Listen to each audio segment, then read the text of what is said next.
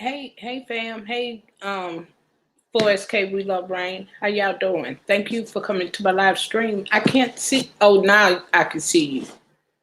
I couldn't see you on StreamYards, because it have a bit of a delay. Hey, Jada. It has a bit of a delay. I could see you on my phone, but I couldn't see you in the chat. Everybody doing okay? I'm just waiting on my guest to come in.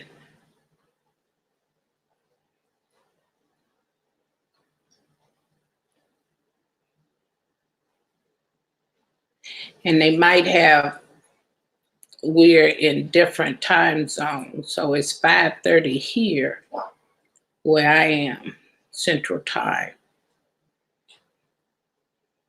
It might be early for others. That's on a different time zone. I'm Central, so it might be a time delay with my guests because they not in Houston, they're not in Texas, so it might be a time overlaps or a time difference. I hope everyone is doing well.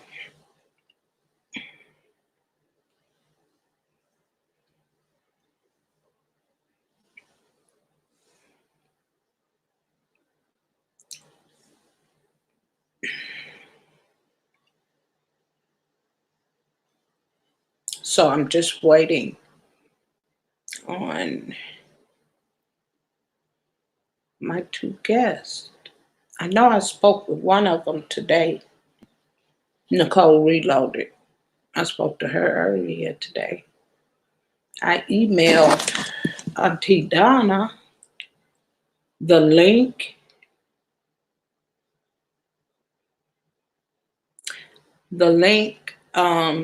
to come in to, as guests. You could actually email them the link to their email account, their Gmail or Yahoo account, whichever one they use for their personal email. You can actually, when you scheduling your broadcast or you want to invite a person on, you could actually send them the link to StreamYards to their email for them to click on to be part of the stream. What they call panels.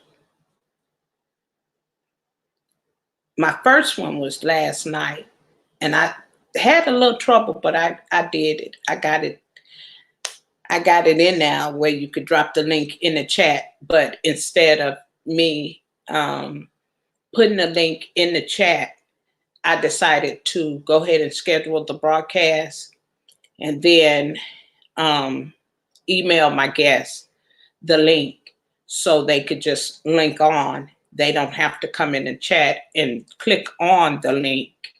You could actually email your guests the link to come on to your live stream.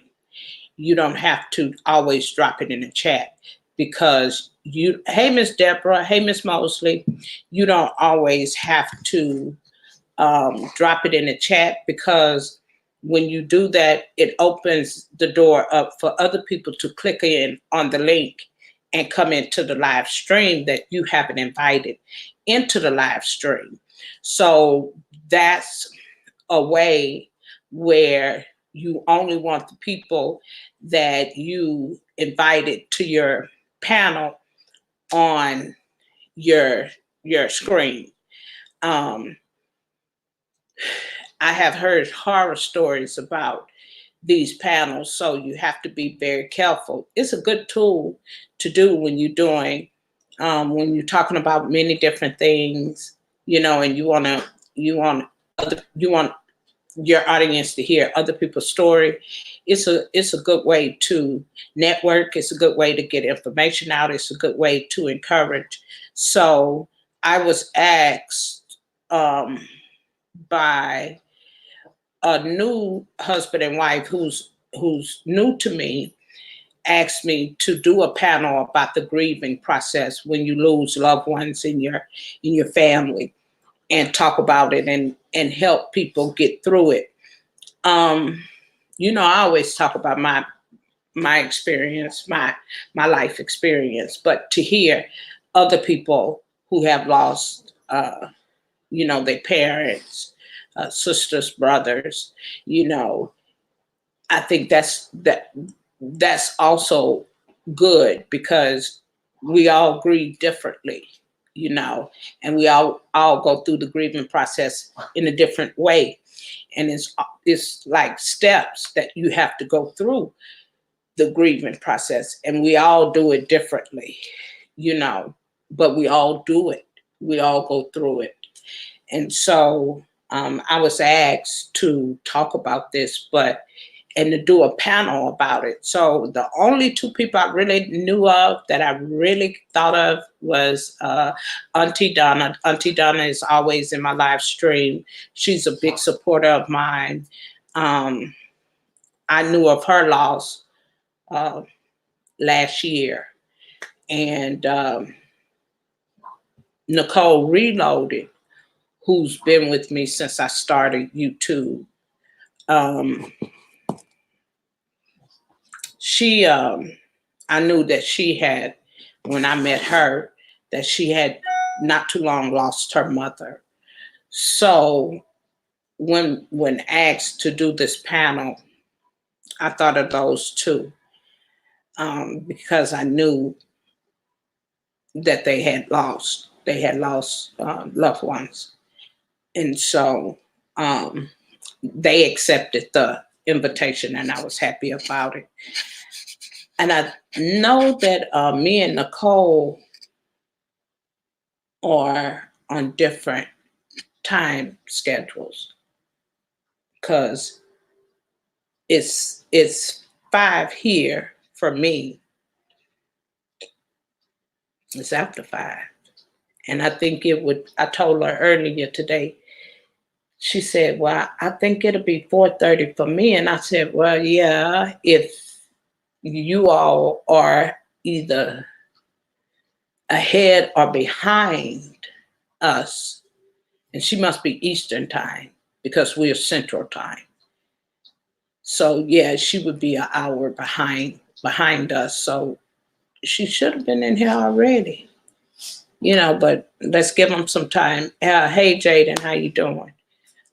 Cool dude, Jaden, how you doing, baby? So just sitting here waiting on my guests to come in. And StreamYards has a delay. So a lot of times when people come in the chat, I don't see them. And I have to look at my phone. See, cool dude Jaden just clicked in, and I seen him first on my phone before I seen him in the chat.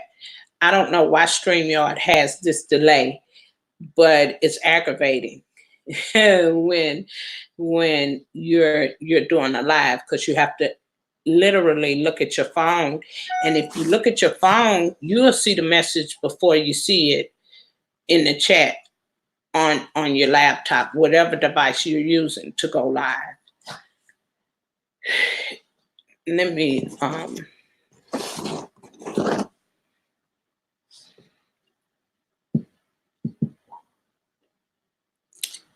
me text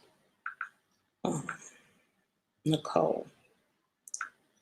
Yeah, I could see the messages faster on my phone than I can in the chat.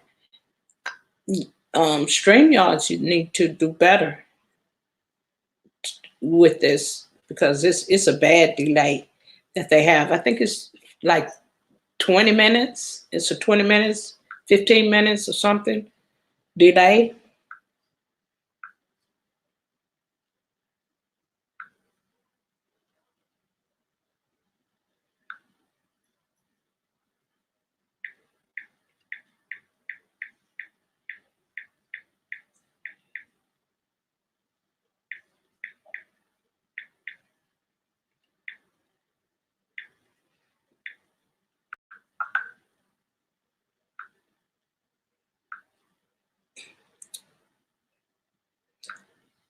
text her. So, you know, I don't know why they have such a bad delay, but it does. It has a horrible delay on StreamYards. But everybody doing okay. I see 4 of y'all in here, but I only see 3 people chatting. I was in Miss Mosley's chat earlier today. Which you had a good subject, Miss Mosley, because I say a lot of things you said today. I say that all the time, especially when you talk about reading and comprehending. I always say people read, you know, just because you can read real well don't mean you could comprehend that well either, because you got to be a good reader, you have to be able to comprehend as well. And you got a lot of people that are good readers, but really haven't really comprehend what they read. Yeah. Yeah. It's crazy though. Yeah, I've always said that. I don't know why. I guess because of my years in the school district, and you know, Houston has the largest school district in the state of Texas. It's the largest. And I guess I knew that from being in the school, you know, a lot of things that like kids go through. I learned all that in the school, you know, being around children. You know, I learned a lot of stuff and how children develop, how children um, learn. I, I learned a lot. And I think I started working for them at the age of, I was either 22 or 23, one of the two. I wasn't no older than that. And, you know, I learned a lot being in the school system. And you see a lot too. So I learned a lot of things that, you know, children, it's a true fact that boys mature much later than girls. That's a known fact. I had that experience with my own 2 boys. Yeah, like my oldest, he could, whatever man his dad set forth for him, he did. Unfortunately, not the youngest. The youngest is a thinker, and a lot of times hey Auntie Donna, hey baby. Oh, okay, honey bun. Well, I just wait on you, baby. I email you to the link to both of your email addresses, baby. Either one you check, it'll be in there. Okay, Auntie Donna, I'll wait on you, honey. Take your time. Because I'm still waiting on Nicole. I spoke to her like 2 or 3 hours ago, so she ought to be coming pretty soon as well. She hadn't got here. Oh, okay, baby. Yeah, she not here yet either. And you know, it's early for her compared to me. You know, I think she told me that it would be like 4:30 for her. So, you know, it probably still early. And I know she got a little baby too, you know, so she might be trying to get her settled in as well. Yeah, but the youngest one, child, he tested the waters.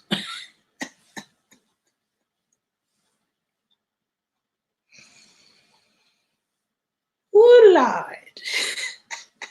He tested the waters.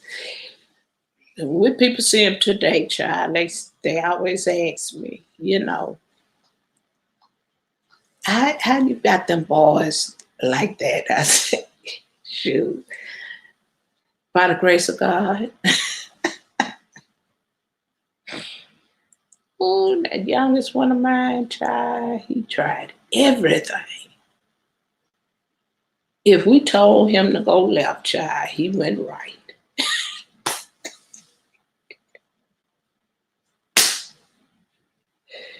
He did everything. Oh, but I thank God he 28 Jesus. Yes, Lord.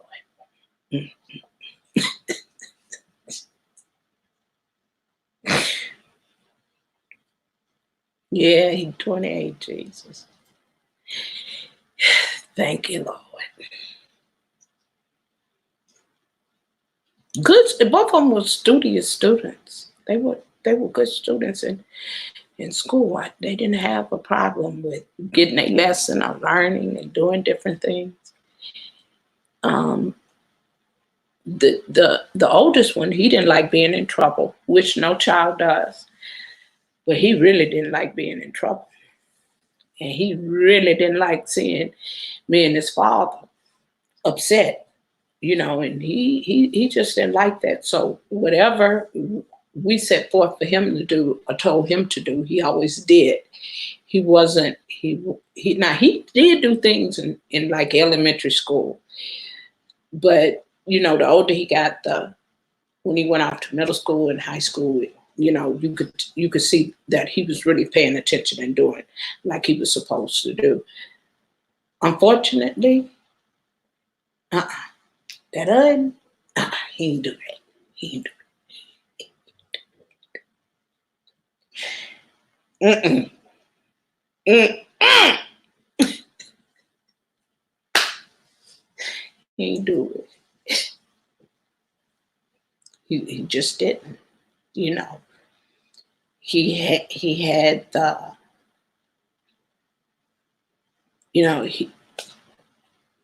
he started reading at 4 years old. He could read.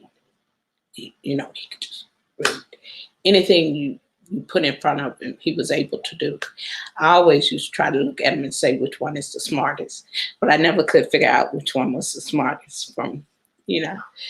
But he was, even when he went off to college, he did well. He had no problem. His mentality was that growth, that maturity was, child, it was low, child. It was terrible. Hey James, hey baby, how you doing? Yeah, that youngest one of mine, but once he got to high school and he loved football. And when he got to high school, well, actually middle school will allow you to play sports your 7th grade year. And you doing all right, James? Thank you for dropping into my live stream. And he always played football, from flag football all the way through high school, through little league, through even when he went off to college, he made the football team his freshman year. Dog it. I don't have no pictures of him. I do have some, but they ain't nowhere near me. To show y'all, he played football for Texas Lutheran, the college. Hey Zombie, hey baby, how you doing? Thank you for coming to my live stream. I'm just sitting here waiting on my guests to come in. One of them is getting herself together, Auntie Donna, and then I'm waiting on Nicole to come in. But he dominated the football field, even from flag football. He was good at football, and then he had grown to love it. And so when you get to middle school and you become eligible to play sports, the UIL don't allow children, there go Auntie Donna, don't allow children. There, my Auntie Donna. Auntie Donna, I'm just waiting on Miss Nicole, but this is Auntie Donna, y'all. And most of y'all know Auntie Donna. Auntie Donna been with me for a minute. and I appreciate her. Um, Me and her been doing this YouTube thing together. So, she my girl. And Hello, everyone. I could hear you real good, Auntie. I'm just waiting on I'm just waiting on Nicole. Do we Nicole, have background noise again? uh, no, not really. You sure? No, I don't. Mm-mm. What I did, I didn't even log on to, I'm gonna cut you down a little bit. I didn't even log on to YouTube. I went straight to my Chrome and keyed in the link that you gave me. You see how quick I got up here? Yeah, I yeah. didn't try finding it. I keyed it in to my Chrome on my computer. Oh, But I'm wow. listening to you. I'm gonna come on in a few minutes. But like Oh, I'm here. I fell asleep. But I'm yeah. gonna come on in person. I just got my avatar up right now because I'm not ready to Okay. talk. So I am Okay. coming on, okay, babe? Give me All a right, sweetie. thank you, sweetie. You're welcome, love. Yeah, so that uh, he the college he went to, it was private, so he didn't. Oh, Zombie, you speaking to Auntie Donna? Yeah, Happy Auntie Donna is Sunday. a girl. She's a gem. Um, yeah, he went off to college, and he didn't get a scholarship for football, but he got academic accolades for. They both did for uh, their education, but he he just did. He always was active in school. Um, very participant in school, and so I thought I was done when he graduated high school, going to the football games. But when he got to high school, he played freshman football for like a couple of games, and he skipped varsity and then went on to. He skipped JV and went on to varsity. And so, here when children play football, they 11th and 12th grade year, they play in a stadium, not at the school football field. They actually go to a stadium and play. And then the games are held in the evening, like 6:30, 7 o'clock, which was good for me because it's hot here. And I ain't like being out in the sun because the sun worked against me. So um, he played that um, football and dominated the field. Um, as a lineman, he played both sides. He would play both sides. Y'all know, much as my children played football, I still ain't learned the game. Um, Whenever my youngest one hit the field, I knew that they had the ball. That's the only thing I learned.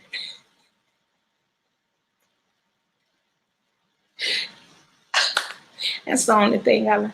And the position, the lineman leads the one with the ball to the goal. Yeah, I learned that too.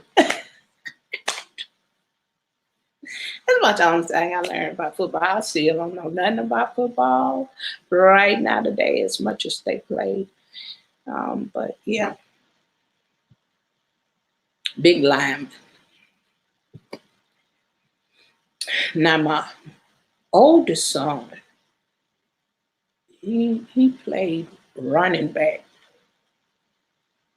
He did. He did.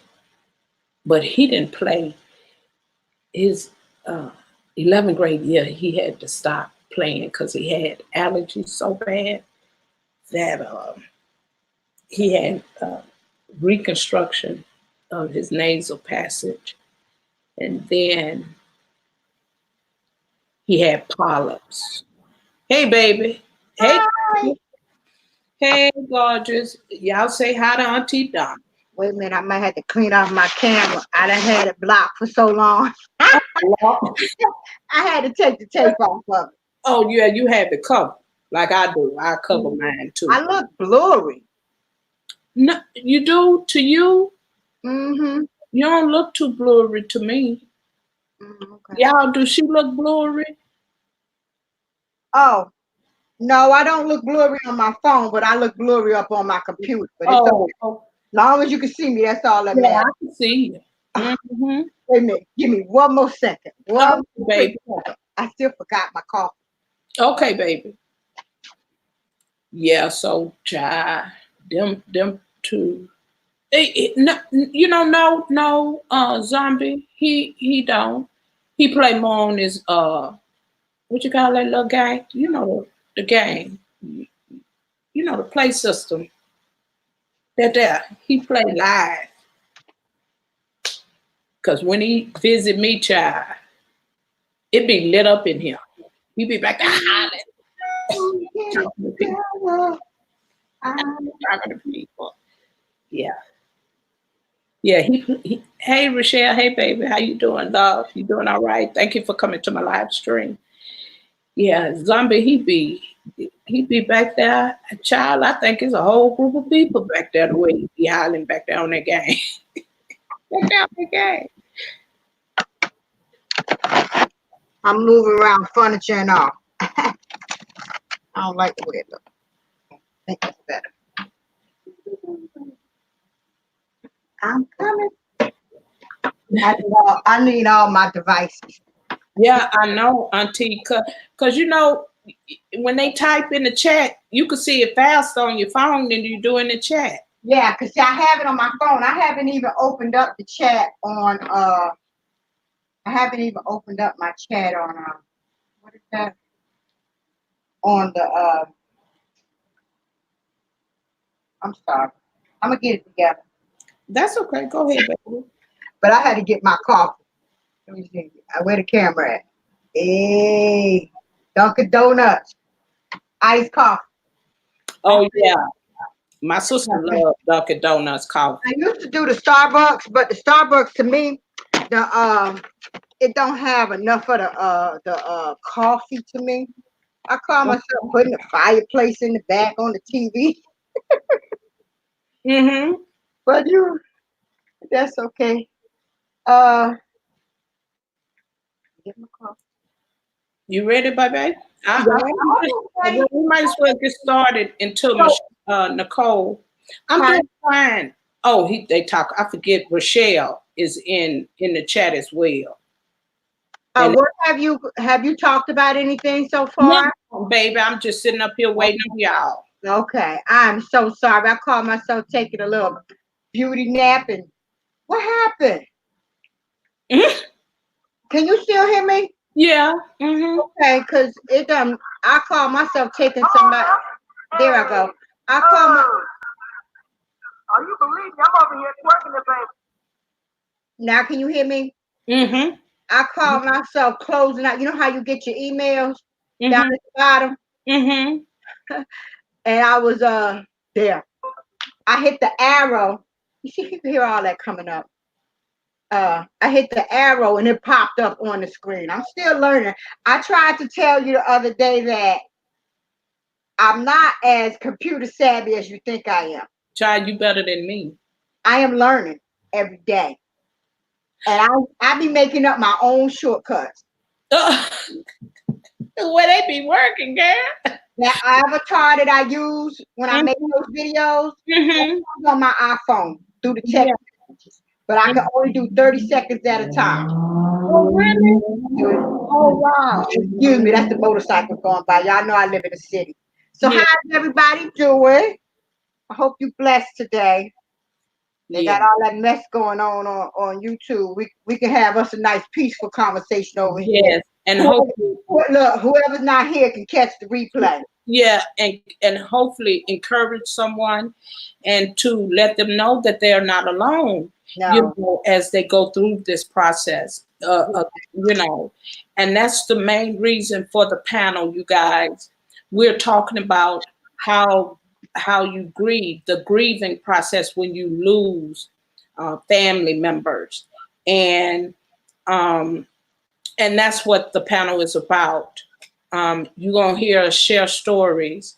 And I want Auntie Donna to go ahead and start and share her story, and then I'll share mine. Okay. Well, first of all,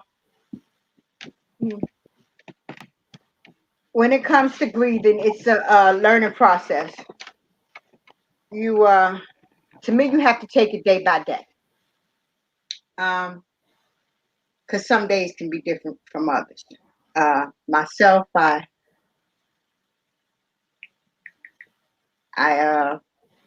had experience with grieving at a young age when I lost my mother. I was her caretaker. Um, I lived up here in Jersey. I moved back down. I moved down south um, to where she was at so I could help take care of her. Um, and she passed like a year after me being there taking care of her. And I was very young. I think might have been 20. Wow. And she passed in our living room in my arms. Wow. So that was a lot. That was a lot for a young lady at that age. My father was Spanish, so he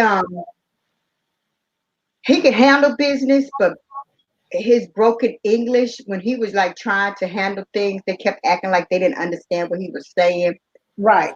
Stepped in and took over and did my mother's funeral arrangements until my brother and sister got there. I did save some decisions for them. I wasn't trying to take over and be greedy or anything like that. But I did you know how it is. I did the main things that needed to be done at that time. Uh-huh. So I did that for my mother, because at the time my sister was married away with kids. My brother was away fighting a war, and I was her baby. And the only one without kids and all that. So I had a good job up here. I was getting paid good money. I mean, good money for the late 80s. And I left that job to go take care of my mother. But a year after I was there for a year, she passed away. I stayed there, I think maybe about 3 months. And I came back up here. When I came back up here, I might have been here a good, I'm talking about New Jersey. I might have been here another 4 years. And I always call my parents or my dad and my grandmother and my siblings on weekends. So when I called my grandmother this time, she was like, Donna, I want to tell you something, but I finally got you called when the daddy wasn't home. I was like, well, what's going on? She told me that he was sick and he didn't want us to know. Well, he didn't want me to know. So I had a couple of my friends go over there, to act like they were just popping up on him to visit him and stuff. And they was like, yeah, Donna, your dad, he not looking too good, but he's so strong. But make a long story short, I moved from up here again and moved back down to Georgia. Took care of my dad. And that was a 12-year. Oh, by the way, my mother passed from cancer. My father passed from, he had emphysema. Dad was they both was very strong because when they gave my mother 6 months to live, she lived 4 years. They gave my father 6 months to a year, he lived 12 years. Wow. So they were very strong people. But with the emphysema, I was able, in the first when I first moved back down, I was able to have my own apartment, be able to work, just check on him, make sure, he was going to his doctor's appointments and things like that. But then as he got worse and worse, I had to end up moving in with him. You know how it goes, and eventually not working anymore. The last year before he passed away, it got so bad that he could not stay. I couldn't keep him at home and keep him anymore. And when I say I was their caretaker, I mean hospice was training me to take care of them. I have no education in nursing, but I learned it because I did not want them going in a nursing home. My father, it got so bad that he needed a vent, and they didn't let me keep a vent at here. I mean, not here, in the house we was in. So I had no choice but to send him to a nursing home. That was hard. Yeah. And my father, he knew it. And he told me, he said, Donna, because he was Spanish, but he said, Donna, Donna, don't worry, Donna. I'll be all right. He said, think about it. In this house, all I see is you and your grandmother. If I go to the nursing home, there'll be nurses and doctors taking care of me, and I get to see more people. He said, and he winked his eye to my, especially them nurses. I was like, huh? Okay. So, that like smoothed the ice a little bit. He was like, he wanted to be bathed up by the nurses. I was like, oh God. So I was like, okay. But the Yeah. first I went home, I cried like a baby. I did not want my daddy going in there. So Yeah. I did. I did what Donna do. I took some of my street smarts and made some things happen and got my father in a better nursing home closer to me. That one was like an hour, 15 minutes away. How am I going? So I did some things and made some things happen. One day I'll let y'all know what I did, because it might be some of y'all. And my father was like not even 15 minutes away, in a nice, clean, decent nursing home. He stayed there for a year before he passed away. Wow. Now this is the kicker. This is the kicker. I was always raised with my mother, father, and grandmother. My grandmother was my mother's mother. The rock, my everything. And I never forget, at my father's funeral, my grandmother's beautician came up to me and said, Donna, I know you going through a lot. I know you've been busy with your father. She said, but keep an eye on your grandmother. I see she's losing a lot of weight. I felt so bad. I looked at it and I was like, I just thought because she was older, you know how you get older, you tend to lose a little weight. So I felt so bad when I noticed that, yeah, she is losing weight.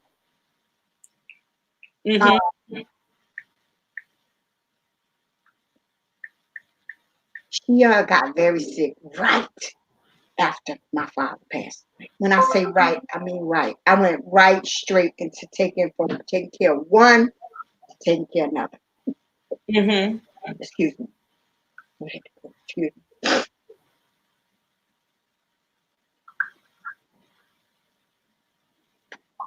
Ooh. I wasn't expecting that one.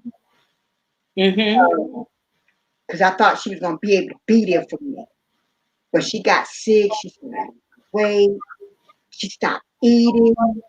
I had to get somebody to come to the house to help me take her and make her. I had to get my brother-in-law to go to the house to make me take her to the hospital. But make a long story short, she passed. I lost her 4 months after losing my father. Wow. Wow. I was done. Yeah. Yeah, that had to be hard. That was the hardest. Now with my mother, I had the experience of feeling Hey, finest wine. Hey, baby.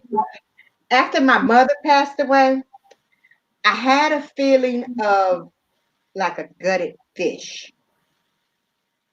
Like everything in me was taken out. And I was an empty shell in the inside. And it took a long time to get those feelings back. Um, with my grandmother, being it was a double hitter from my father and my grandmother back to back, I was 1 foot in a mental institution and 1 foot out. That's where I was at that time. So I I was gone. I was lost. An empty shell. I was so depressed. All I did was get up in the morning, take a shower, open the window, and stare out the window. Oh, wow. I didn't want to eat. I didn't want to do nothing. I didn't want to do nothing. Yeah. It was very bad. Now, Yeah. it's different stages. Yeah, it is. There's a non-believing stage. Mm-hmm. There's a question, like a kind of questioning. It's a questioning stage. Mm-hmm. There's Mm-hmm. a hurt stage. Stage and a denial stage. Then there's the angry stage. Anger and then denial. We don't like to come to grips with what's going on. Yeah, yeah. That's understandable. That is so right, Auntie Donna. You know, we do. Yes. They're stages, and I had to learn, and I'm gonna keep it 100% real. There Mhm. would have been no way I would have ever been able to get through this if I didn't know about the Lord. That is. No way at all would I have ever been able. If my mother didn't have us in church and taught us about the Lord, Mm-hmm. I don't know how I would have turned out. Right. You know, Auntie Donna, I say, we never stop grieving. No, you don't. We just learn to cope Mm-hmm. and kind of get used to them no longer being here.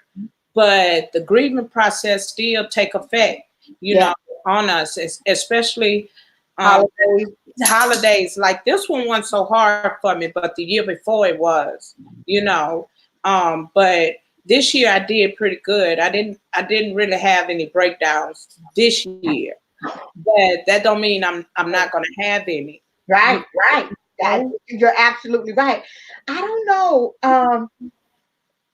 Excuse me. Since I've been noticing, things lately, I noticed the holidays. I have noticed that some are better than others. Yeah.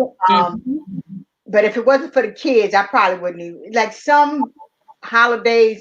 I don't want to go around the family because I'm missing my loved ones. I'm missing, being with them. Right. But then if it wasn't for the kids, I cannot be there for the kids because the ones that I'm missing was always there for me. So what that made me. So Mm-hmm. I always try to, what kind of helps me through it a little bit, I always try to think of how Hey, did they raise me? How did they, live stream. huh? I was welcoming somebody that just came Okay. in. My thing is how now I've always felt like now it's time for me to be the young lady that they raised me to be. Right. If I Right. sit and think about the type of people that they were, I would realize that they wouldn't want me sitting around here wasting my life away on just being sad. They would want me to make the best of things and enjoy life because that's what type of people they are. They are. Right. But you're right, every day is different. You got good days and you got bad days, and you're gonna always have that. But Mm-hmm. as time go on, you have to learn how to how do you say it?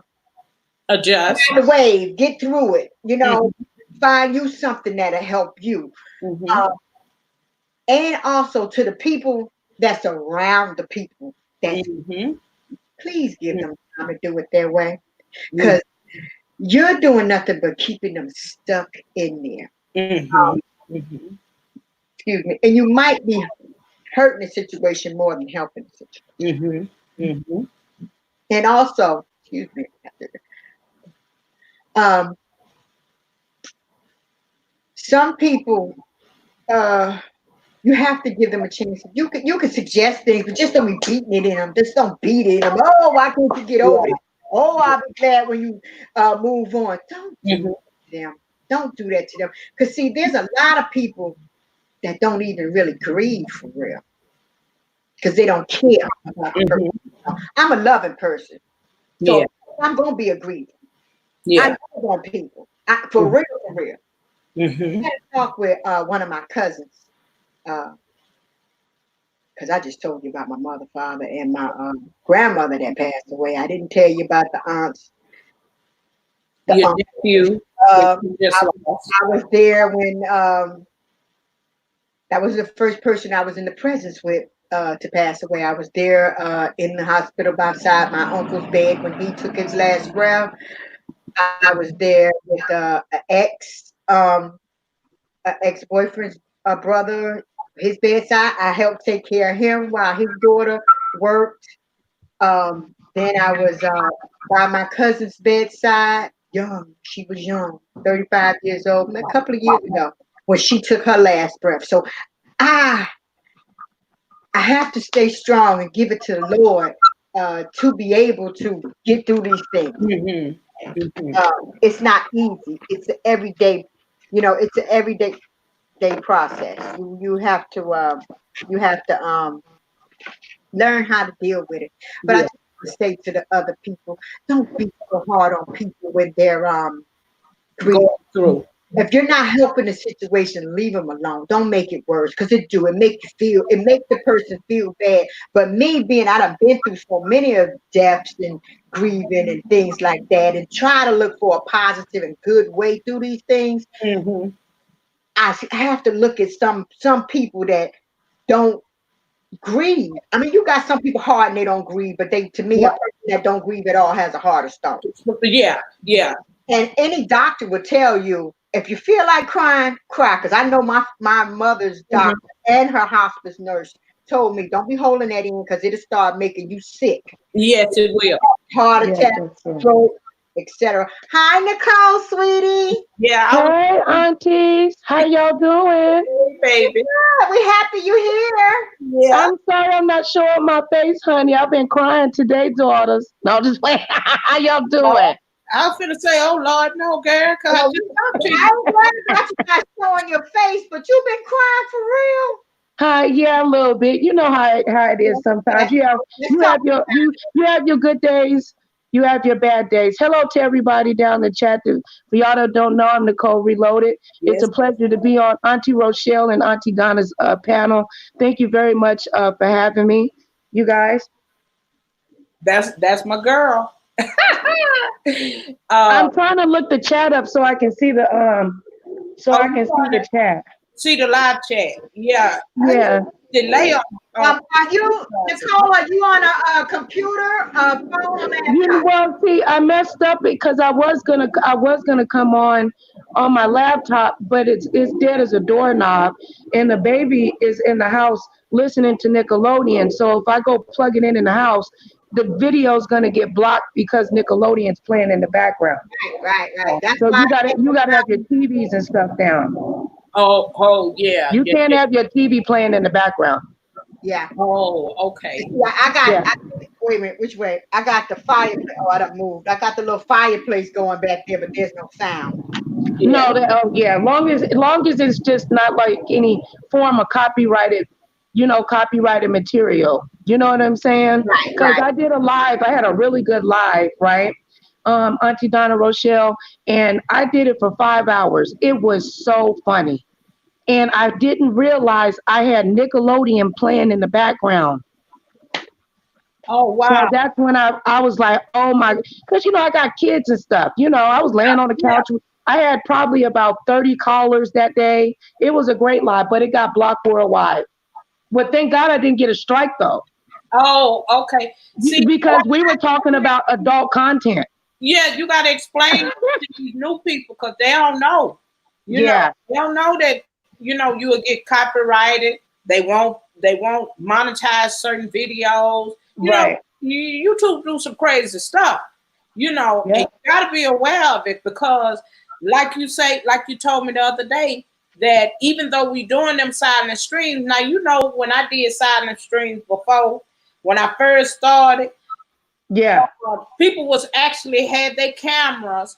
Did y'all ever see that, Auntie? Did you ever see people literally had their cameras on them sleeping? VS Right. did it. VS the But first see, person but I that's the did. difference though. If the screen is black, but if somebody's sleeping, that's different because there's something there. It's the black screen. That's why I told you Oh, put a oh, like ASMR live chat. You know what I'm oh, saying? yeah, Like that. You need to have something moving around on the screen. Wow. That's why I just found this out, Auntie Rochelle. I don't want anybody to, taking all that time and doing that, and then they get their heart broken that they didn't use up Yeah. all this energy and time, and they don't get. But We just go my screen stayed black. right. I My just found this out though, Auntie Rochelle. When I told you the other day, I just found it out.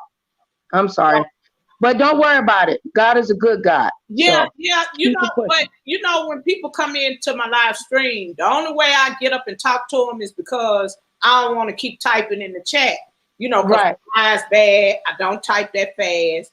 I don't do all that. So I'd rather get up and talk to them through, if you in my silent stream and they ask me questions or doing things, or I want to talk to a particular person, like if Auntie Donna come in, and like I told Auntie Donna about the panel that I thought would be a good idea, this panel, and I wanted her to be a part of it because I knew Auntie Donna had just lost her nephew. So, and then I knew of you. When you came to me, I knew you had just lost your mother. Yes, ma'am. Y'all was the two people that really stood out in my mind when a new couple asked me to do this panel. Why, Miss Rochelle, why don't you talk about that and share that with other people? Because people really need to know and how you got through it. So I say, oh yeah, that is a good idea. And then the first person I thought about was you and Auntie Donna. Yeah, and when you said Auntie Donna, I said, oh, yeah, I remember. I believe, I hope I sent you condolences. If not, Auntie Donna, I'm so sorry for your loss. I did, didn't I? Yes.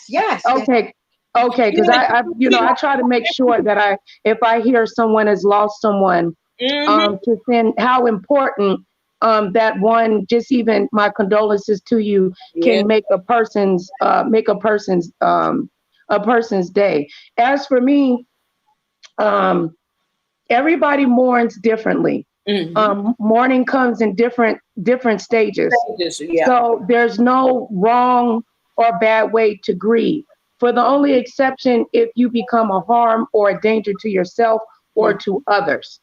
Okay, but eventually you gotta get up and dust yourself off. But there's no particular time. But you don't want to sit and wallow in that, because what gives me joy in my knowing that my mama is with the Lord. Y'all, and I'm gonna say this, as a believer, knowing God, when I lost my husband was the hardest. Now, my father, my grandparents, even my mother, but that was the hardest thing. You know what I did? I did just like they tell you not to do. I went inside myself. I went into the shell. I closed myself out from the world, from my family. Like, they were there, but my mind was somewhere else. I couldn't hear them. And they couldn't hear you. No. It's the truth. I did it too. I think we all do that. It's just eventually you have to come back out. That's why my dad took me on that trip, because he like, you around here looking like who did it and what for? All you doing is YouTube. Oh, he roasted me, Auntie Donna, Auntie Rochelle. He said, if you don't get up and get your hair and your nails done and get your butt off this YouTube, I'm taking you back to Virginia. You got to get out this slump. Because people can still function and people won't even know that they're depressed. Yeah, see, I my youngest had went off to college. The oldest one had come home, but still, even, getting him to school and going to his games, I was still closed off from the world because I didn't do anything during the week, and I think that's how come it took me so long to get through that process. It took me 2 years before I could just literally get up and start my life again. I wasn't like, that's just how long it took me. But, even the people around me couldn't get me to come out of that place. Yeah, where I had Right. put myself. You know, Right. so that hurt me because it took me 2 years to get through that process.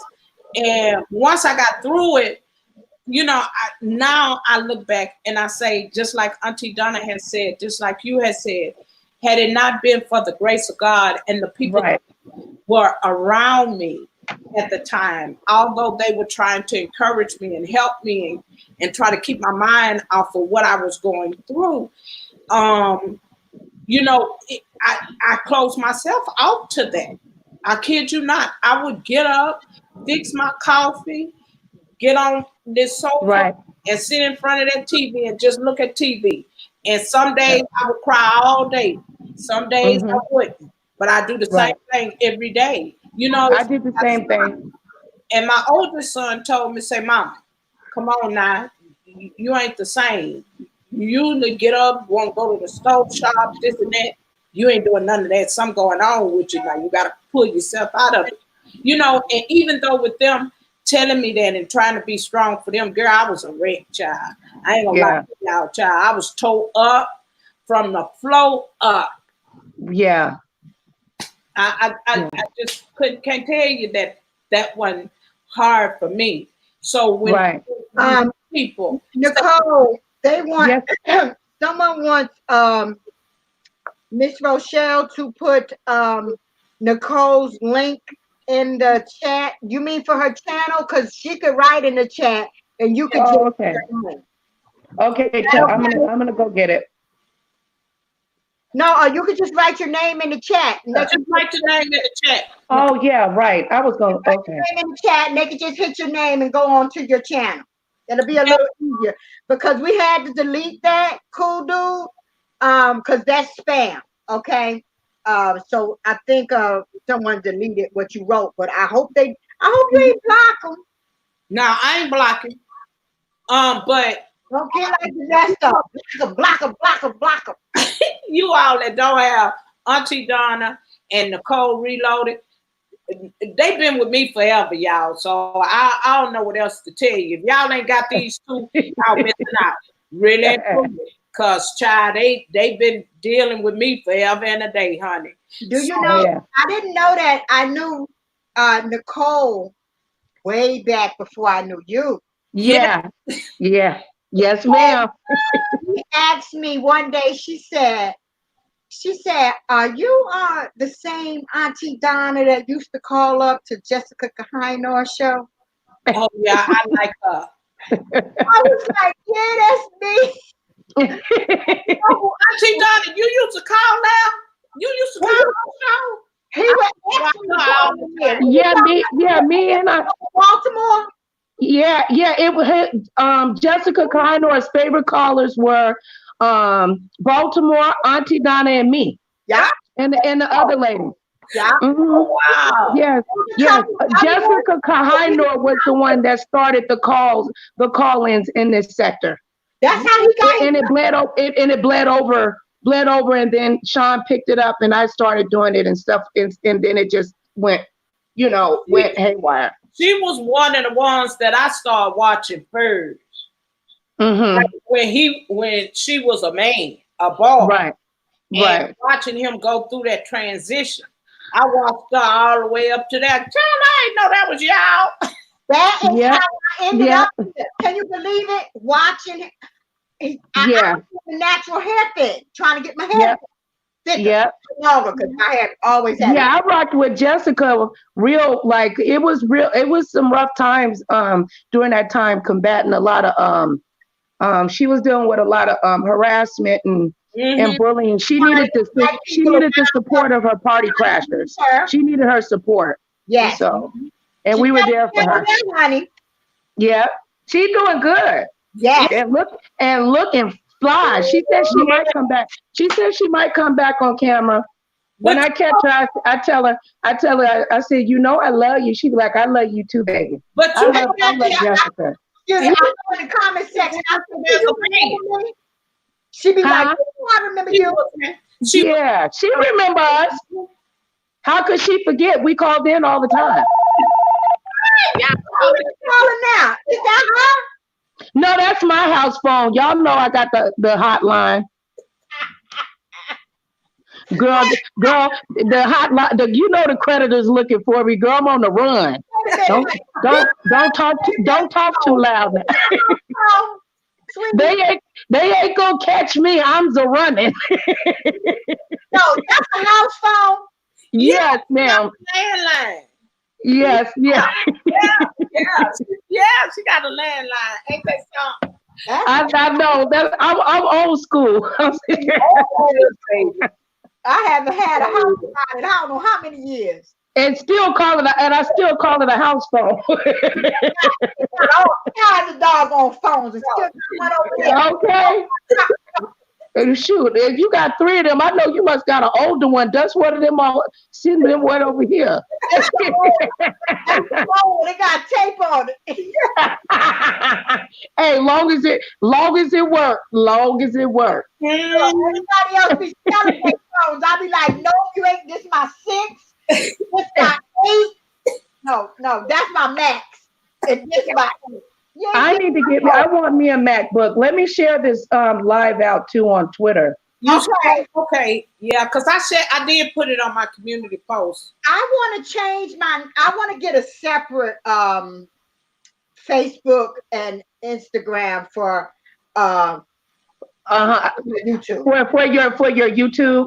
Yes. You know what, Auntie Donna, I don't blame you because I wish that I did because I got a mixture. It's just so hard to maintain. I have a YouNow, a Twitter, an Instagram, a Facebook, and one of them I got 4,500. My YouNow got like 600. It's so hard to. It's so hard. That ain't nothing. I'm a little mustard seed compared to all these big fishes. But to try to maintain them, it's difficult. It's really difficult. I'm not gonna lie. Nicole, honey, you talking over me and Auntie Rochelle here. Tell us what whatever that is you first said. What is that? Okay, YouNow is a another live streaming platform, and it's really interactive. What I like about YouNow is you can really go on there and be yourself. People will just watch you walk around your house. Oh, they'll watch you sleep. Oh no, it just depends on. But I can do it. It just depends on what you want to present to the. It just depends on what you want to present to the people.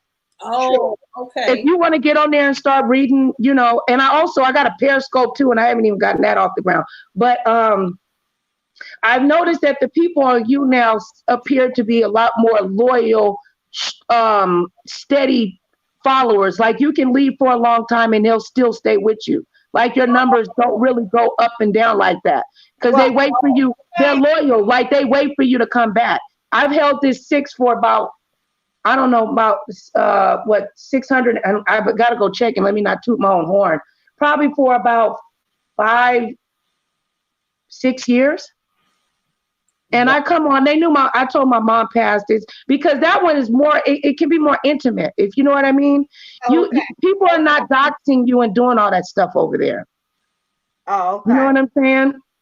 Hi, diving. I'll show you guys about it if you want me to. Oh, okay. Or at a later time. Oh, okay. My thing is, I do have a Facebook, Instagram, and Twitter, but they're private. And that's for the evil people's safety. Okay. Okay. Yeah, that's for their safety. Because coming and trying to play around with me, and I know I'm not the only person up here on YouTube. Right. Speak for myself. Coming around, fishing around in Donna's business will get you hurt from both sides of the track. Yeah, Lord. Tell it. Will get you messed up. So that's why tell it. Auntie Donna said, "Don't mess with her. You don't mess with the right side. You don't mess with the left side. Right. You better leave her alone. God said, don't do my prophets no harm now. Yeah. Yes, Lord. It's for them, not for me. Yeah. Okay. Yeah. Right. Stuff like that private, because you always get these men and all them want to come and holler at you. On my page, it says, Right. if you're looking for a love interest, move on. Don't even click on to me, because I'm not about that life. Okay, tell them, Auntie Donna. I'm not other people doing the hookups on Facebook. No.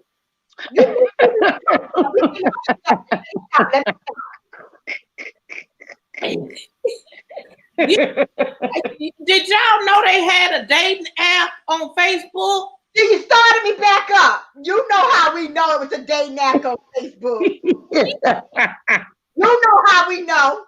I just found it out on TV. The shade. What it had to do with some numbers? Somebody on YouTube was talking about somebody was using that Facebook. Yes, I'm putting up the numbers of who it is. Oh Lord Jesus. Yeah. That's what it was. That's who it was. Yes. Oh Lord. Have that on there. And that's like Facebook got a dating app. You know, but yeah, they have these private, they have like these private groups like you can join on and all kinds of stuff on Facebook. And a child. Yes. About as lost as we is. Oh my. I'm gonna go back to the topic real quick. Yeah, because we just left. We can do that another time. Okay. But I stopped at saying I think the part I have taken care of several people and been on their bedsides when they passed away. Right. But I've told you about the aunts. When I lost my first cousin, that was a hard, different feeling. That's my age range, Yeah. But then, like maybe the past 15 years or 10 years, I've been losing the young ones, the babies. Yeah. The ones who pampers, I change. Oh. So I talk. Now I'm not a mother, so I kind of take things a little different than you women that is a mother. Yes, ma'am. Don't feel bad for me. It was my choice. I didn't want to be a mother. Right. Taking care and helping my family and friends take care of kids for 40 years. Wow. You don't have to have children to be a mother, Auntie Donna. You're still a mother. Oh yeah, because honey, they call me and wish me happy Mother's Day. I get all that, the gifts and all. I just wanted to let y'all know, because y'all don't know what they know. Well, right. Like when you lost your nephew, that was last year, what? Yeah. That was last year. Now, this is what I'm getting ready to say. That's not my sister's son. I never faked the funk. I don't know. That live I did, I think you was on it. I explained. We're different. Now, I do have my brother and sister kids. My certain parts of my family were raised very close. Even my mother and her cousins was raised sisters and brothers and different ways. Make a long story short, that is my cousin's son. Okay. Raised as my nephew. I was raised with generations above me. It's no different. But being that I'm up here on this platform, I don't want to fake the funk, and then people start digging and they be like, oh, that really wasn't even her nephew. That wasn't her nephew. Lord. You know what I'm saying? So I'm going to keep it real, but I would dare them not to test the strength and love of the blood in this family. Okay? Either way, he's not the first nephew to lose. He's the third. Oh my gosh. All of them in tragic ways. God killed. To the streets, Auntie?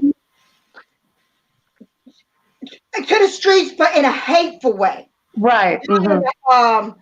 You know, not in the you selling drugs on my turf way. Right. No, I didn't mean it like that. I didn't mean it like I that. just want to be specific. I just want to be specific, baby, because Yeah. that's the first thing people gonna think. You know, oh, they Yeah. drug dealers or whatever. But Right. no, it was jealousy. One was, you know, it was jealousy, and one, I had to fly up here for, and I don't want to get too in depth to it because remember, uh, uh, Rochelle, that's the only video I've ever done. I privated because I broke down crying, and not because I was crying, because that's me, that's my life, that's growth. Right. It's because I got in depth with some of the stories of how they were killed, and Oh, okay. my family, and not put it out there like that. Right. I'm not a journalist. I just feel like some things right now, if I don't know how to put it out there in the proper way, you just right. So that being said, believe me, I've done it, Auntie Donna. okay. I got a bunch of them that I had to put on private, getting up here, you know, just opening up and it just comes out. So with my nephew passing away, we all had to. That's the third one. We had to all travel up to Syracuse. He was a good boy. He was a father, young, raising his two boys, which one of them, mother had got killed. Wow. So now that baby boy is left with no mother or father. But you know, my cousin and his other, I'm sweating, y'all. I don't want y'all to think I'm crying. I'm sweating. This time I'm sweating. They're and his sister, they're raising, you know, the kids. And, you know, I had to pray because, like that picture, the video that I did, that picture, I took it at a filling station on my way up there. I could see. I think it's a cute picture, but when I look in my eyes in that picture, I saw the hurt and the pain and just dying. I feel like my cousin was a good mother, and she's going through it right now. But the only thing I can say is, without praying or whatever religion you believe in, get to it. I don't know if you were listening earlier, Nicole, but I was telling Rochelle that even to the people around the people that are grieving, let them grieve their way. Because sometimes when you be too hard on them, they tend to draw back, and it makes it. That's true. You have to let them get over these things in their own time frame. Right. And it's never gonna. I mean, like I told Auntie Rochelle. Sometimes I call her Auntie Rochelle, but that's my friend and my sis. But I say Auntie Rochelle because that's what everybody calls her. But what I told Auntie Rochelle is, it's. And she said also, that it's different. But I don't know why. I have a question to you, ladies.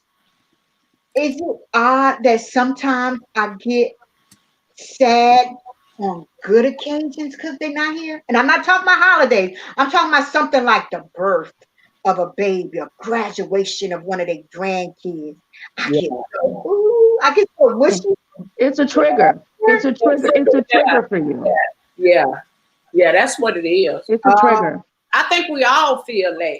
I do too. You know, and it's not that. It's just it brings back the memories. Yeah. You know, and it can come unexpected. The mind is a very powerful object. Oh yeah. You know. Yeah. And you just never know when you could be just driving down the street and see a post board and be like, "Oh man." Just, you know what I'm saying? And then it just happens. But I say don't to people out there, for them not to fight it. Like let it flow, get it out, and then shake it up, just as my mom would say, pull your bootstraps, pull your bootstraps up, stand up, hold your head up, hold on to God's hand and keep pushing forward. You know what I'm saying? Keep yourself active some kind of way. Right. Because the idle mind is the devil's workshop. And that's what gets people that are in grief. Yeah. Me and Auntie Rochelle about to say the same thing at the same time. Girl, my grandfather used to say that to us all the time. That an item iron is a devil workshop child. He used to say that all the time. I never forget that. My dad's father. I never forget my grandfather always telling us that. He used to always tell us about sap on the tree too. Ain't nothing you can do with no old sap. When that sap get hard, you can't bend it, you can't do nothing. You better try to learn. He was telling us to learn from your mistakes, but that's the Right. analogies he used, to tell us. That was in one of my messages, one of my videos before. I was saying, when I was telling my auntie babies, I said, open your eyes. But that's another subject. But I was telling them to open their eyes, learn. I learned from your mistakes, my mistakes, everybody's mistakes, and not just mistakes, learning experience. Right. I can't find myself at 52 years old still stuck on stupid. Yeah, Right. Still putting in the lion's mouth. What? No, I'm not. No, I'm not. Still sticking your hand on that hot burner. Child, Right. everybody gonna keep doing that, And the things that you go through, like such as death. Death is a attention getter. It grabs you, it stops you, it makes you think, about, hey, what's really going on here? And like Auntie Donna said about her family and losing them in the street. I lost my youngest brother in the street of Houston. You understand? The boy killed him because he couldn't beat him. He couldn't whoop him, fight. They fought the whole time. Matter of fact, they stayed in the same neighborhood we lived in. You understand? So, when you go through tragedies like that, it changed your mind frame. It changed you. It opened your eyes to see a lot of different things and a lot of different people and how we are so different. Mm-hmm. But now, we as people of color do not have. Remember, we just celebrated Martin Luther King's birthday, right?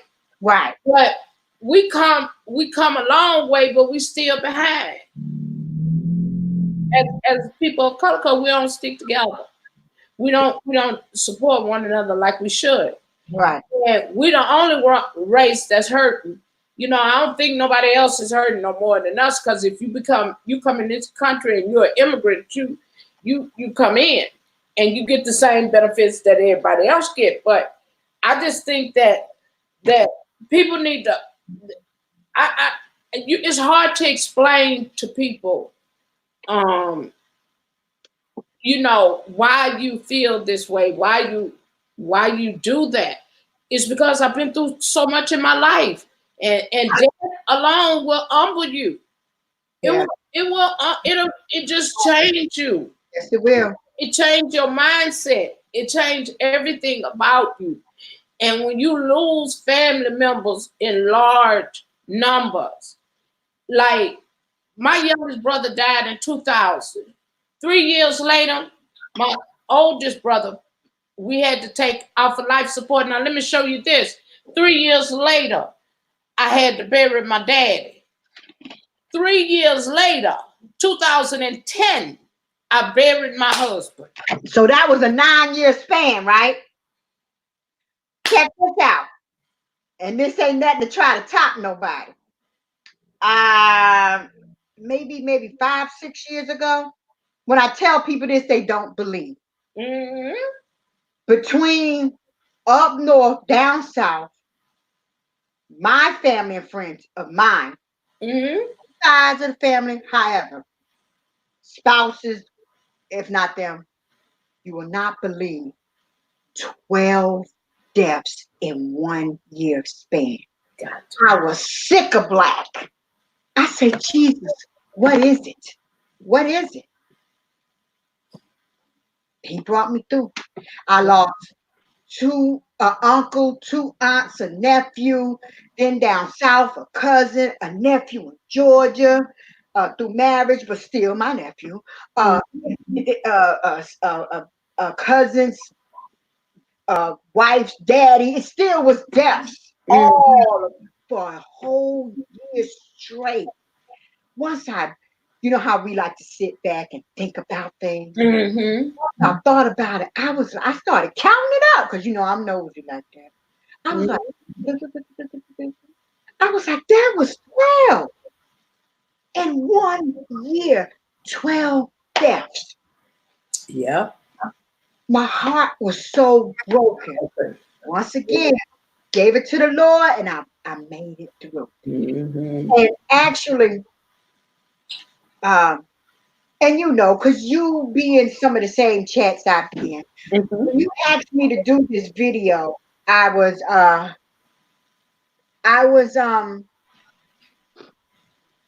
been going around in certain chats and clouds, and I've been seeing a lot of grieving, a lot of down crying. The other day I was in one proud grandma's 67 chat, and she was, but it wasn't like she was joyfully celebrating her mother and telling a story. I was over in Tia Talks, and she was about to clean out, you know, she was up in her father's closet and kind of wept and cried a little bit. You know, it was somebody else. It was somebody else. I've been in ex April's chat when she was talking about her father, and I've seen her weeping. Oh, it's somebody else recent that they broke down, and they you know, and it had to do with and around death and losing a family member. So when you asked me to do this video, I was like, yes, this is a subject that needs to be heard. And right now, you know, they got the healing hearts or something going on now. Yeah, I think that's what it is, but I always miss it. I haven't caught up. This could be a healing heart segment. Oh, okay. Okay. It's us talking about healing hearts and talking about grief and how to overcome it is, I consider, your heart healing in some type of way. Exactly. Amen. It's just, Well, Auntie Donna, yes, baby. I don't think that you knew this, but my mother and my uncle died the same day. Oh, yeah, that's right. You did tell me that. They Yeah. died the same day. They were, if they would have been in the same state, they would have probably died about 4 to 3 minutes apart. Wow. They died. It was the craziest thing I ever heard in my life. I'm calling my cousin saying Mama gone, and she like Uncle gone. I'm like, what? They like your Uncle John gone. I'm like, what? Huh? Like it didn't register. It didn't register. Yes, yes. It didn't. I was like, what? How did they die the same day? If they would have been in the same state, they died at the same. What are you talking about? Yeah, Like my nephew, not this last one, but the first one to get killed.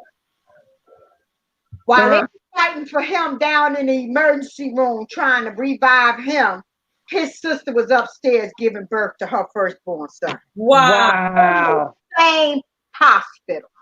Well, you know, Auntie, I've heard, like my grandparents, them used to say, whenever death comes, that means somebody's gonna be born. Like new life is coming. That's why. Well, you know what? When my mother, and that's true, because when my mother, the day my mother was buried, on her birthday, my best friend gave birth to her baby girl. Yeah, they say. I heard my grandmother them say that all the time. Yeah, it's So true. her birthdays are like, you know, awesome, but it's still kind of, you know what I'm saying? Of course, I'm happy for the baby, but I'm thinking about my mom at the same time. I said, Jesus, what was that all about? What are the odds of that? Yeah. What are the odds of that? Yes, that's. So that was your mother's brother? Yeah, they same father, same mother. Okay. Yeah. Yeah. Sometimes I be, you know, I try to think of it as, especially when the Lord calls the baby, I be trying to be like, okay, you wanted them more than we wanted them, or you wanted them just that bad. You had, Right. I don't know how, I'm still learning. I'm still learning and how to Right. process these things. So that's how I look at it. I be like, because I am a living testimony. You are. Oh yeah. My mother and father had to sign papers rather for the doctor to try to focus on her or me. Wow.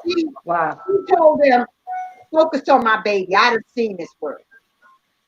But both survived.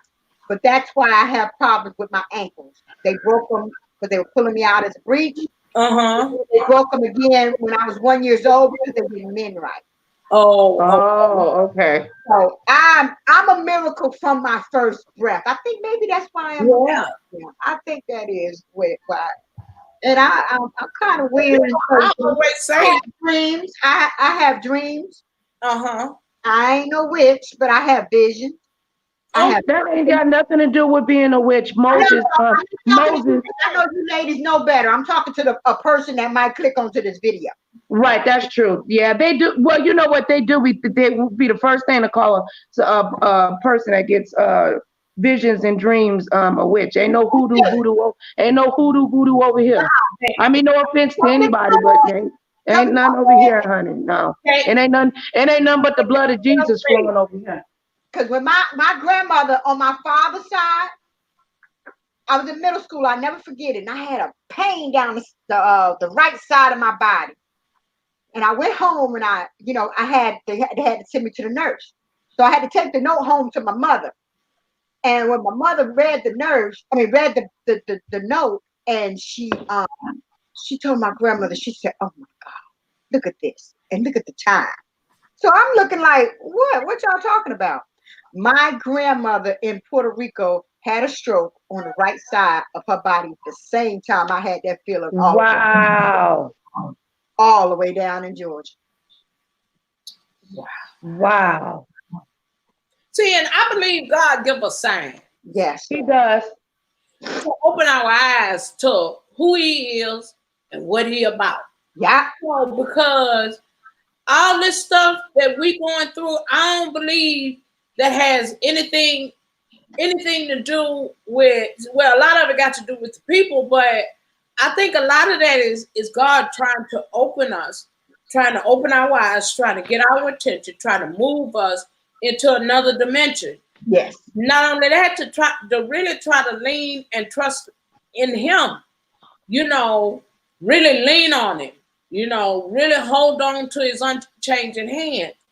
Amen. And a lot of it for me, y'all, I learned, when I got through it, I learned that through all that, because you know what I always say, y'all, I always thank God for my trials and tribulations, because had that not been for them trials and tribulations, that wouldn't have made me the person that I am today.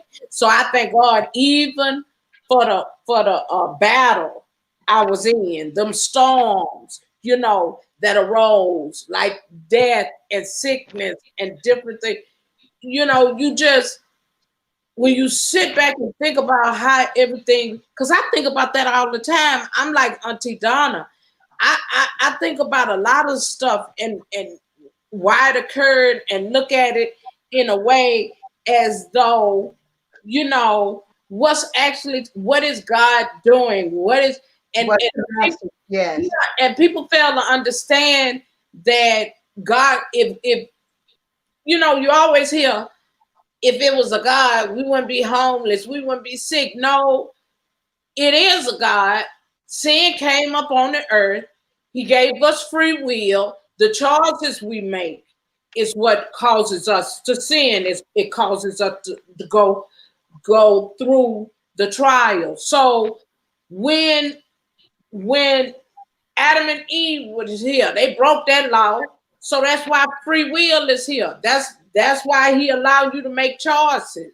That's why. It ain't because of him. It's because of us. The people, the human beings. That's what it is. And people love to say, well, how y'all gonna believe in something that you can't see or feel? Well, let me tell you, I feel it. I feel it. I don't know what they talking about. Right. I don't know what's normal on them. Mm-hmm. I don't either, Auntie. 'Cause I sure feel it. Sure do. Don't get me up here. Make my neighbors call po-po on me because I'm having me one of my good old shouting matches. Praise him. Praise him. Me and Nicole sure we'll break loose, baby. Cause me and her be on the phone talking. But yeah, Lord, we didn't add some over on the channel where a lady was going through something. The lady gave her life to the Lord, talking to me and Auntie Rochelle. Amen. She rededicated her life. Mm-hmm. Those are the things that I love about the good things that can happen about being a part of YouTube. Right. There's a lot of, and that's why there's a lot of grief on YouTube. There's a lot of people that are hurting. You can tell by the way they found a place where they can get some attention and a few extra dollars, and they done gone buck wild. Mm-hmm. And you see all the stuff that's going on. Hurt people. Yeah. You know what I'm saying? That's why I believe in like unification versus separation. That's right. It takes a village to raise a family. I'm not too proud to say, Auntie Rochelle, I need you right now. Auntie Donna, please, I need you right now. I ain't too proud to do it. And that ain't begging. A closed mouth don't get fed. How I'm gonna eat if I don't open my mouth? Hello. Auntie, I know. When Auntie Donna strolled through my silent stream, I get up there, and if it's just Auntie Donna, and they might be in the bushes somewhere. But if I'm talking, I get up and I talk to Auntie Donna, and I tell Auntie Donna a lot of times how I feel. And Auntie Donna really know that because sometimes I get emotional and I start crying. I know. And because with the Auntie Donna, I made a video. I was like, I need my prayer warriors, right? I made I had the private one of them. I'm not ashamed to call on. I'm not either. No. Oh, I'm not ashamed. I'll go online real quick and be like, prayer warriors, get suited and booted. I need you right now. Yeah. And they don't show up because it's time to pray. Those prayers, I felt a lot of like I was being covered. When I was you was covered. Chills. You was covered. Y'all had done prayed for me so hard. You could feel it. I could feel it. Mm-hmm. Feel it. And I want to thank everyone because that was a rough one for me. That was a rough one for me. When they're young. Yeah, I know. Yeah, because my niece had passed away about 45 days right after that. So to see my mom pass, and then my uncle, and then my niece, that was just. That was the three. That was the three. Yeah. When she called me, she said, I felt it. I said, I'm on my way. They say that too, Auntie Donna, that it comes in three. She was the third. When my mama passed, she knew that it wasn't going to be long before. We didn't know which one was going to pass first. Mm. And the young generation don't understand that. I learned that, I learned that when I was a child, because my grandparents still used to say it all the time. Oh, it's coming in when death comes, it's coming threes. Yes, it does, and it does. Every time that I've experienced it, always has come in threes. You know what I'm saying? Just like when I have dreams about babies. I mean, not babies, about fish. If I have a dream about fish, somebody's pregnant. I bet you any kind of money. Every time. My old girl called me. She said, "Girl, when the last time you dreamt about fish?" I said, "I ain't your pregnancy test." But I said, actually, I did. I said, "You pregnant?" I was just waiting for you to call me. My old folks used to say. Mm-hmm. Them old folks, ain't that what they used to say? Yeah. My sister was mad because she wasn't the one that dreamed about the fish. Oh, my dad dreamed about the fish. About the fish. And daughter. It was my daughter. So when me and my father say, "There go that fish we dreamed about," my sister was like, "Well, why didn't I dream about fish?" I say, "Look in your heart." Right. And people don't realize that the Bible spoke of dreams. You had Saul, who was it? Saul, Samuel, one of Peter, somebody. Moses had dreams as well. Mm-hmm. Yeah, exactly. So, Mhm. What you know, about I visions? never dream. I What never about dream. visions? I don't. You dream, you just don't remember them. Now, I me, remember some of my dreams, but some of them I don't. But I yeah, remember something I do. Everybody dreams. It's just if you it's just you just you just don't remember it. Everybody, once you go into realm sleep, oh, I see what you mean. that's when the soul separates from the body and you actually spending Goodbye. time with the Lord. That's the reason why when you wake up you're supposed to Yeah, say thank you Jesus, because he didn't have to put your right. soul back into your body. But that's probably, don't I got the Bible, don't the Bible, Lord, don't let me get the Bible. It's okay. We done talked about the death. Yeah, It's us. I'm I'm enjoying this with you. conversation. What you say? You want me? Don't Yeah, but that Bible? Ain't you you know, was I do laughing at wish Auntie? younger people will. We go into that unconscious state. Hmm. Right. That's realm. That is the realm. That is the realm sleep. That's when the spirit separates from the body, Yeah, and I'm that's glad. that's sleep. That's sleep. Yeah, That's time with the Lord. And then when you wake up, your soul. That's the reason why what is that saying where they say you woke up where you feel like you had a witch on your back or whatever, like you yeah, felt like you paralyzed and you can't wake up or whatever. It's yeah. The because devil. your soul hasn't. Mhm. Uh, Science will say it's because the part of your brain hasn't woken up, but the spiritual aspect of it is that your soul, you woke up before your soul went all the way back into your, into your spirit, into your body. You know, I'm still here, y'all. I got a Uh-huh. cup of ice. Right, you right, understand what I'm saying? right. We get together and we'll Well, do dream interpretations. That is that, of yeah, God. that's And if you have that gift, it's a very powerful gift, because you get, when I get dreams, it's let me tell y'all something. I had a dream about all this mess that was going to happen in this sector on YouTube way before it even happened. And I told my sister Mona Simone all about it, and it blew her mind. It blew her mind. So I wasn't really shocked. It was just like, well, I was a little bit. I'm not, be too facetious, I guess, but you know what I mean. Just to see the things like that play out is just mine. It's just like, wow, God, why did you show me this? You know what I'm saying? You there, Auntie uh-huh. Rochelle? Can you hear me? So yeah, I can hear you. You know, a lot of times though, sometimes I don't be wanting to see that kind of stuff, Auntie Rochelle. Like, So what? when I Jesus, do, why you showing this to me?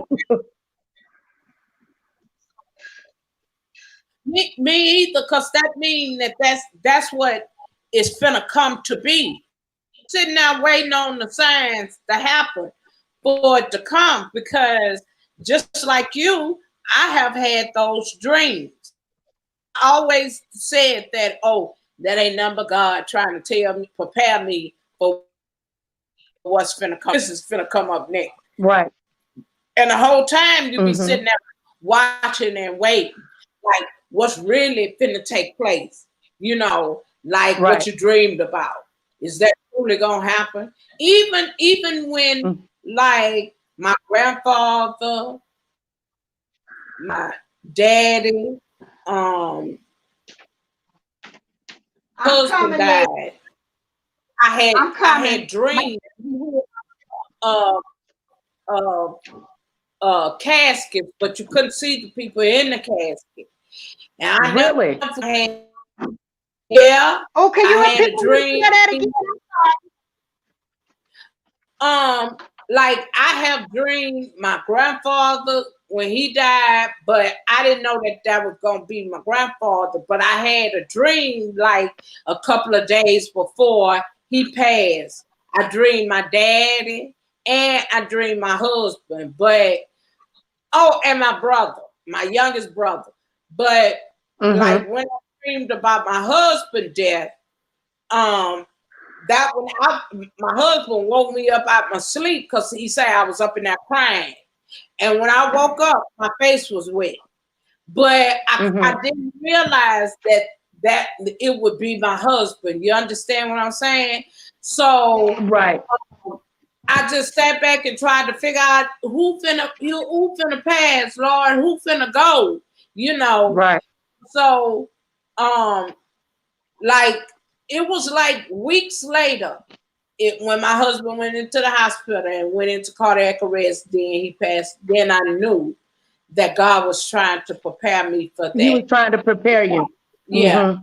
to come. God will God, that's the reason why, that I think is just really important, especially for this young generation. A lot of this young generation, they're detached from the relationship with God. You know what I'm saying? That Right. could really help and guide them. This social media has really, I believe, has When taken away. too, church ain't powerful like they should have been, like they were when we were coming up. You Right. know, churches got more hell in them than they have God in them. Right. So, worldly things, and that's what the Bible, Book of Revelations, First and Second Corinthians, all that talked about that. False prophets, Right. witchcraft. You're gonna have a bunch of non-belief. Church gonna be haywire. Churches is haywire about it, Right. you know. And hey, P views, hey D's, hey Bree, and churches have went crazy. So, and that's so bad for us because our ancestors were slaves. And where do you think they got them old hymns from? Where do you think the people that Tell couldn't it. read, they couldn't hardly write, but they believed in the Lord and read and tried to get an understanding of the Bible. And when they was out there picking that cotton, cotton, when you pick cotton, it got thorns on the side where it bloom up.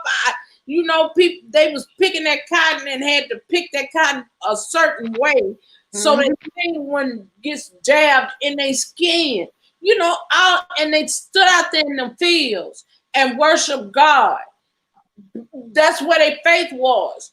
And when you grieving, you got to have the faith to know that you're going to make it through this, that you're going to be stronger than what you was the day before. Yeah. You got to have that faith in you. And for me, it took me, like I tell y'all, it took me 2 years because I went into that shell. I cut myself off to the world, including my family. I was functioning, but I wasn't functioning. Yep. You understand? I was stuck on March the 21st, 2010, when I took my husband out for life support. I was stuck there. Right. I was stuck there for 2 years, even though time was moving, but I was still. Right. March the 21st, 2010. I was still stuck there. I couldn't move on, and that took 2 years of my life to get that way. That's a long time to grieve. Now I don't know what was going on with me, but I could remember after losing my mother, I was always in church. My mother kept us in the church. Not my father, not my grandmother. Now they believed in the Lord, but my mother was the one who kept us in church. Catholic, excuse me, when I was first born. Then we went to an evangelistic church, and then we ended up into a Baptist church. I worship Baptist now. But I can remember after my mother passing away, I couldn't go to church. I had to pray at home because it don't matter what I went to church for. It don't matter who church it was. Right. I could vision my mother's casket up there at the front of the church. Oh. I prayed on it. I prayed on it. I prayed on it. But at first, excuse me, I'm not gonna act like I have a doctorate in this. I didn't know. I was working somewhere, and one of the managers, he was a minister, a pastor, sorry. We would have lunch together. And one day I opened up to him and told him that about, I don't understand. You know, I love going to church, but every time I go to church, it hurts me. I feel like I'm back at my mother's funeral. And he's the one who told me. And I told him, I pray about it. I pray about it. He said, no, you got to pray for the Lord to give you strength. You're praying, but you're not praying for the right thing. Right. Right. And he coached me through. And when I tell you, I was starting to bust them church doors open. I know that's right. Bust them church doors down, huh? That wasn't like it. It don't matter, younger, older. God, please forgive me, but he know, and I don't have to hide it from him. I could be out from Wednesday to Saturday night, but I was busting up in them church doors.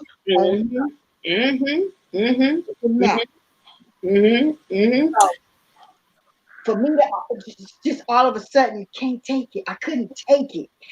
I would be feeling like I could literally vision my mother's casket up there laid up in front of that any church. Right. Right. But it took 7 years for me to get back into church. Wow. Well, I wasn't out here wilding. I still was praying. I was God. But, right. You know, it's my life. It's my truth. You know, I didn't understand it. But until something told me, talk to him about it. Yeah. Right. He led right on back up in there. I was like, all right. I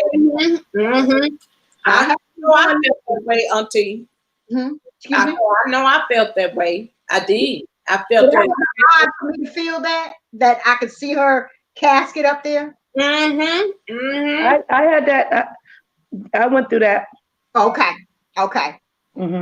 Yeah.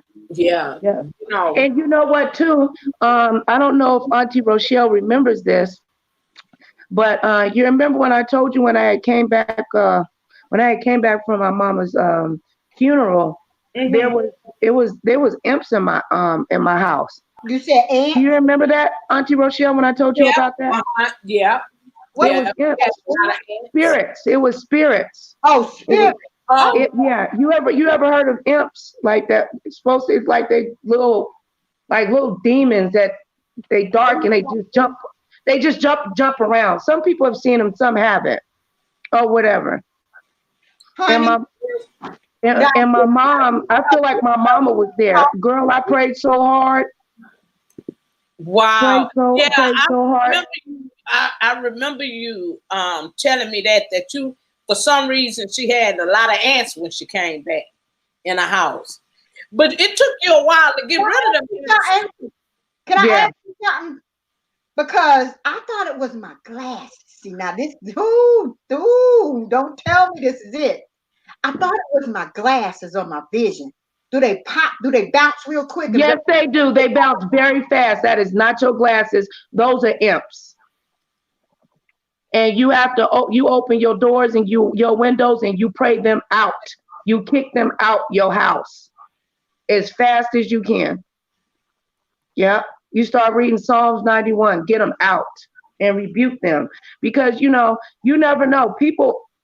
There were some people that showed up that definitely weren't connected with the Lord. And, you know, you come across these people that the devil don't mess with the ones that he already has. He messes with the ones that love the Lord Jesus Christ, that died on the cross and rose again on the third day. That's who he wants. He wants us. The devil already got who he wants. He just, Lord, be here to find out what that was. I was seeing out the corner of my eyes.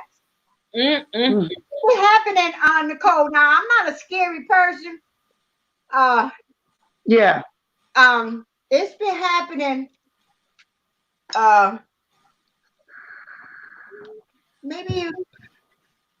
Maybe about 2 months or so.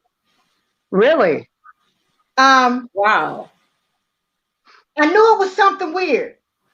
I thought it was my glasses too at first. I mean, but it happened to me younger. So when it happened again, I knew what it was and how to attack it. My baby even got on her knees and started praying. My daughter was like, Mama, what is that? It was like it was something trying to get up in us, man. But there was a very, when I kept praying and I opened up those windows, there was a strong light that just came. As God is I'm telling you the honest to God truth. You can ask my daughter, and it was like it dragged it out or something. And I believe that was my mama. Oh, you know. yeah. And dragged it out? Yes, I do. I really believe it was my mother's spirit because it happened right after the funeral. Oh. You see how the devil try to get you when you at your, you know what I'm saying, at your weakness. I was supposed to just lay down and go to sleep. No, I had to get the spirit of death up out of here. Yeah. Because they can scare you so bad you can have a heart attack. Yeah, you can. Nicole? Yes, ma'am. What was the verse? Psalms what? Psalms 91. 91. The whole chapter. Yeah. The whole thing. Okay.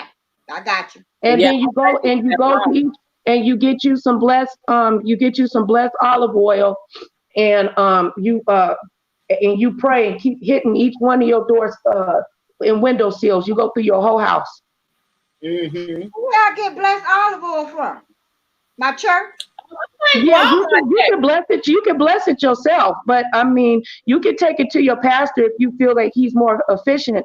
But all you have to do is just get some natural, organic olive oil and fast over it, and pray over it. Your prayers need to be pure. Your mind has to be in the right place, because you don't want, you know what I'm saying? Yeah. No negative energy or nothing like that. This is all biblical. You can, and you take in, you bless your seals and your door handles, outside, inside, and read Psalms 91. That is the power. That's the power of protection. You know what? You hear people say they blessing their house. It's like, you know what?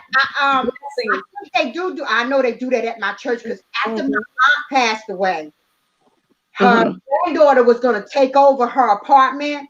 She was saying the only thing is she was scared, of the spirit still welding in the house. Right. The minister said that they can come there with that oil and pray over the house. Yes. And, cleanse. Yes. I've had the elders come to a house that I lived in that had imps in it, and they got rid of it. And that's when I learned how to pray. I know how to do it myself now. What's the difference with imps and just like a peaceful spirit or ghost or whatever? Well, I mean, if it's a peaceful spirit, you'll feel peace. And if it's evil, you'll feel evil. It's that simple. It's not, you know what I'm saying? You'll know, you can feel it, because you know what I'm saying? Darkness and light, darkness and light cannot dwell in the same, come on now. It can't dwell in the same place now. Okay? It can't, no matter how much that darkness. I told, and Auntie Rochelle said, what? She said, I bet you was in there scrapping with him too, wasn't you? She said, you better have. I was in there. I was. My daughter got on her knees and prayed, because when my mom passed, my daughters, it hit them really, really heavy. And I try to keep telling my two middle ones, and I keep trying to tell them that the devil want to use you, because if he can take your mind, he can get your soul. That's the reason why you got to keep your mind filled with, positivity, because once you get the word in you, it'll come out of you when the time is right. You know what I'm saying? Yeah, pray them. And you know what, too? If you need to, Auntie Donna, I would let the pastor know and have them send the elders over there, so you can know how to do it, effectively. Because sometimes you might need more than one, because you don't want that thing to jump up. You know what I'm saying? To jump on you. Not saying that you're not covered by the blood of Jesus, but you don't want to play with them. I noticed that when I noticed them, they fast, right?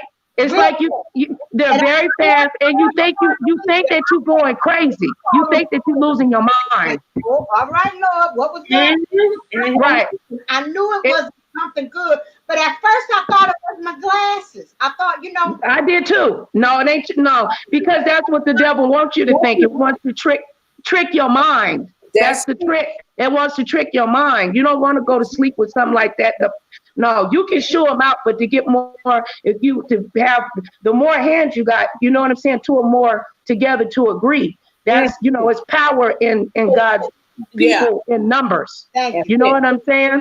Mm-hmm. Mm-hmm. 'Cause I believe And I'm gonna take you something else too. I'm mad that this girl a doggone. She done lost my straw. I got this. That's what I was in here looking for, my straw. And Hey, Kendra. Hey, baby. Um, do y'all ever remember your grandparents having like the 23rd Psalm open and Yes. sitting on a mantle? parents, Yes. everybody. My mother, my grandma passed. Well, I was adopted, so I didn't get a chance to really be raised around grandparents. But my mother, she was, an older woman, but my mom does that. Well, she did that. Shout out to your mama. Yeah. Yeah. I think that's a way where people, I said that people think that the 23rd Psalms is only supposed to be heard at funerals, and that's not so. No, that's not true. That's where we hear that, but that the 23rd Psalms is not just for funerals. The 23rd Psalm is an encouraging chapter. You Yes. just got to know that. You can't look at it as they talking about the dead, because they're not. They're talking about the dead and life. Right. You got to know that. And so I just remember, and I didn't understand then.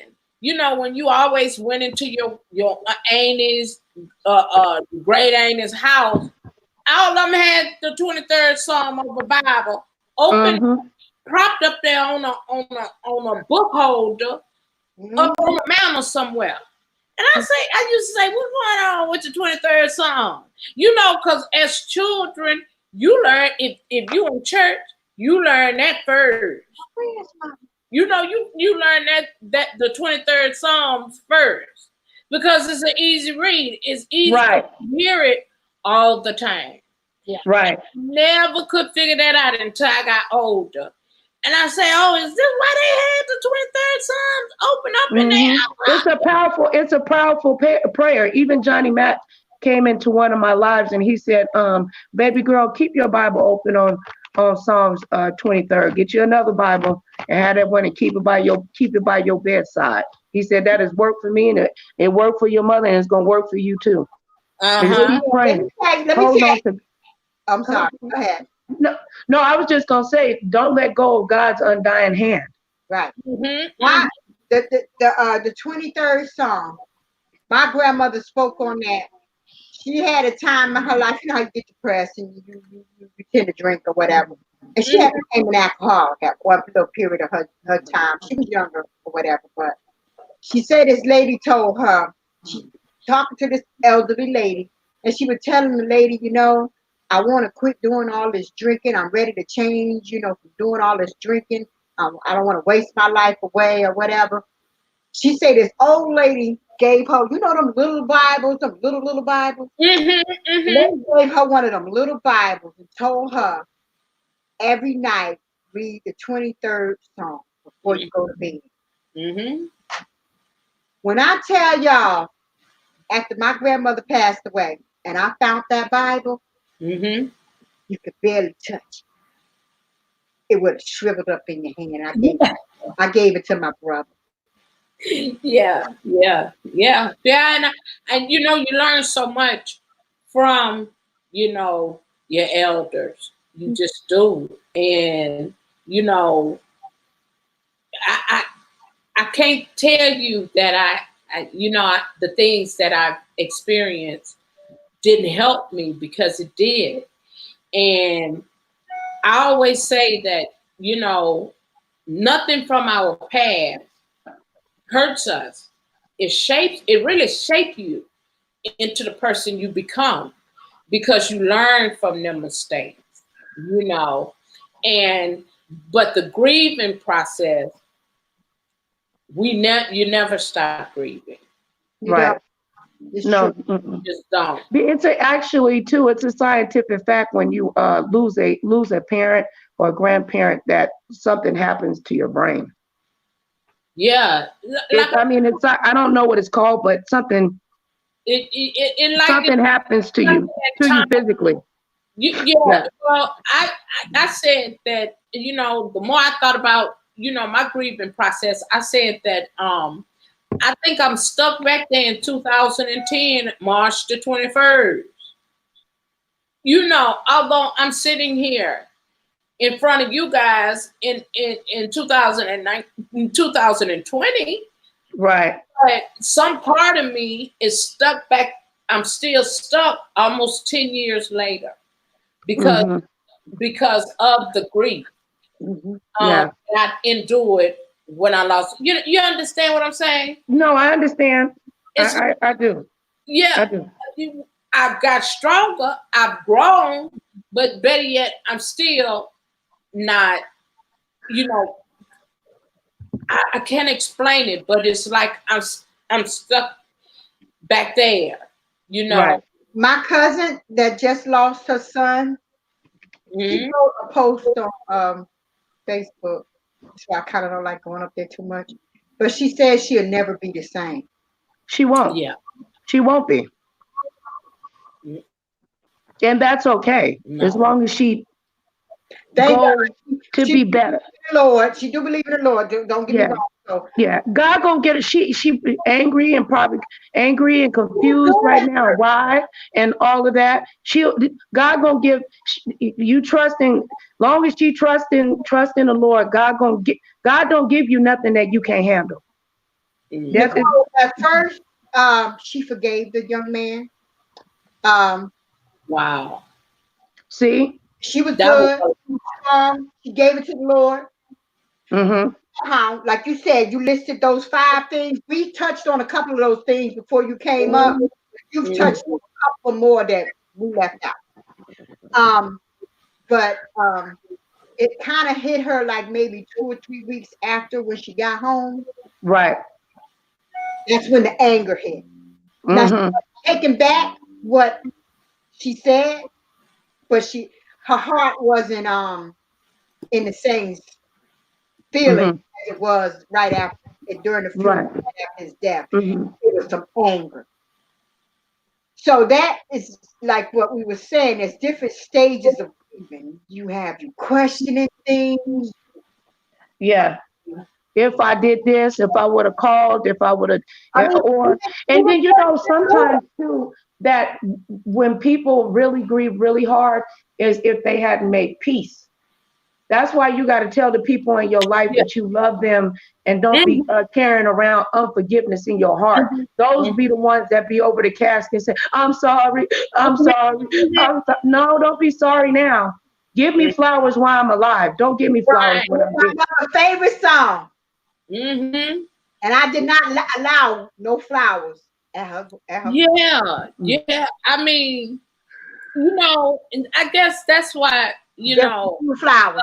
I told her, don't do that. Don't bring no flowers. My mother was like, bring them while I live. So don't be bringing my mama no flowers right now. They was like, oh. My cousin. Right. Yes. And she told her daughter, I don't want no flowers. That's the way she had it set out for when she passed. And we were all, because we were all close, we were all, trying to figure out, we're going to purchase flowers like you always do, right? Right. Said, oh, no, my mama said she didn't want no flowers. So she didn't have now flowers. Nothing. She had maybe about 4. But there was a lot of people trying. And if people didn't get the message, I donated the flowers to and put them on somebody else's grave that didn't have it. Right. Right. It was something. See, and like I told, some of my family members, if you wasn't laying beside that bed listening to her talk and knowing what she wanted, don't come up in here telling me what I should and shouldn't do. Okay? Don't question nothing. Because I'm going to do exactly what she wants and what she was talking about. Now, I had one person come up to me and say, well, what was all that you did pouring water on her casket? Because I wanted, some people just, my mother, say, she was going through the stage. You know how it is, some people with the cancer. Yeah. Yeah. Yeah. They can't eat, they can't drink. All she had was that insure coming through a pump, and Oh wow. and all she can do, you know, the little the lollipop Q-tip, I mean sponges. All you can do is wet that and put it in her mouth. She couldn't even drink nothing. My mom was like that too. I asked my mother, I said, Mom, you don't miss eating and drinking? She said, out of all things, the thing I would love that I can't have because it'll choke me is, Right. is a glass of water. Mm. After my mother, before they threw the dirt on the casket, I had some water in a water bottle and one of her old Tupperware cups from way back when I was a little girl. I put water in the cup, then poured the water over her casket and put it down there right beside the casket. Wow. Right. Nobody, that was something for me. Right. Let me. You know what? I'm glad that you said that. I'm gonna tell you something. Now, Auntie Rochelle heard this. When we went to go put Mama down in the ground, I started shaking really, really bad because it was cold and it started like kind of raining and stuff down in Boulder City. And I remember I just couldn't stop shaking. I mean, like I was shaking like real hard, like, you know what I'm saying? Mm-hmm. And I was, of course, trying to be strong because I didn't want to, I just didn't want to. If I would have started crying, I don't think I would have like stopped, like, like that real bad, ugly cry, you fall out and think. Mm-hmm. I didn't want to do all that because my dad, and the kids, I wanted them, you know what I'm saying? And God gave me the strength to be able to be strong. But I had to ask the limo driver to stop. And I went into the bathroom and I asked God, I said, Jesus, I know that you are real, but I need you to do something for me. Can you please make the sun come out? Mm-hmm. Mm-hmm. I got back in that, I'm sorry. It's okay, baby. Take your time. Take your time. I got back in the limousine, and when it was time for them to lower my mama's casket, as God is my witness, that sun came out and shined over my whole face. It was the most amazing thing that I ever seen in my life. I wish it was recorded. My dad's pastor said out of 50 years, I've done a lot of funerals. He said that has topped it all. I ain't never seen nothing like that before. He said it was so unbelievable. The clouds moved away. Because I asked God, if my mama is in heaven, let the sun shine down on my family. And it did. Mm-hmm. So we serve a very powerful God. And that's what helped me really get through, that. Yeah. God bless you. Hey, Munchbar. Hey, baby. Hey, Munchie. Hi, Munchbar. I'm reading. LaShondra is new to me, and she's in the chat now. I remember her. Thanks for coming, Munchbar. I love you. Thank you, baby. I remember praying for her. She came and asked me to pray for her father, and I did. I remember that. So, you remember that? I was in the live. Yeah, she just told me she lost her father December the 9th. They break my heart, right? But God is good because this was laid on my heart by another person, husband and wife, that connected with me. As soon as they told me about it, say, Miss Rochelle, do that. I thought about Auntie Donna and I thought about Nicole. And to hear her, God is good. Yes, yes. He do things to help one another. And like I told Auntie Donna and Nicole that blessings don't always come in a physical form or by money. Right. Blessings come by just helping someone that is lost, helping someone that is struggling, helping someone that has lost a loved one.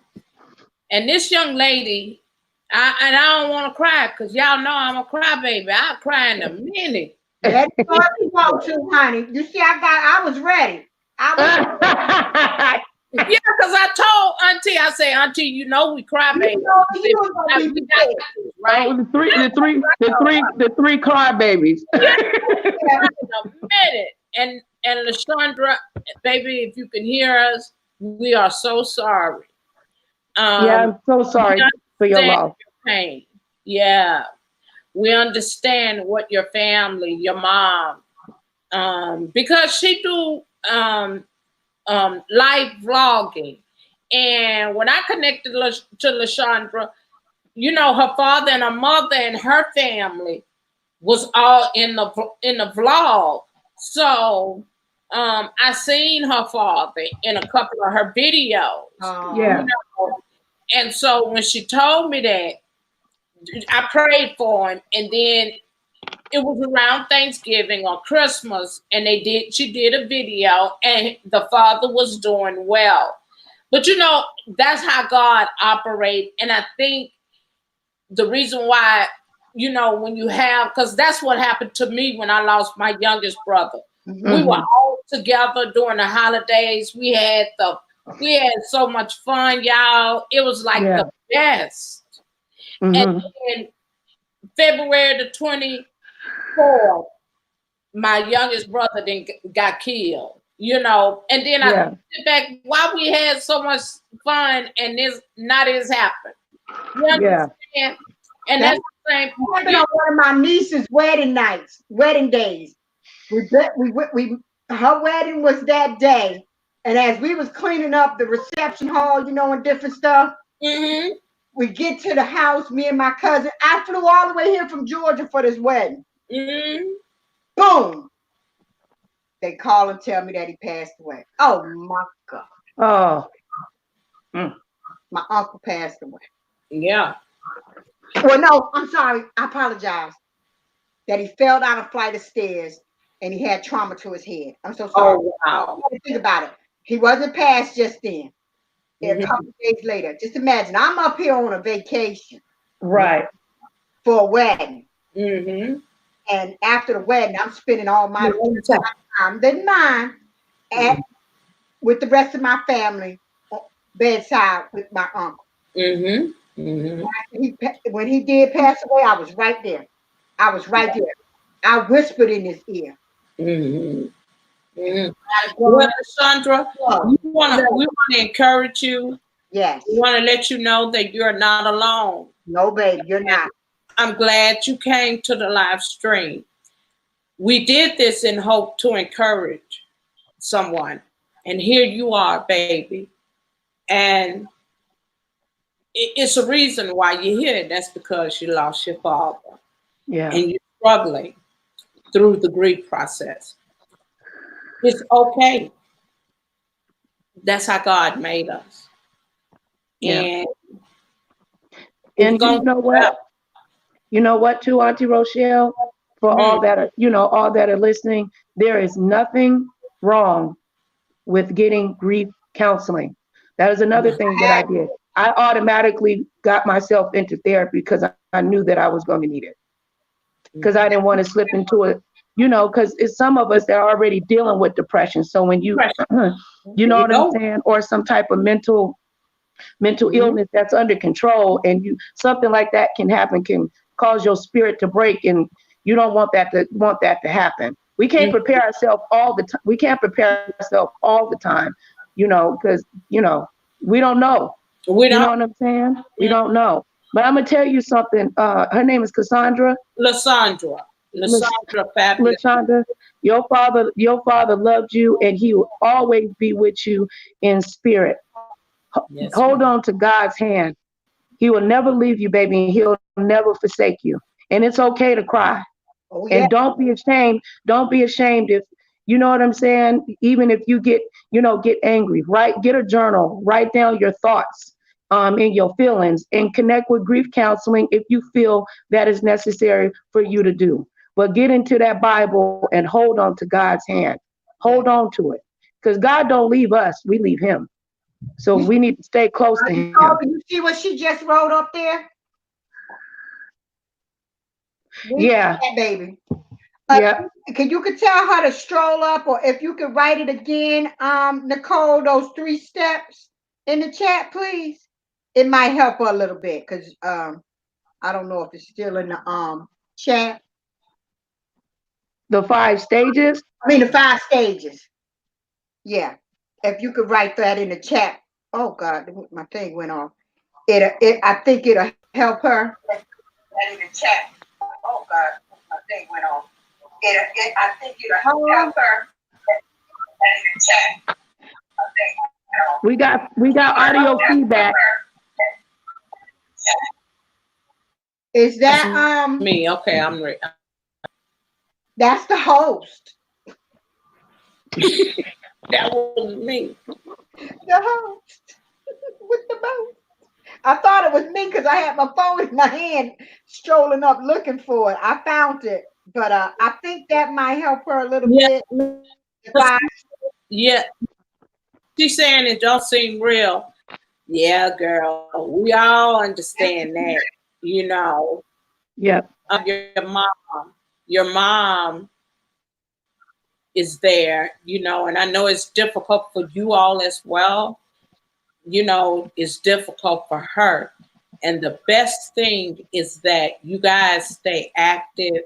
You guys talk about the memories you had with your dad and get that all out of the way because that's part of the healing. See, we like to shut down, you know, because the pain is so great, it's so intense. So it causes us to shut down and not want to speak about the person that we have lost. And you got to be able to talk your way through it because if you don't, the process is just it's a process period. But what it does, it calls you to be in this shell. It calls you to have depression, and once you start having depression from the mind, it begin to work on the physical body. So you don't want to make yourself sick. You don't want to make your mom sick. So best thing I could tell you, and maybe Auntie Donna and Nicole could tell you some things that can help you. But one thing that I know that most likely will help y'all is to always talk about your dad, talk about, you know, how y'all feeling with one another, you know, share that. And I think that will really help y'all through your grieving process. You got to get it out. It's okay to cry. If y'all have to cry, just let it come out, you know, but y'all got to lean on one another. You know, you got to lean on God, and then you got to lean on each other. Then Right. each other to get y'all through this process. And like we said, I don't think you'll never stop grieving. You know, it's just that you get accustomed to them not being there. And so maybe Auntie Donna and Nicole can share something other than what I said to help you guys get through this process. well, I I don't think she was here in the beginning, but I spoke on some of the things that through time I learned, which one was giving it to the Lord, being a little patient with the grieving process, taking day by day, because you're gonna have good days, you're gonna have bad days. Um, I don't like to say it's gonna get better. I think I like to say it gets a little easier to cope with. You learn what can make you feel a little bit better if you get down in a bad feeling of sadness and sorrow. Excuse me. And one of the things it took me years to do is just sitting back, just thinking to myself, do they want me spending the rest of my time here on earth and crying and Right. being sad and withdrawn. I mean, I can get so bad, and that's still to the now. To now, I have to fight it all. Right. Be around family members during the holidays. I Yeah. have to make myself get up. Mm-hmm. Oh, them kids, your mother and father was there with you and making sure your birthday, holidays, and joys occasions was Mm-hmm. special. Push this to the back. Give it to the Lord. Mm-hmm. Put your butt up and you go Mm-hmm. around your family. I That's didn't right. want to. Mm-hmm. There's some years before I knew what it was that I didn't. I stayed home. Mm-hmm. I really, really missed them, like I say, during those holidays. And like I was asking Rochelle and Nicole that what's the question I had asked about? Is it odd for me to sometimes feel sad when a baby's born, when someone's graduating out, that little wedding, like I learned how to Feelings, think about it, feelings are just what they are. Feelings change. and I You know think what I'm saying? can sometimes, like, I have a couple of people I wanted to ask you, Nicole. Mm-hmm. I've never had problems with, we talked about the dreams. I never had problems with people that has passed coming to me in a dream eventually. Uh-huh. But I have some people who be like, and I hope I'm not telling people wrong. Like I said, I don't have a study in this. It's just something that I think off the top of my head. But I have Right. people will come and ask me, well, my mom ain't came to me yet. And oh, my daddy ain't came to me yet. You know what I tell them? Right. My mama came to me. My mama walked me all the way through that, and she sure did. My mama came to me, as God is my witness. Oh, She my sure mama did. came to me too. I felt my mama Yeah. sit down in the I seen her in a dream, and she was walking with me, holding my hand, and she showed me that. She said, "This ahead is gonna be rough. Like life. You gonna go through things." She said, "But as long as," she just always kept telling me, "Hold on. There's only one set of footprints in the sand because God carried me." Mm-hmm. You know what I'm saying? God will carry you through. He will carry you through. so One that's second, 1 second, 1 minute, 1 hour at a time. so that's one of the things that I said to people, um, some people I feel like don't go to their children in a dream or anything like that because I feel like they feel that they're not ready. They're probably Hmm. so scared that they're not gonna accept the dream or the vision. Because I've not only had dreams, I've had visions of my Yeah, me too. great grandmother I've never met standing in the hallway. Hmm. You know, um, when I told my mother and grandmother about this woman I seen, uh, they went to the old family photo book and say, "Did the woman look like this?" I said, "No, that was her." And they Wow. that's your great grandma. She was looking over us. You know, sometimes like right after my mother passed away, I was laying in the bed. I wasn't boohoo crying, but I was weeping. And I was laying Hmm. on my side. And I could feel, you know how you could feel somebody sit down on a bed? Mm-hmm. Yeah. Hmm. I felt it. I didn't get scared because I knew better. Mm-hmm. Right. I talked to her like if she was there in flesh. I say, Mom, Right. I love you. You Hmm. well, I'm gonna be all right. Right. Mm-hmm. Praise God. Feel the bed, lift back up, and she gone about her business. That's Hmm. one of the times my mother's come to me. And the other two times she came to me through a swift wind, cool, crisp, like pleasant wind, Mm-hmm. Hmm. through right past me and through me at Mm-hmm. the same time. Mm-hmm. My mama comes to me through hummingbirds. Yes, we've talked about this before, I think, Nicole. Yes. Mm-hmm. Remember you Because you told me not to be scared of. You told me not to be scared of. Yeah, on a bird. Because Cause I thought they would get in my ear. You remember Auntie Donna? I thought that it would like peck me in my eardrum. She like, baby, this bird ain't gonna do so yeah, I remember you telling me, Nicole, and I say, well, they ain't gonna do you no harm. They that. just watch over you. You know, they just want to sit there and watch Right. you. You Right. know, and I guess that's to give you peace and comfort. You Right. know, you know, people don't. I don't know what people believe, but it's a lot of stuff I believe. You know, Right. I don't think things just happen just to be happening. Now I don't believe that. I think things happen to get our attention, to make us pay attention Mm-hmm. to who that supernatural being is really are, you know. And so I think a lot of things that happen, like the little birds that come. That I heard that story is a teacher, kindergarten teacher named Miss Ina. Miss Ina had lost um, her grandmother, and Miss Ina had a bird, like you, Nicole, had a little Mhm. bird would come to a kitchen window. And all The the kitchen window over the sink would come in that window, she say, and that bird would just sit there, Right.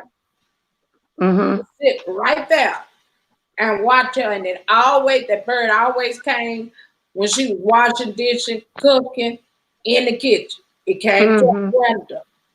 Or because she said, Miss Brown, my kitchen window is over my sink, you know. Right. And she said that little bird just come down on the windowsill and sit there. And sometimes she say he'll chirp, you know, chirp at her, but he sit there the whole time. Mm-hmm. Mhm. Mm-hmm. And she told me then, she said, I believe that's my grandmother. Right. She said, I Mm-hmm. believe that's my grandmother. Because she was close to her grandmother, you know. Right. So, you know, these things that we're talking about, those are really things that are true. God Right. cannot send them back in the physical form. If he could, he would. And Right. that sure will take you out of here. A lot of y'all have heart attacks Right. to see your Okay. mother walking around in just like they left here. You mm-hmm. know, that key. So he do things, it comes in different ways. Right. And you have to be And mindful. they're in their glorified body. We're in flesh. We can't handle a glorified body. That's right. You would have a heart attack. People Yes. saying that they didn't seen Jesus. You Mhm. ain't seen him, because if you did, you'd be dead as a doorknob. That's in the So Bible. yeah, you pass You clean. wouldn't be able. You wouldn't be able to handle the glory, You can't. You the can't. glory in the light. No, you cannot. And that'll take you clean out of here. You know, so he sent things, he put things in our path, you know, not to make us afraid, but make us aware of Right. him and his glory and how he do things. And that to me, I think everybody should pay attention Mm-hmm. to, because it's a helping mechanism. Just like going through the grief process, none of us go through it the same. Right. You know, Right. each one of us go through it, but none of us deal with it the same way. You know, we all deal in the same area. We all get angry. We all be denied, have denial. We all sad. You know, all that kind of stuff. We all do that when you're going through the grieving process. But you just go through those stages differently. Differently. Yes, LaShonda, I was reading, you said that your grandfather came to you in a dream. They will come to you in dreams. Um, I think us doing this video is basically just trying to encourage people that everybody grieves different. And just trying to help people, because we've been seeing a lot of people up here in our lives and up on YouTube doing Right. grieving lately. And Yeah. it's just something to where people can have a voice, and to help people through the experience. Because I mean, I'm still learning different things to the day. I mean, um, and like I said, I didn't only talk to the people grieving. If you might not been here earlier, I was also talking to the people that is concerned for someone else that is grieving. for Right. a person that is grieving. Let them grieve their way. Right. Don't be like, I'll be glad when you get over this. That Oh, that's the and somebody told me you need to get over it, boy. Lord, I make you had to pray because I almost smacked the lips off of that dude when he told me that. It wasn't even 30 days. It wasn't even 90 days yet. Like, I was like, all right, you're going to remember that you said that because your mama's still here. Okay? right. That's why I tell people, give your mama a hug and a kiss. Mm-hmm. Right. Mm-hmm. You know, No matter, you only get one mama, you only get one daddy. yeah, Love on them. and Forgive them. yeah, and Forgive them. it don't matter, what y'all might be going through at that particular time. Me and Nicole, I told Nicole, I had to do a lot to forgive my mother because my mother was not a part of my life. So I had to do a lot of thinking, a lot of self-preservation, a lot of thinking and trying to get the understanding of why, she never had a true relationship with her children. And, I couldn't keep that. So I had to learn to forgive her, regardless, of her Because children. they'll eat you alive. Yeah, I really believe, like Auntie Rochelle, Auntie Donna, that I believe holding on to stuff like that causes cancer and kidney failure in people and onset of diseases that your body, you know what I'm saying? Stress will kill you. Yes, that's you know what I'm saying? Doctor and nurse told me, and I was like 20 years old. They was like, you haven't cried yet.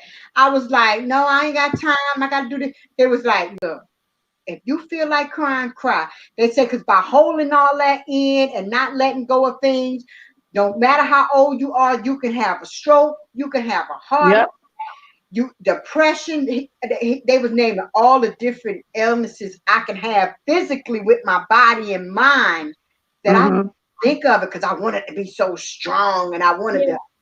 And no, they say you could be strong, but be a smart strong. Don't have unrealistic expectations. Be real. Be real. Don't lie to yourself. Tell yourself the truth. You know what I'm saying? You get what I'm saying, Auntie? Yeah. Cause if you don't, you ain't doing anything for yourself. You still in denial.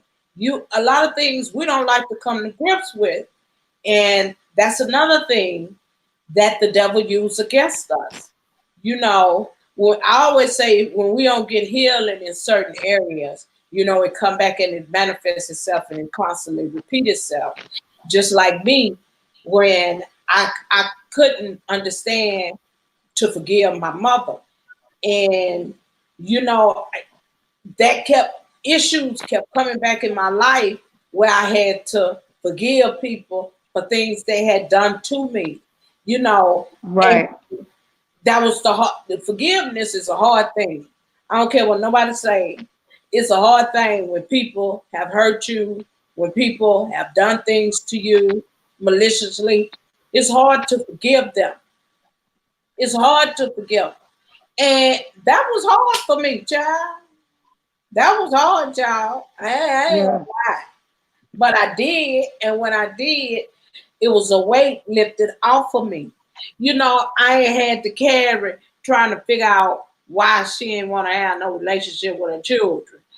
I ain't had to carry that no more. I ain't had to think about it no more. You understand? It wasn't toiling with me because,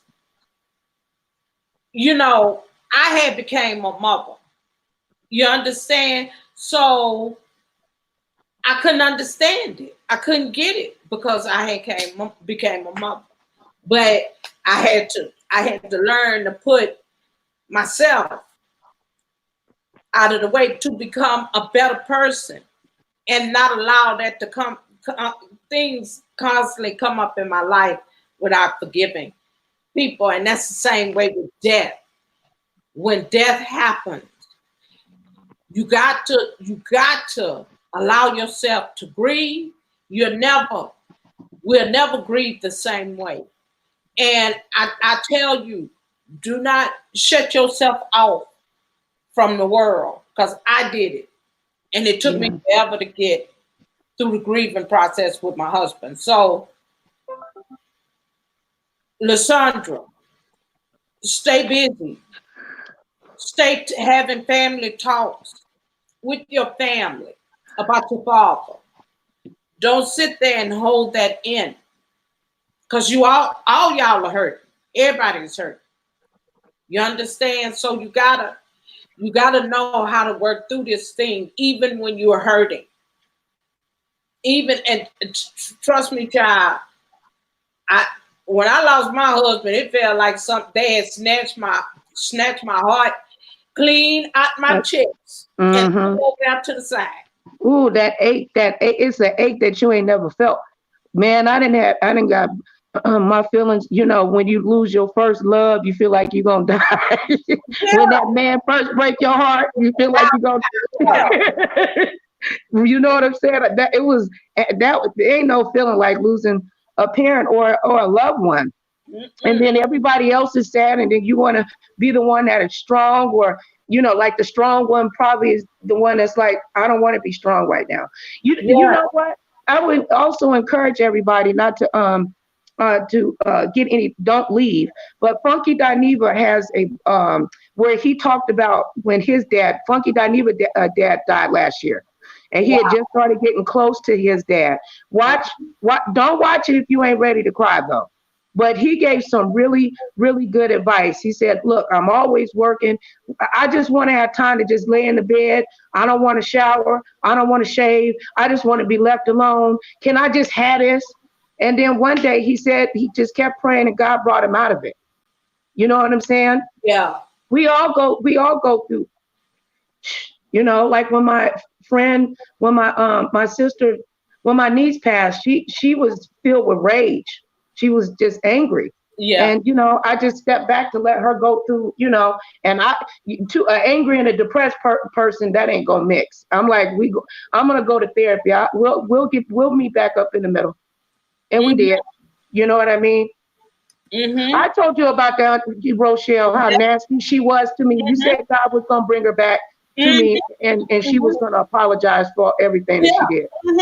And God, and you know, God will put people in positions when they do you wrong, where they'll be in a position where they need you. They have to come back. Yeah, like, where they have to come back. That's why the Bible says that God will make your enemies your footstool. You the head and not the tail.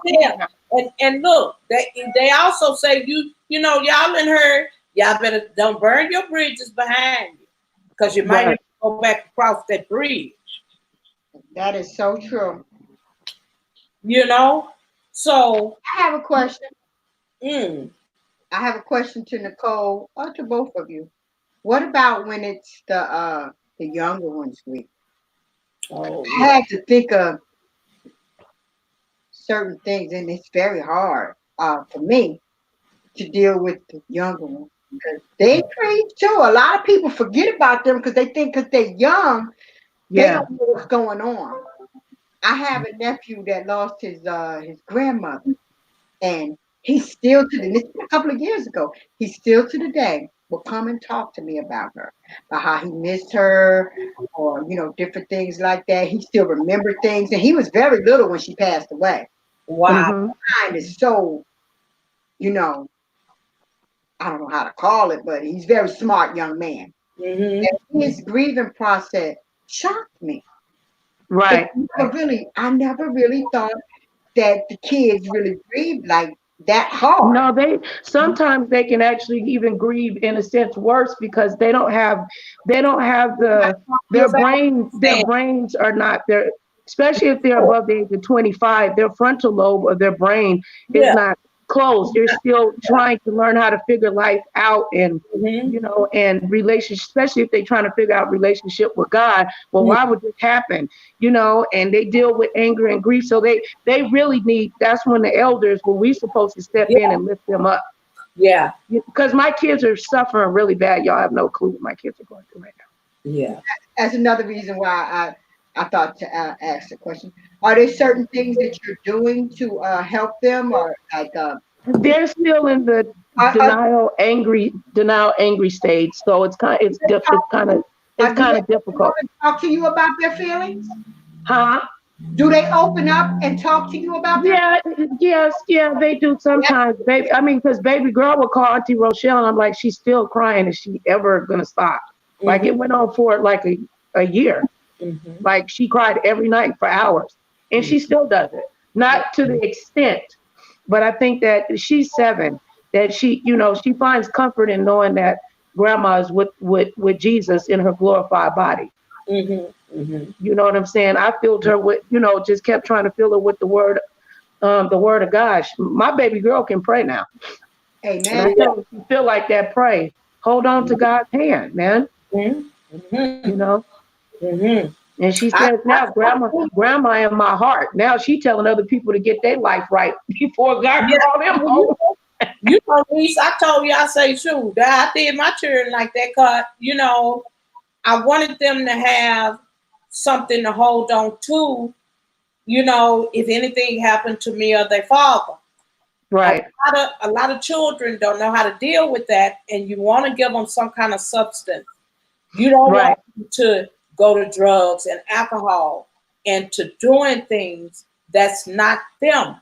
Right. So you want to give them some tangible to hold on to, or someone that they could call on in their time of trouble.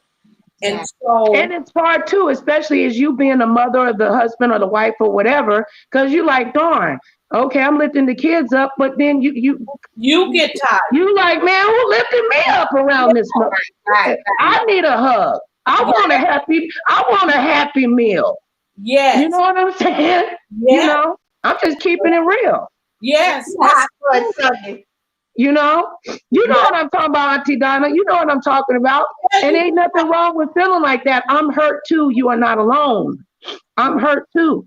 You know yeah. what I'm I just saying? wanted to ask that question because I knew how to talk to adults about Mm-hmm. trying to get through this, but Mm-hmm. it stumped me. I was like, how do I talk to him? Because it Right. really dawned on me. I mean, it's still to today. He can Yeah. listen to a song. Like the last time we went out to eat at a diner, and just all of a sudden we were sitting there talking, and just bust out crying. Wow. Right. He just It hits the young ones, like I said, Auntie Donna, because they haven't lived life long enough to have the wisdom nor the experience that we Yeah. have to know that life is going to go on and that your heart is going to get better day by day. It's hard for them to foresee that. So my suggestion is just to keep filling them with love and wisdom. Put the word and intercede for them young Yeah. folks. And you go to your elders and have them fill you back up. You know what I'm Yeah. saying? You just got to keep encouraging them, because even though um, many of y'all seen that big baby of mine last night, because he in the chat, and he had to come and help nice me, big child. old teddy bear, Jesus bear. Why he had to come and help me, child. And so, yeah, child. Ask Auntie Donna, girl, I was up in there struggling, girl. What happened? We couldn't get the link in the stream yard. Okay. The link in the And chat. came in there with no shirt on. Jesus. Oh, I missed it. Oh Lord, is it the single one or the married? No, they both married. Let me stop. What? Ooh. Oh Lord. Oh, it's the single one. Yeah. Round. I'm just playing. I'm playing out there. Don't say that too loud, because he's still young. Don't say that too loud, because he got a big age. He got a big age. And when he loved it. When he loved to scroll through here like he at home. I think Donna is a mess. I see the Lord put it in my heart. I just, Lord put it on the tip of my tongue. I must say it. Years younger, I would be like, Auntie Donna. Yeah. I have your phone number. Cause Oh, look at Auntie Donna. Matching up the men. Oh, You know, I told him one time. girl, he can pick you up.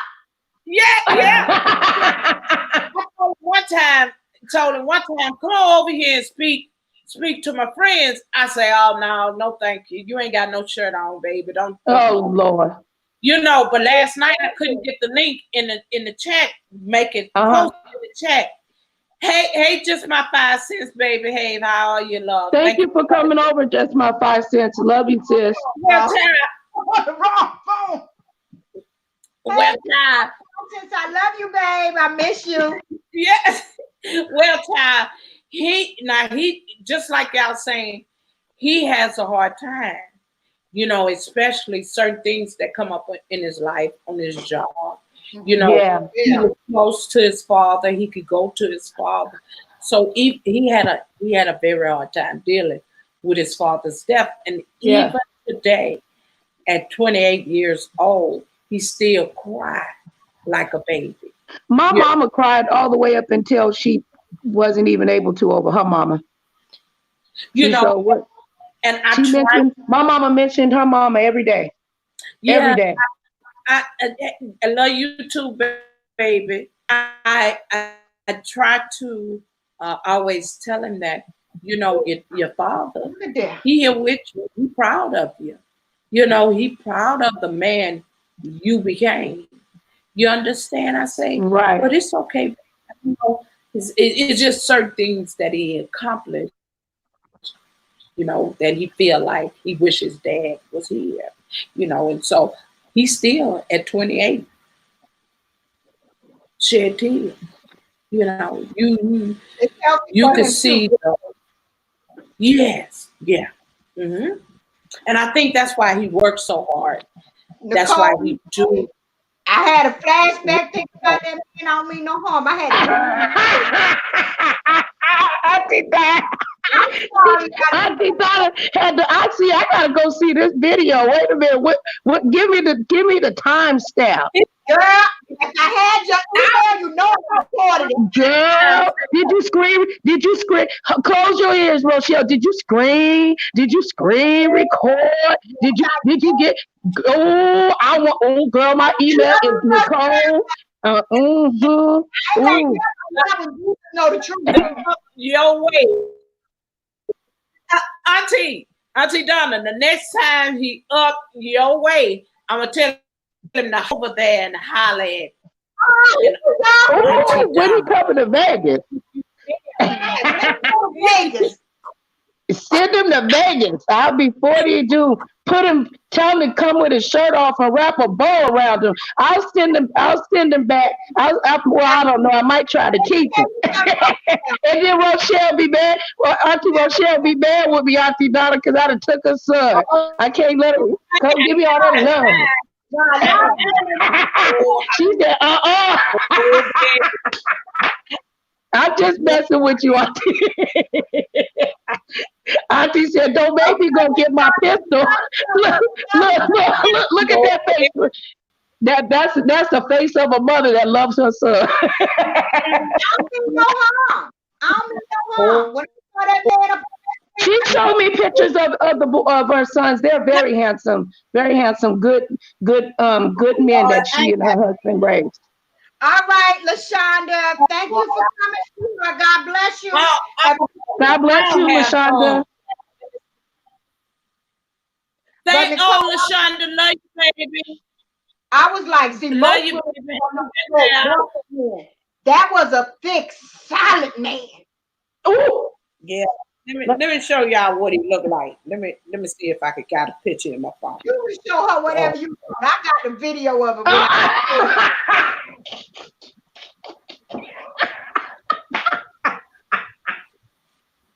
I'm done.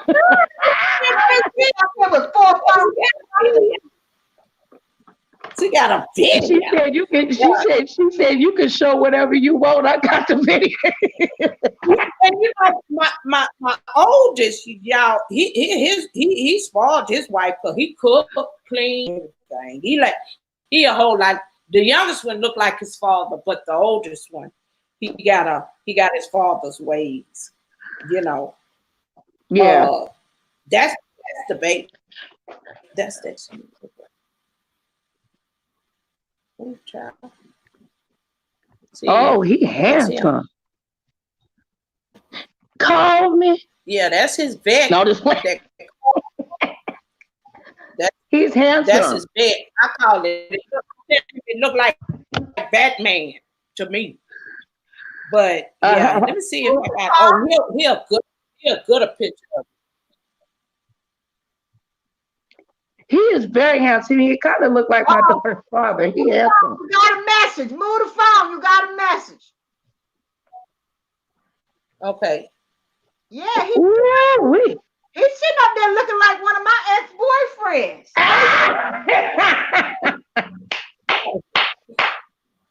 Nicole, no wonder I had to get the fan. I'm gonna have to doggone. Auntie Donna had to get the fan. Lord, see how God bless us with all of this, with all the joy. Thank you. Thank you, Auntie Rochelle. Hallelujah. Thank you for that strong black man. Lord, thank you. Child, like that, I'd be like, there's a God.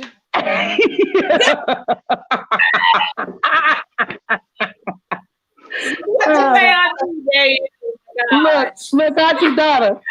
Hello, is it you I'm looking for?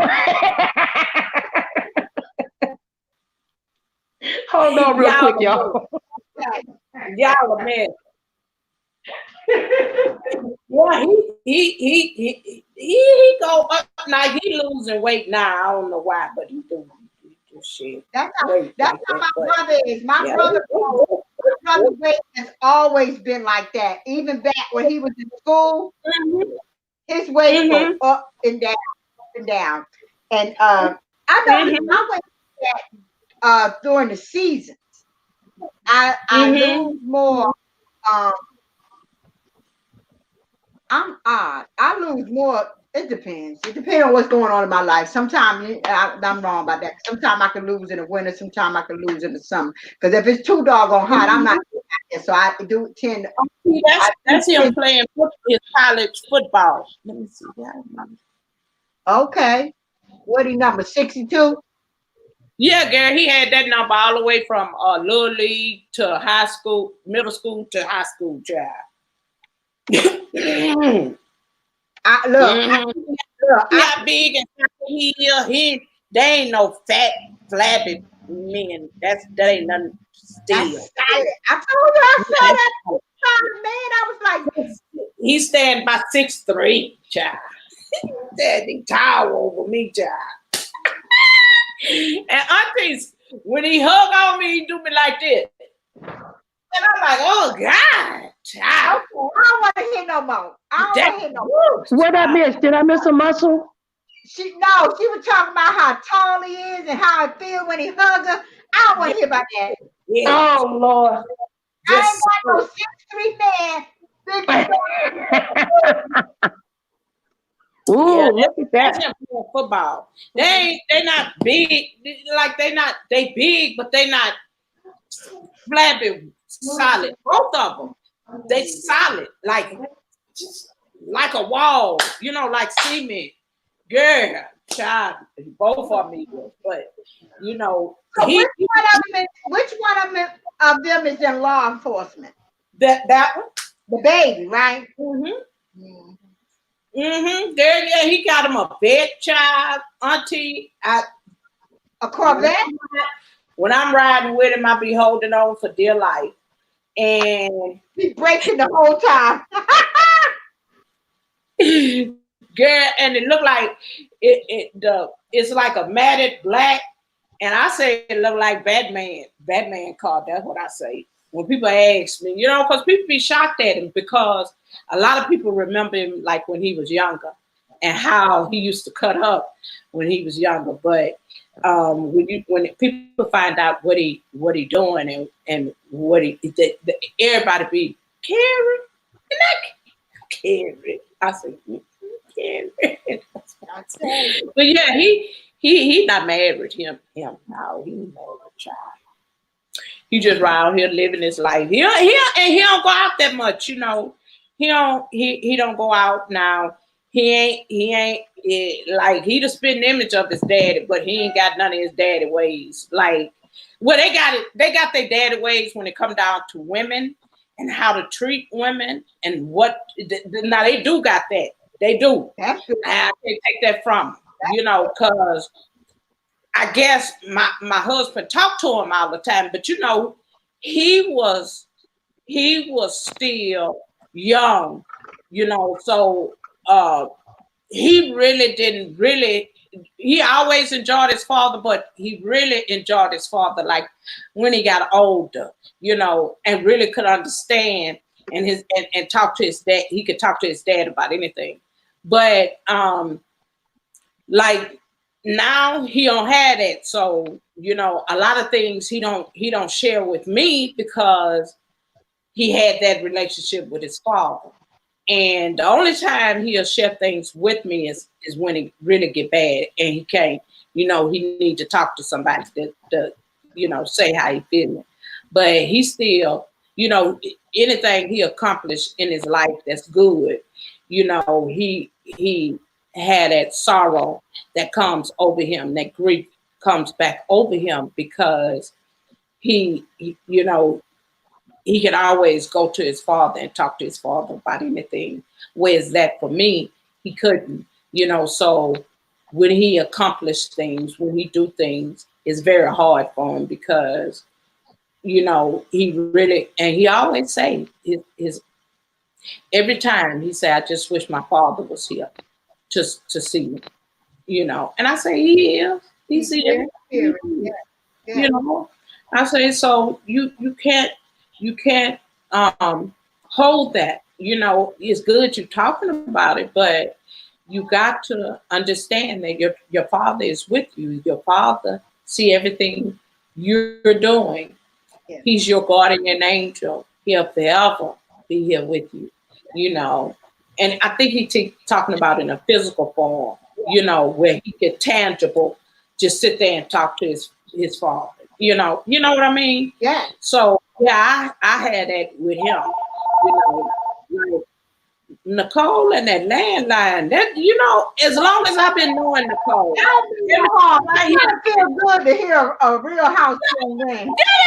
tripping out when I hear that landline. that just kills me. Sorry about that. But it's okay, yeah, sweetie.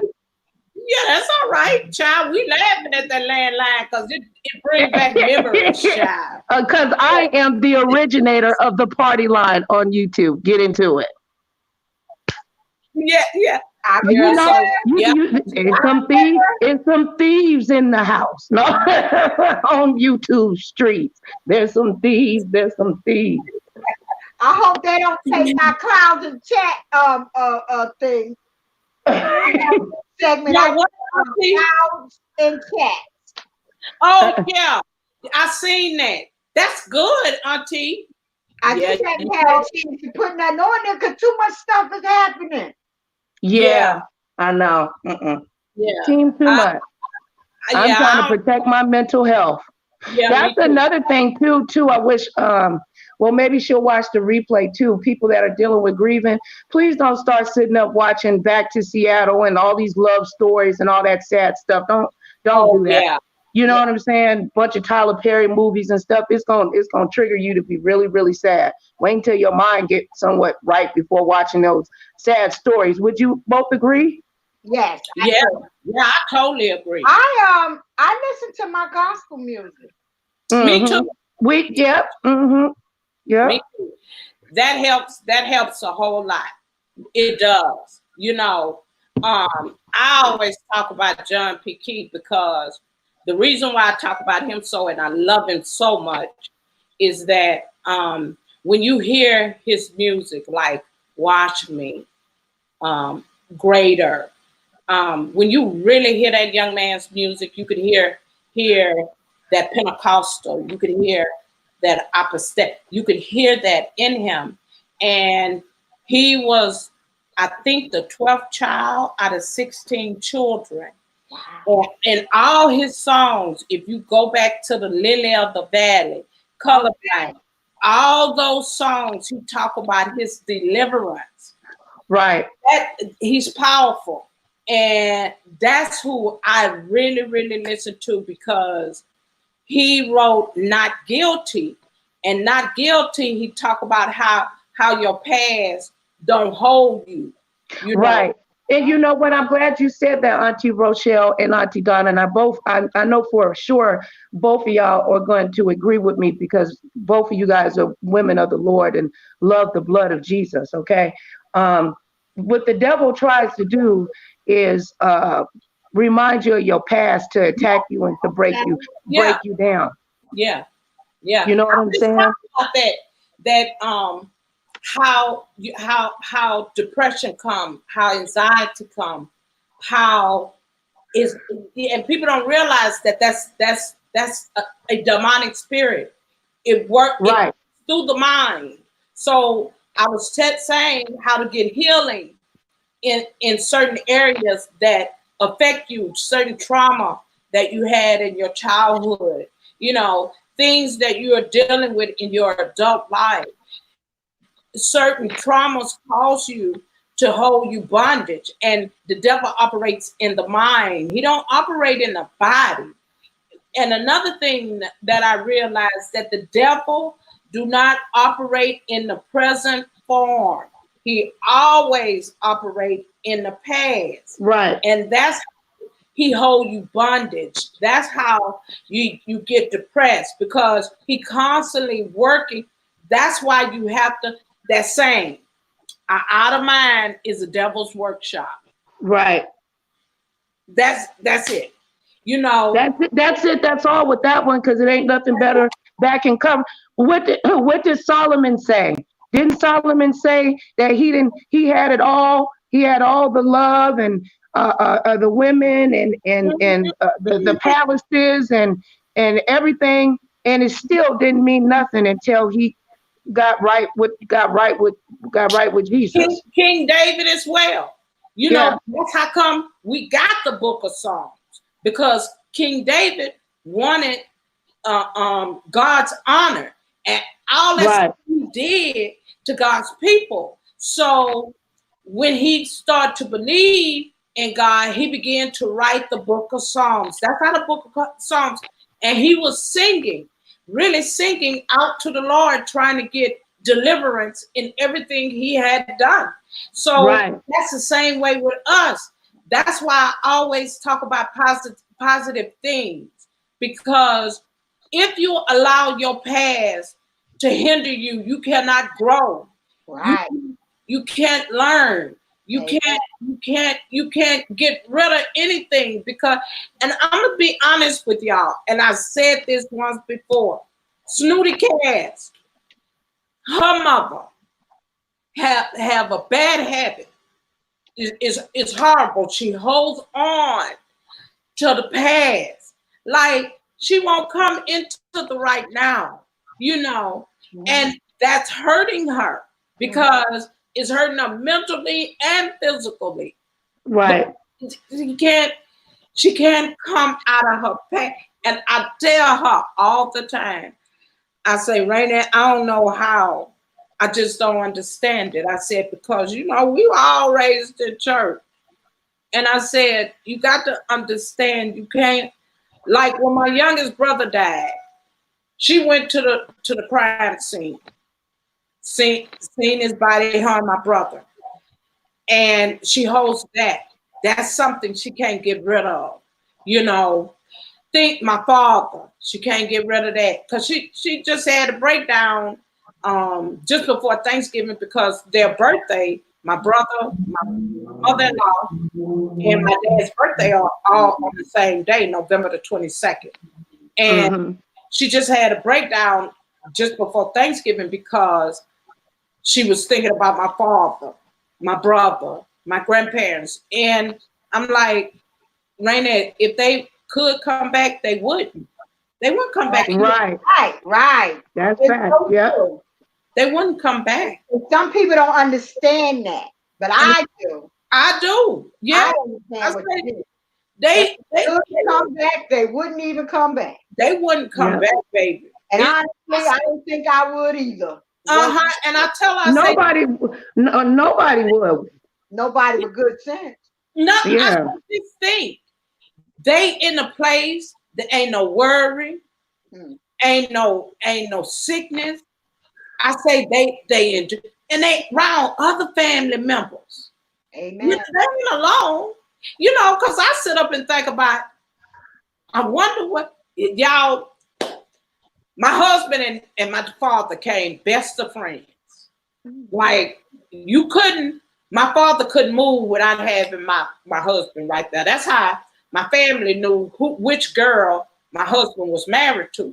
So, you know, they hung out together. They worked on cars together.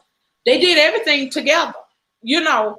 So I you know, when my father died, like that was like the second time I seen my husband really break down. The first time is when my oldest son had open heart surgery. The second time is when my father died, because he sat right there, right beside me, and say, "I just lost my best friend." You know, because daddy, they had a lot in common. So I tell her that. I say, Rainette, I say, it's no way that they will come back here. I say, can you just imagine the conversation that they're having? My gosh. In that glorified body? No. I said, girl. Don't nobody want to come back here and deal with no Donald Trump. I say, daddy down with my mom, the D. So, you know, my uncle. I said, Larry, then my papa, that's my baby brother. And then I say, Wesley. I say, girl, I say, what we should be doing is making sure that we get there to see them. I say, so I wish you'd take pleasure in knowing that they're okay. Right. You know, they're okay. Right. They're okay. If they, I told, I say, I ain't gonna lie, y'all, my husband hated the hospital. You know, I'm not the person that do. And I told her, I say, I said, you know how bad your brother-in-law was going to the hospital, going to the doctor. I say, do you honestly think that if Larry knew that week he went into the hospital that he wasn't coming back home? You know, that this was his last little 5 days here on earth. I say, do you really think your brother-in-law, as bad he didn't like hospitals and he gave people a hard time.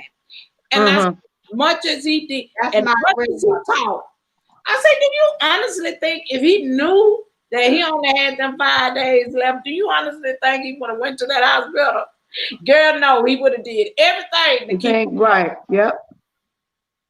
I say so, but it's difficult trying to get her to understand that, you know. Yeah. It is. And my sister, I think she just turned 50.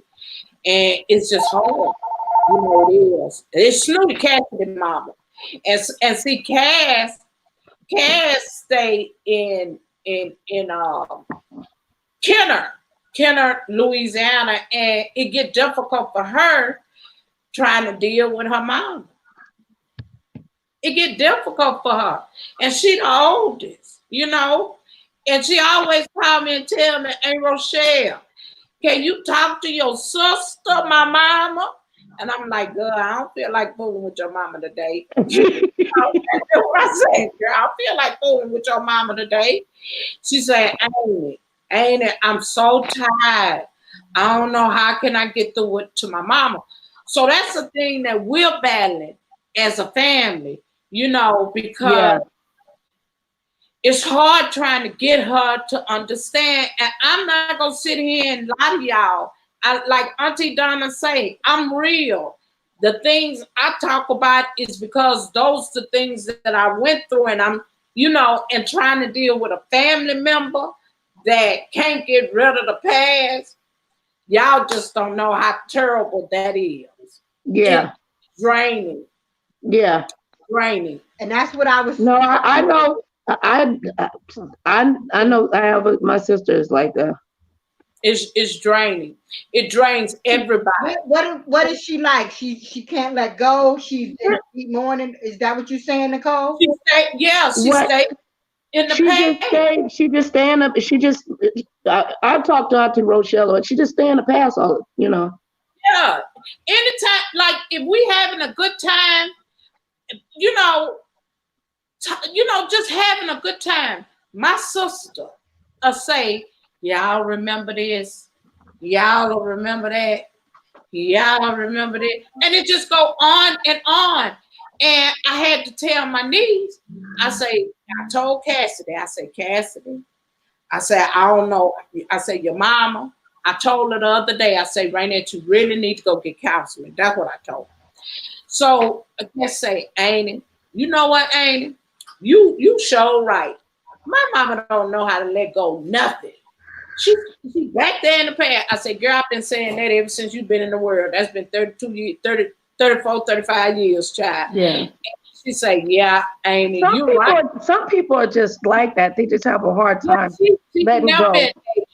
She ain't never been able to do it. Yeah. And trying to get her to understand to do it, it's still a battle. Yeah. It's a battle. And what people don't understand is that when you hold on to stuff like that, it becomes a mental between your mental capacity and the spirit. So you tug right. It's a turmoil. Yeah, pulling at each other. Bumping heads. I did the same. If you see me on camera, I did the same thing with my hands as Rochelle did. And most of the time, you end up trying to take substances. Yeah. Alcohol. You do all kinds of things. You know what, too? Even Auntie, to keep it real, Auntie Rochelle had to tell me to slow down. She was like, you drinking a little bit too much now. You can't drink that pain away. I know you like your beer, but you getting too heavy. And, I went through that. Yeah. I went through that. And I love my beer. She said you can still have it, but you've been drinking. You ain't stopped. Like that's the problem. You know what I'm saying? Like You talking about beer? I was drinking absolute beer and smoking trees. Auntie Donna was a pro. No, it wasn't helping nothing. But God is good. It worse. But I could say that today. Right. But when I was in the moment, I thought it was, it could take my mind it could take my mind off these things. Right. Wrong. No matter what I did, I took care of my business and my family first. That's right. Before I drink, before I smoked a little bit of something, everything always in my life was taken care of. Myself, that's the thing. I was going through. Like today, I ain't smoking nothing. But I can if I want to because of my health reasons. Wanted to. That's right. That's the thing that Nicole said that, as we encourage our family and holding up our family, we need encouragement. Exactly. Because it weighs on us and we ain't got nobody we can deal with because we over here dealing with them. But and they trying to uplift them and stay strong for them. And then when we get in our weakest moments, we have nobody that we have to lean on. And I think for me, Auntie Donna, when I get that way, I go into, like you say, I listen to a lot of gospel. And John P. Key is one of them. And I constantly listen to it. Having on Facebook, they be having like different sermons and preaching. Yeah. I'm doing something like that. But I was going to ask you something, but I think I don't forget. Let me think real quick. What's the last thing we were talking about? We was talking about how people don't let go of things. Yeah. Like they let go. They carry it. I had thought of something, but I was letting you finish your statement. It's gonna come back to me. It was something I wanted to share with y'all, but I forgot it right now. We'll come back. They turn to substance abuse, alcohol, pills, and Mhm. all different kind of things to find comfort because they steady toiling with the past. And Right. you can't, the only thing you could do is let that past go Mhm. and keep pushing forward to Right. do better. You can't you can't sit in the past. And that's the fight I'm trying to get her to understand is to you got to come into the present. My grandmother used to say, do not play with reality, because reality will slap you dead in the face. Don't play with it. So I think a lot of times she ain't living in life, you know, and she Yeah. won't come day. You understand that Right. same thing of Yeah. me saying that I think I'm still stuck back there the day my husband passed, which was March the 21st, 2010. Some part of me is stuck back in that part, you Right. know, but I don't let it doesn't weigh on me, you Okay. know. Mhm. You understand? Like it don't it don't tug on me like it did when he first passed. You Right. understand?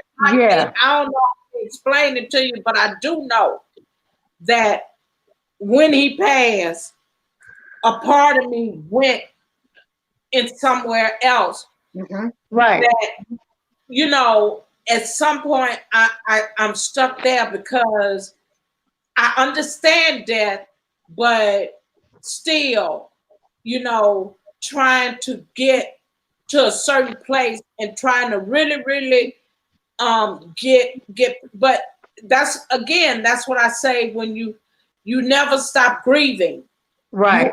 still Right. have that You grieving. don't. I Right. We think said that in the beginning. You never yeah, stop breathing. I just Right. think you You just just learn. You just you learn how to deal with it. You learn know how to live with it. right, Yes. right, Yes. That's all. Yes. right. You So learn how to get through the day a little bit more. But yeah, right. Yeah. That's why I say, second by second, minute by minute, hour by hour, day by day. You know what I'm mhm, saying? yeah. This is so powerful. I'm so I'm honored to have you guys because, like I Oh, said, I'm honored to be here. um, you know, Especially with you two Bible the way y'all know the Bible. I'm like, oh Lord, I'm trying to you, let me hurry up and study. you Auntie Rochelle said, you know what you're talking about. yeah, yeah. And you know what? Like Auntie Donna say, it's about being real and really, really speaking your truth because we Right. all have struggles. We all have crosses we have to bear. Yes. Hmm. And life itself. You ain't nothing perfect about this thing called life. Ain't Okay. nothing perfect about being a Christian because the Right. Christian walk is a hard walk. Yes, Yes. it is. Yes, it is. We It Yep. always is hear hard. Because the devil always trying to attack you, and then what does the Bible says? You have to continuously die to the flesh. You know Yeah, what I'm yeah. saying? We You gotta got to die to it over and over over and over. and You know over. what my therapist also told me too about forgiveness too? Sometimes you might have to forgive over and over, Mhm. piece by piece by piece. I thought you had to forgive the whole maybe thing that all in needs to one be our swoop. next maybe that needs to be our next thing because boy do I need some I got some things to say about that and there's some things I need help with that there. Yeah. Because Okay, let me tell you Maybe that something. could be our Don't. next stream. Okay, okay. Auntie Donna, I'm gonna telling everybody that's listening. Don't let unforgiveness will stop your blessing Joe will. financially, physically, spiritually, mentally, every aspect of your life. And definitely, we don't know when God gonna call us home. You definitely don't want to end up in that hot place because you couldn't. Forgiveness is for you. It's Yep. not for the other person, it's for you. And Mm-hmm. that's what people need to realize. Forgiveness is for you, so you can be set free. Mm-hmm. Hatred and unforgiveness is like being in a spiritual jail within oneself. That's why I had to forgive my ex-husband. Nope. Now ain't nobody talking about forget it, because that's where you get that's the knowledge that you learn. Because if you forget it, then you're going to end up repeating that same action in a different form over and over again. And that's the reason why the meaning of insanity means to repeat the same action over and over and expect different results. Albert Einstein, that's the meaning of insanity. You know what I'm saying? That's my 5 cents. I agree with what your comment in the Thank you. Right. Jesus was the only one. And look what happened to him. Look what Judas did to him. And that's why we have to be very careful when we on this internet ingesting a lot of this malarkey that's going on. Because people, you got to be careful to cover your mind and your spirit, because you'll start watching stuff and people hating stuff, and something, the devil will drum something up in your spirit. Now you hating and mad at, you know, over something that's been dead and buried. Dead bones. You let dead bones rotten in the, right. Dead bones stank. They get life, child. And then some of them bring it up so bad they put flesh right back on the bones. Now you got a dead man walking. Okay. You know what I'm saying? Yeah. You have but the thing is though, Auntie, y'all, they don't want this kind of teaching, because if they get it, then that means when you know better, you got to do better. So they want to be oblivious to this type of knowledge and wisdom. Like with Tommy Sciorda, talking about ain't no women over here in this sector that are, no, some praying women over here, but y'all don't want to give sisters like us no views. You don't want to share none of this, because once you get this knowledge in your brain, you got to take accountability for this bullshit that you've been doing online. Period. I'm gonna tell you, like my daddy used to call his little grandbabies. He say these some little shepherds, Rochelle, these some terrible little these two right here, they terrible. I said, why she put the no, I don't want to put my electric in. I say, Daddy, why you say that? He said, child, these some terrible little children. You have look at them, watch them. And so he said, these little things here, they've been here before. They shepherds. He say they shepherds for the devil. I say shepherds for the devil. For the devil? Yeah. Dang. Oh, Lord. I say, no, Daddy.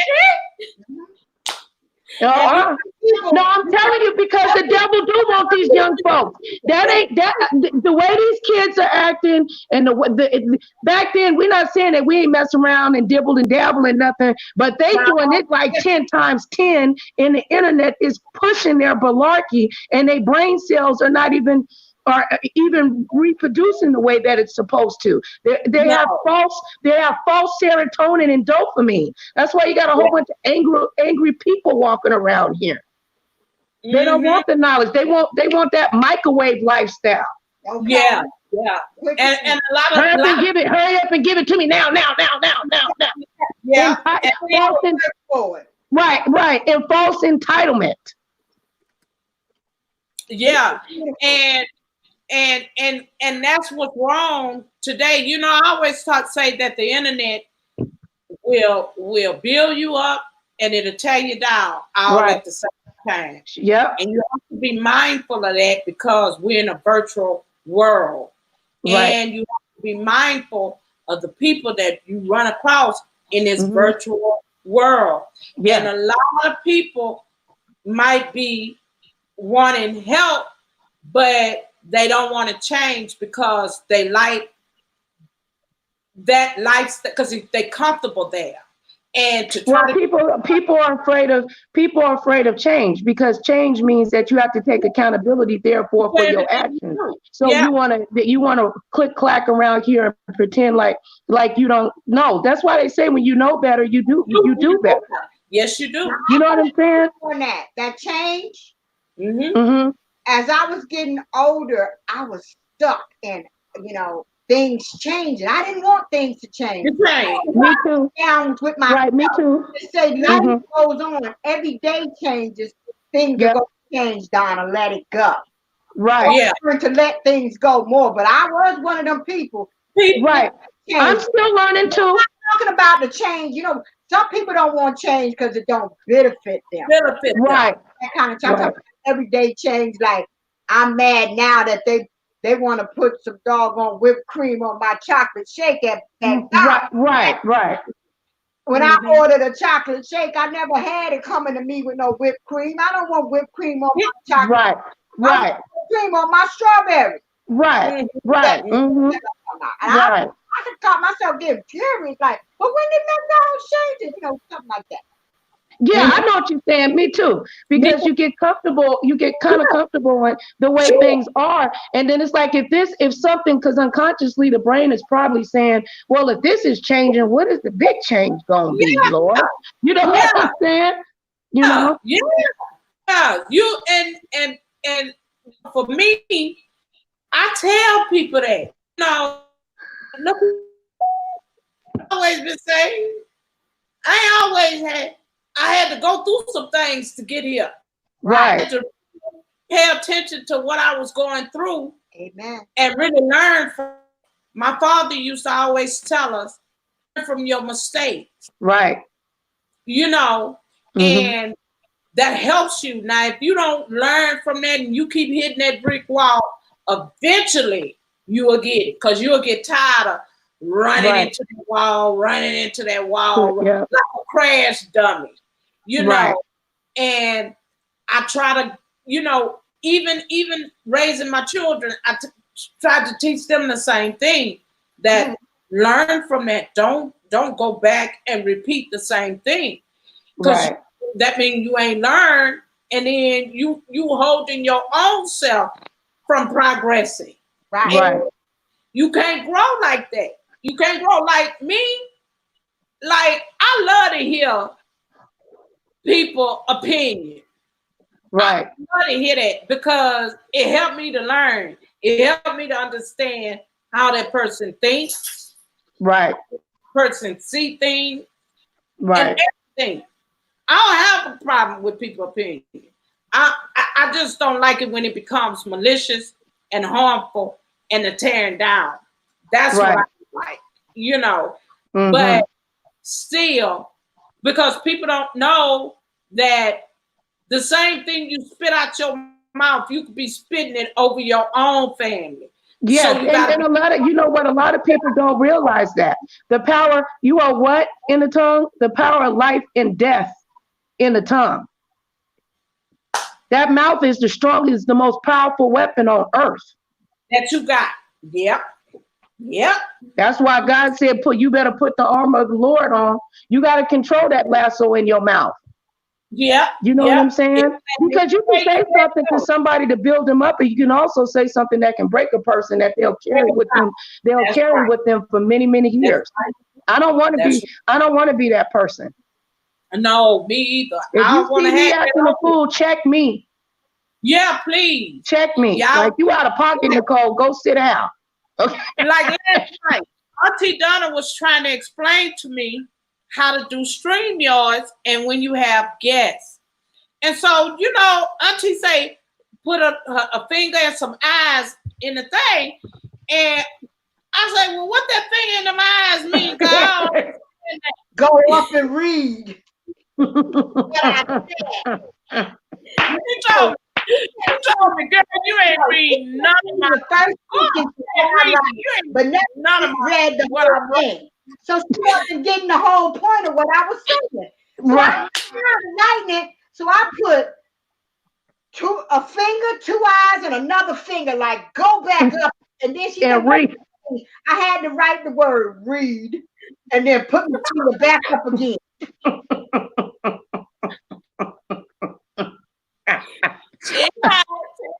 You know, Niche, when I talk to you, I have to ask you stuff. I heard she get flustered. I'm like, Auntie, it's right there to your left. No, it ain't. Auntie, can you look, please, Jesus? Auntie, look. But I'm trying. I don't want to do any. No, you done woke me up. Now, please just scroll. Auntie, it's on the left. No, it ain't. Oh, here it is. Oh, I'm so sorry, baby.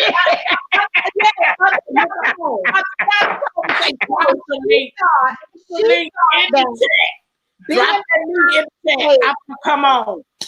Lord, I say, oh Lord, oh Jesus, Auntie, I don't know what you're talking about. I don't understand. Girl, you're just a dumb. Get up.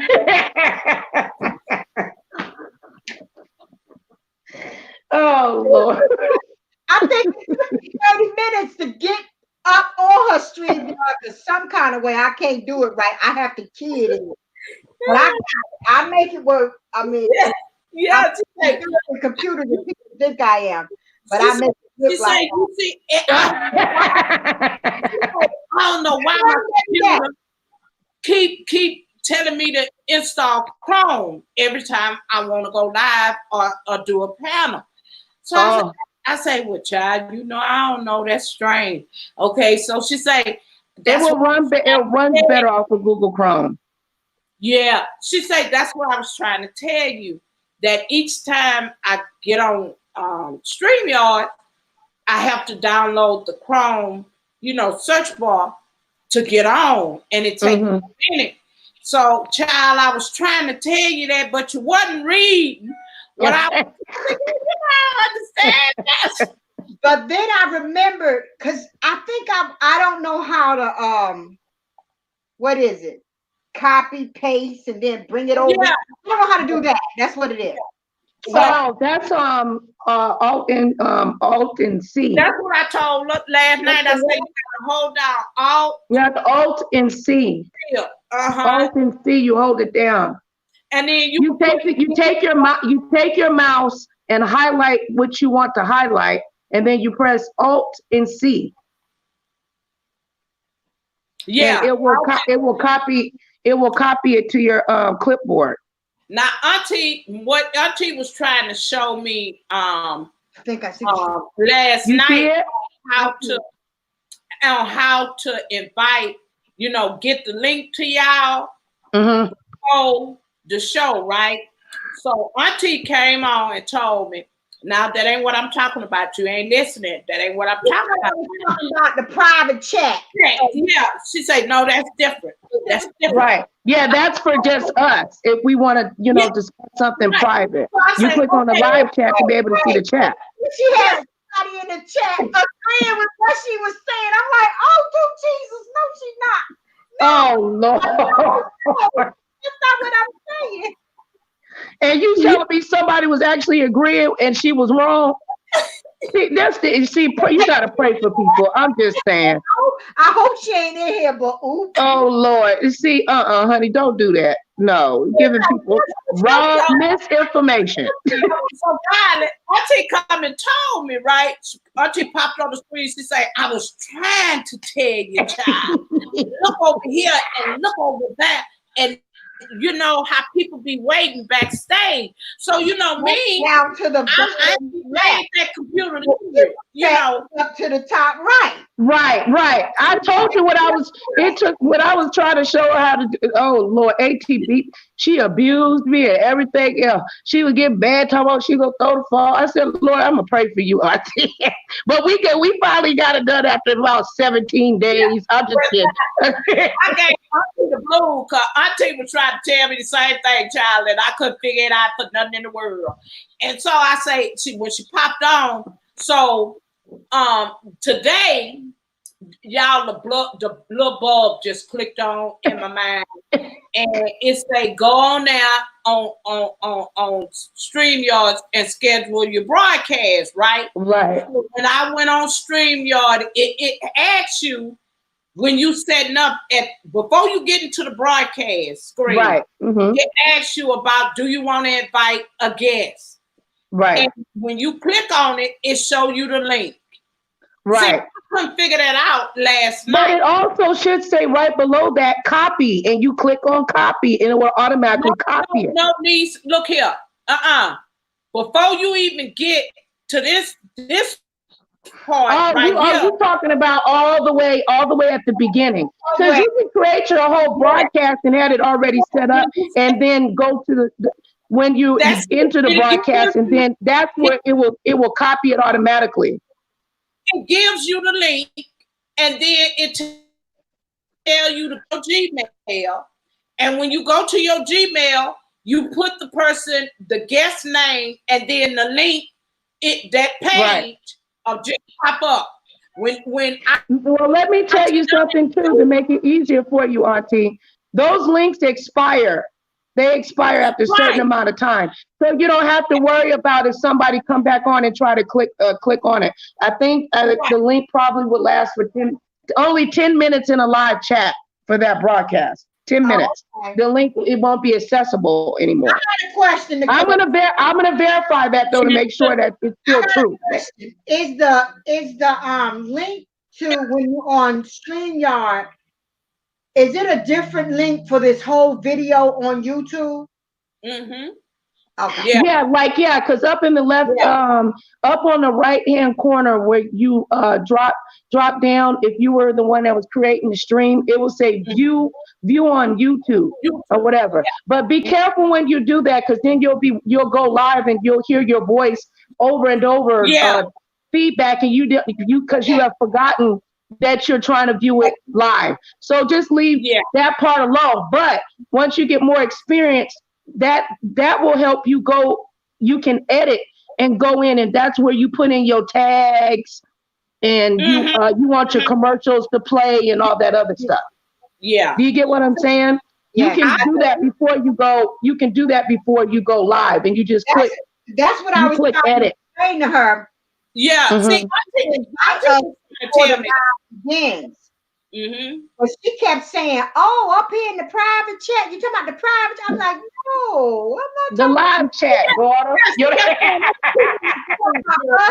Because I had to explain to her like how Brother Jay and them when they do their channel, get backstage. They already be behind stage. They already be behind. Yeah.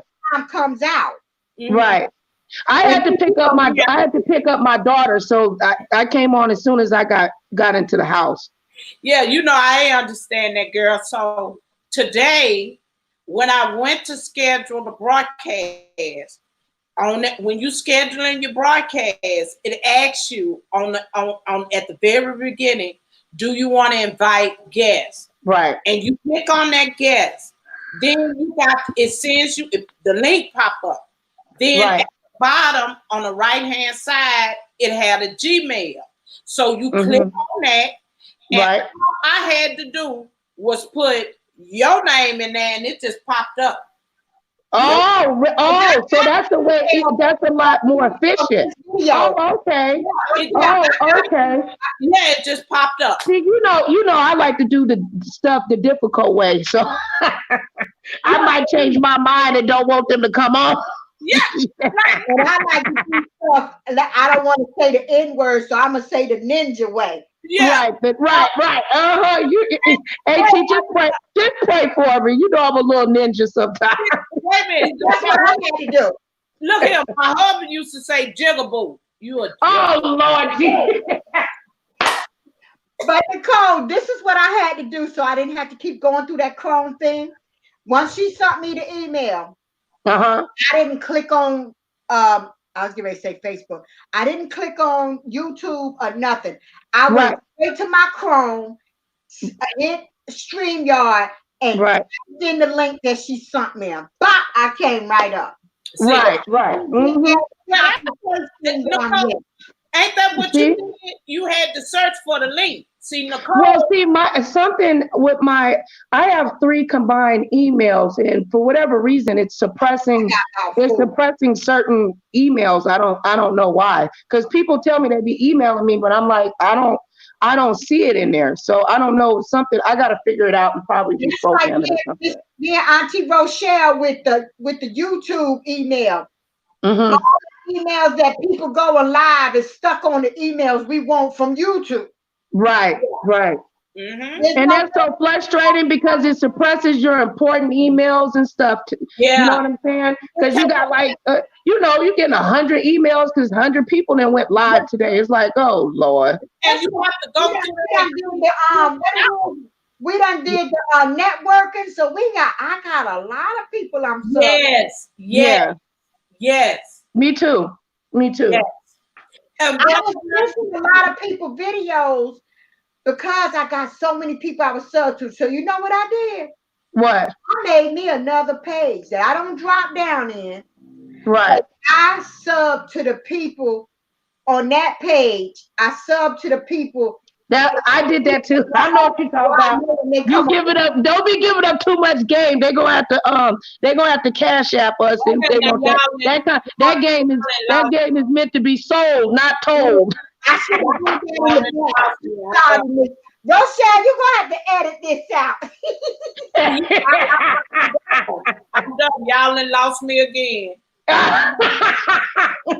Come on back, Rochelle. Come on. What y'all Come talking on. about the other page? I don't know nothing about that. Oh Lord, come over to the other YouTube side. No, it's nothing bad. It's nothing bad, Rochelle. It's something that'll help you. Have you ever noticed that some people that you want to see, they're not coming down the feed, you're not getting the notifications, or by the time you realize they live because you got so many people, Yeah. the live is over. Yeah. Right. So Yeah. what I did, I made me another page. Okay. It's still me, but I got another page, and I sub to everybody that I watch a lot. Oh, right. Okay. Okay. You just use that page so she could get her proper notifications. Because Auntie had been subscribed to me for years and for a long time. I want notifications from you too, but Nicole, did you hear anything about this? Because I know. Yes, I did get it. I was like, okay, there's Auntie Donna. It was in mentions. No, I had started noticing that I wasn't getting a lot of people notifications. How about and I'm talking about on my main page. Right. When I went back to my page, I noticed I'm still subbed to them, but it turned it off. YouTube took my bell off of these people. Yeah, well, look, YouTube will do that, and they will also unsub. If there is no activity within 90 days, they will remove it due to these networking, some of these networking parties that people are doing. They're just they're just dead weight on your channel. You don't even want them there anyway because they're not watching you. Period. They're just you get what I'm trying to say? So after 90 days of inactivity. But the people that we do watch, I think it's the mix up of the ones that we don't, and it's kicking up people that we want to watch out. Yes. You get what I'm trying? You get what I'm trying to say? Because Auntie Donna had told me about a year and a half ago. She was like, "It unsubbed me from you," because I couldn't even find her on here. Yeah, because we used to be on Jessica Kahinour thing, cracking up all the darn time on Friday.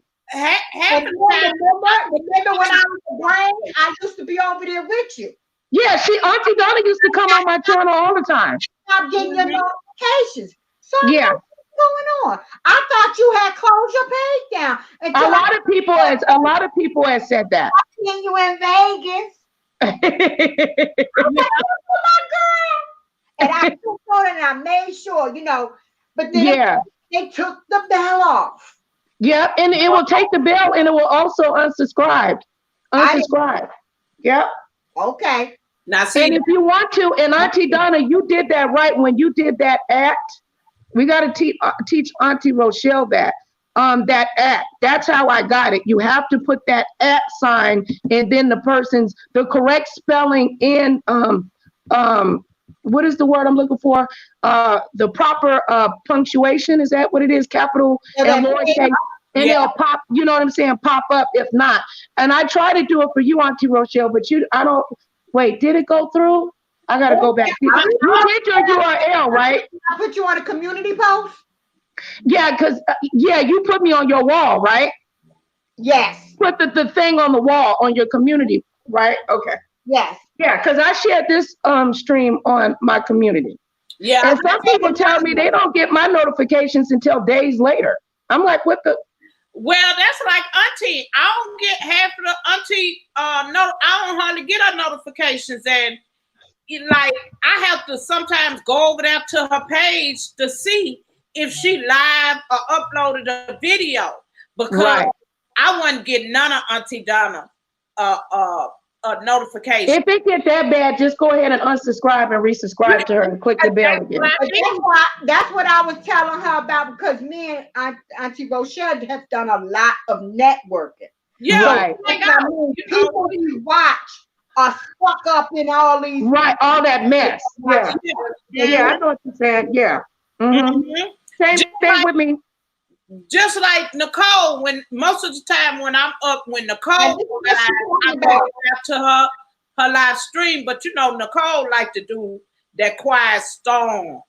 Yeah, I'll be a bit. I'll be over there. Just pray for me. And I still see this. It's Auntie Rochelle. Yeah. Oh, you added. Yeah, she put it on a community wall. Yeah, she put it on a community wall. Yeah. I made us a little. Look, I made us a little collage thing and everything. Oh, I didn't see that. Well, that's cute, too cute. I'm gonna screenshot that. Oh, I like that collage. That should be the thumbnail. That should be the. That's what you should put in there. Our names: Rochelle, Auntie Donna, and Nicole Reloaded. Oh yeah, I'm gonna go screenshot that. Girl, let me tell you, Auntie be over there doing her thing. I be over here talking about Auntie like she's some kind of celebrity. Because Auntie didn't step her game up on this computer game. So proud of Auntie, I be like, look at my girl. Look at what she's doing. Let me tell you, I was now I will tell my business. But I was talking to one of my aunties, right? And he me with all these phones and computers and stuff like that. He was like, well, when you done got so tech savvy, I said, I tell him I'm still learning. I don't care how old I am, I'm still gonna learn. Right. Because I really actually it's nothing with me and him. It's just I keep his daughter sometime, Yeah. And so he happened to come through, to pick her up or whatever. And like, he was like, well, what's all this? When you, because I was people do that to me too. Huh? They do that to me too. They're like, why do you have 3 laptops sitting out, 2 cell phones? What are you doing? Like, you need all that to Google? I'm like, this is YouTube stuff. Oh, you're a YouTuber? I really learned that when I was networking, because in networking, I would be on a video with somebody networking.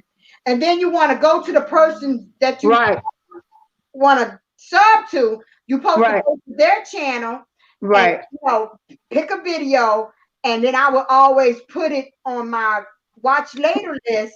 Right. That's two devices I need, right? Right. You need 2 devices, and eventually you might need 3 because you want to do you create a playlist, Auntie Donna, and put and have the other laptop or device and put it on autoplay, so all your people that you want can get their watch time and commercials. It'll just go by itself. Oh wow! That's what I do to give people. Oh, wow. That's what I do to give people their watch time. I use the third. I make a playlist. Right. Okay. I've done that. Oh, I've done that for so many people. Yeah. Can they do it for us? I have playlists already made that I do. That some people didn't have playlists made, and I would make them. I've done one. Beauty by Joyce.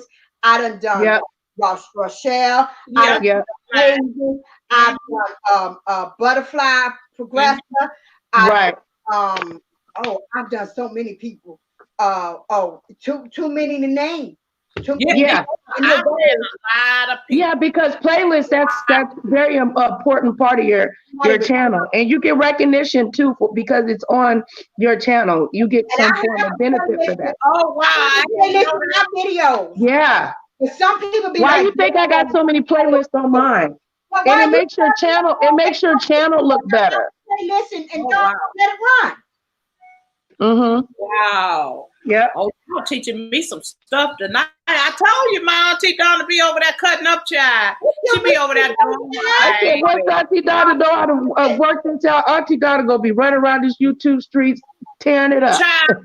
Setting it on fire. Taught herself how to edit and everything. I'm still over here doing that, child. But it's trial and error.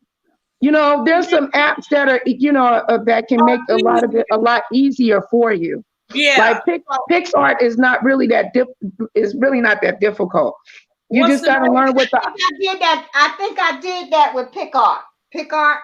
PixArt. PixArt. I got PixArt. Yeah. I made that little picture thing collage with us. I did that on PixArt. Oh yeah. Oh, you I got love pick arts. it. Look at that. I've been had it before I even had an iPhone. When I had my other phones, I had PicArt. You had it on there, yeah, because I see it now. I since I had my iPad, I see it on there. But yeah, I be in PicArt too. But I ain't know that that you use a lot of. I know it do videos, like you can edit your videos. You could add stuff to your videos in PicArt. Now let me Right, yeah, because you can create the image and then you can install the image inside your movie maker or whatever software you use. I just found that I tried. Yeah, but in my videos, what I don't like is when I use the picture, like I use iMovie on my iPhone, right? If it's like something written out, like a poem or whatever, and it cuts it off.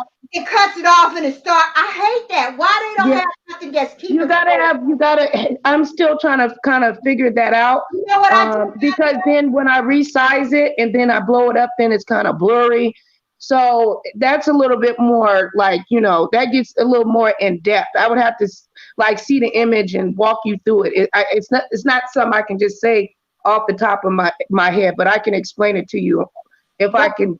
If we both have the app open at the same time, I could walk you through to show you how to rectify that a lot better. But the other day, I didn't have time to be doing my little cartoon thing that I be talking with my emoji. Yeah, I want to know how to do that. Huh? Don't you have to have an iPhone for that? An iPhone 10 and up. See, then I can't do that. You can't do it on an iPad? I don't know. I don't think so, because I ain't been able to find it. I think have you tried to text somebody? Let me show you where it's at on my phone. Lord, I got it. You got the new iPhone? You got the new iPhone, Auntie? I got my iPad. Oh, okay. Let me show and you she where says on your thing. Auntie be over that girl doing her thing. And then she got I want me one of them little characters. My baby that's in the chat right now. She's helped me out from when I first started my page. She helped me out with some things. She'll tell you I don't know nothing about this stuff. This is all learning while I'm going along. Oh, you talking about just my 5 cents?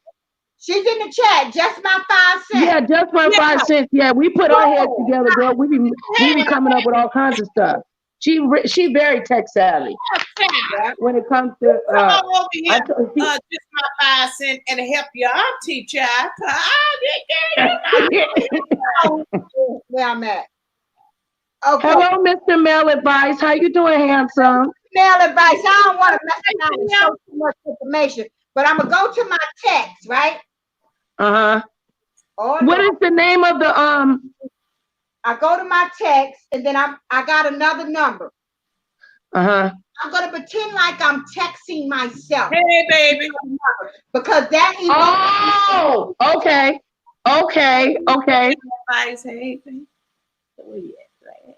Welcome. I'm giving away some secrets. Yeah, that makes sense. Okay, so then it brings up the character and I got it. Advice became monetized, y'all. Congratulations. I told Mr. Mail Advice. Mr. Mail Advice. He already know I gave a little tip and everything. I am so happy. I hit the cash app. Oh, go on, Mr. Mail Advice. The PayPal. What is it, y'all? Not the cash app. Cash app. Cash app. What's up here on YouTube? Super chat. Super chat to him. Yay. He over there cutting up. Yay. See, they tried to take my boy up out of here. But he come on back, and when he came back strong. Right. Yeah, he came back strong. See, devil can't keep good people down. See, you sure can't keep good, positive people down. The devil can't. He can't handle us, And I gotta cover some parts. Make sure you cover it now, TT. I understand what you mean, Okay, but I wonder, do they have it on the iPad? I'm gonna dox myself. Okay. Now you see that? You see right there? Yeah, I see that. I see the little emoji. Yeah, you see the little. Yeah. Okay, I'm gonna hit that.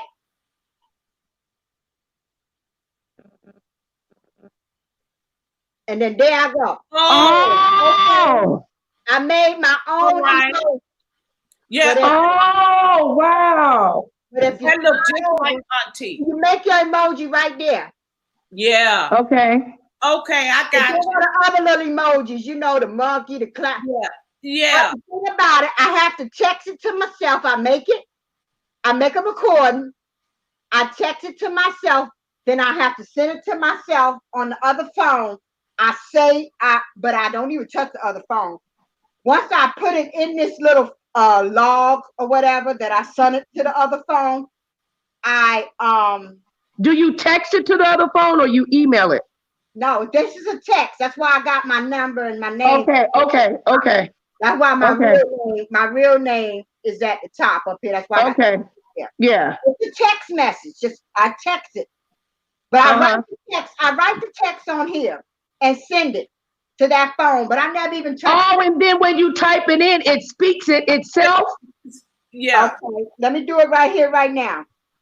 I'm going to show you a little bit. I wonder, can we do that on iPad? Because you can get phone calls on your iPad. I'm going to show you.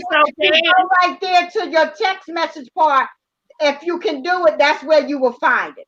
Oh, okay. You know, Auntie, if I give me one of them emojis, you going to see me on YouTube acting a plum fool. Y'all better come get You ain't going to be about to no worse than I do. Because guess what? Let me. When I seen that, I just died. Do they have a donkey? Because if they got a donkey, let me be quiet.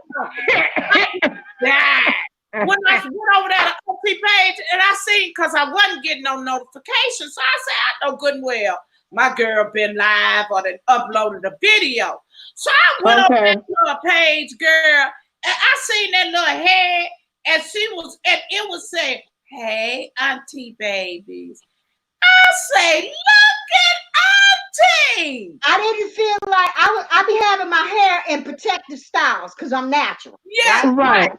So I don't be wanting to come on the camera all the time. So I'm like, right, me too. Hey, I want to, and you know, you can't use StreamYard because they doing all this time stuff. Because I use StreamYard. Right. So you only get 20 hours a month. I started doing this emoji thing. It used to let you be on for 2 minutes and 30 seconds. Now I got to call iPhone or whoever I got this with, this AT&T, because now it only let you do 30 seconds at a time. So this is what I'm telling you. Okay. Once I make the video and I send it to this phone number, I save the video to my phone. Right.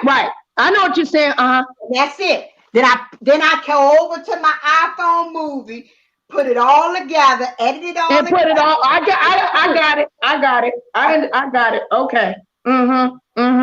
That's smart. Get my tip. Auntie just shared a little something for y'all. Now, now y'all owe Auntie $29.95. She would take that in dollars, please. No, that's hey.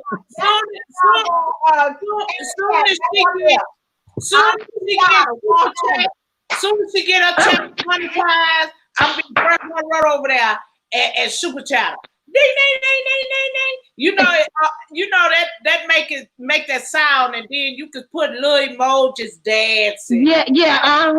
I'm gonna have once I get to I was gonna have a 3K celebration. Yeah, because you didn't grown too, Niece, but Niece do the quiet stones. Sometimes I can catch you, and then sometimes I can't. TT, I understand. I understand. My thing is late at night.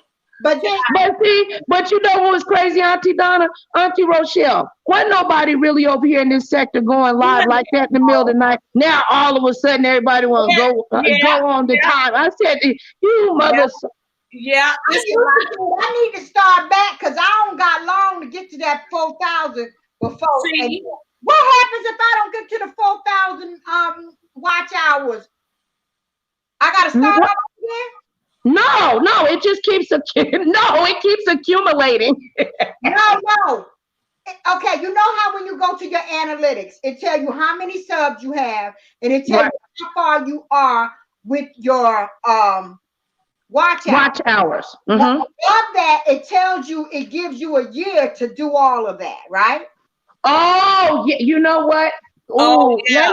let me not lie to you now. But they're not going to take your hours. They're not going to take your hours away. I hope not. No, they're not going to take them away. You've They earned don't them. have enough of them. Those hours are yours. You earn them. They're not. No.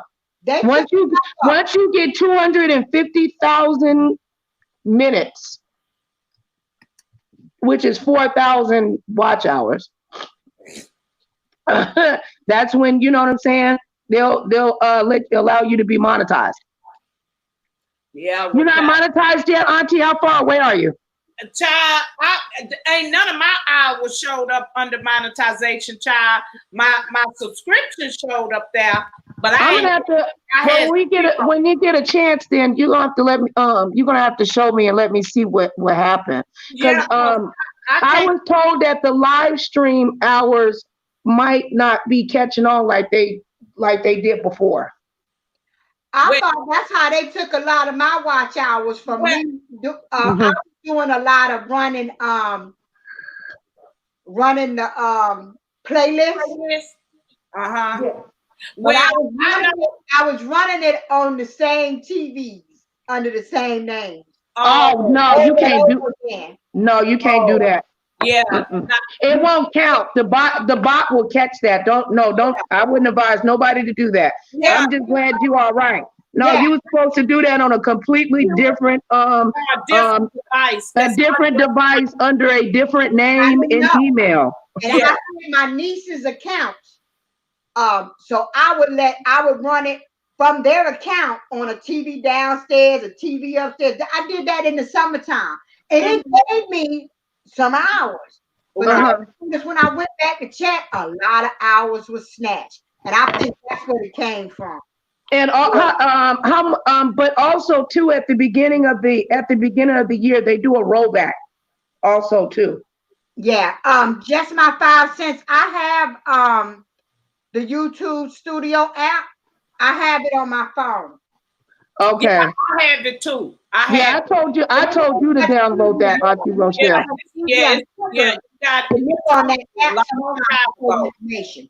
And then you know what is good too is TubeBuddy. I wish I could, I don't know how much it costs. I had to check, but TubeBuddy is something that it will be very, very helpful to use. It'll help you a lot. It gives you keywords, helps you to sort.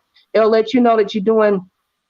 It'll give you the opportunity to get your video ranked as best as possible. It'll let you know your analytics, if what to take out if the video didn't get monetized, how to mute, edit, all of that. TubeBuddy. Oh, wow. You do that. You got to pay for it though for it to be on your mobile device. You put it on your computer for free. They give you a little bit for free. And if you reload it, then it'll give you 3 more. That's too much. No, I'm tired of giving people free advice. Sorry. Okay, look. I'm sorry. I told Auntie Rochelle. God forgive me, but I got 4 kids and they hungry. I gave away enough tea with how I make mine. Yeah, right. Yeah. But Nicole, I told Auntie Rochelle that you could set up a StreamYard video and make it private, and you can talk behind screen and it ain't never. Yeah, and won't nobody know. But see, the thing is, we don't want to be like them one ladies that did that was talking about the people on YouTube, and I had to expose their ass on my channel. I ain't worried about that because Auntie Rochelle laughed because she don't throw a shade. I know who you talking about too, but I ain't know you the one who.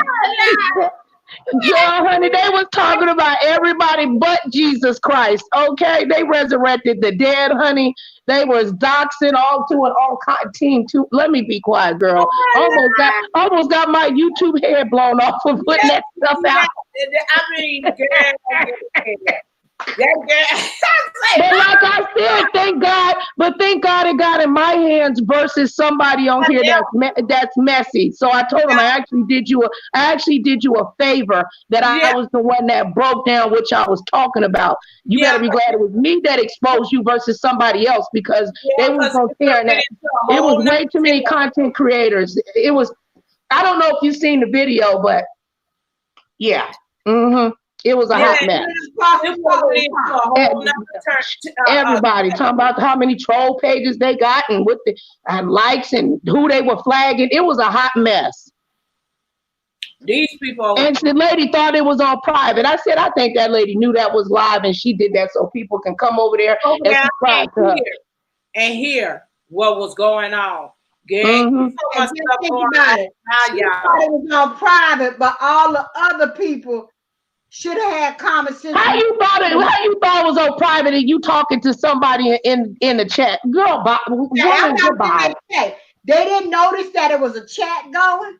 No, the lady acted oblivious to it. Whatever. It is what it is. Trying to set my sister Tracy world up. No, I got up in that ass. All right. Yeah, that's what she was trying to expose her like as being, messy and nasty. And lying on her Mary Kate. No, I wasn't gonna have that. You don't mess with Tracy. I'm Tracy's bulldog. I mean, some of the strangest things. That sounds like a real damn dog. A real dog. It's a dog over there. She do got a dog. No, but that wasn't the real dog. No, that was me. I just said, what the heck? Okay. To eat. I didn't want to eat till after this video because I had just woke up from a nap anyway, and I didn't want to get the itis. So just my 5 cents wrote in the chat, y'all, saying something about Rapid Tags website. Oh, I heard about Rapid Tags. Was that just my 5?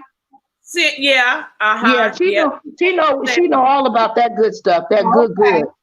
Yeah. Oh, you laughing at me barking just my 5 cents. She laughing at me barking probably. and Auntie Donna face like, oh my gosh, Nicole Reloaded is part animal. Just my for real. I'm like, how did she get a real dog to bark like that at the drop of a dime? That's what I was like. So wait, Auntie Donna said, wait, I want that app. That's like it's that phone line. That landline that she got over there ringing. That when it rang, that just tripped me out to hear that phone ringing. I ain't lying. She like, who calling you now, niece? I can't even talk to you, niece. Your phone always ringing. You don't even answer the phone. She don't even answer the phone. I say, niece, why you got a well, you still got a landline, girl? Yeah, I got a landline. Ain't it? Call me on this number. I say, girl, half the time you don't even answer that number. I just die when I hear it ringing. And she be on the phone. I just say, Lord, look at this child with this landline. And got some unexpected calls on live. And Auntie was like, Nicole, they can hear you. I was like, I was in the garage. She was like, but they heard everything you said. I was like, oh. Oops. I was like, Lord. Even one time I had these earpods in my ear and I'm on a live, but listening to somebody else or something else.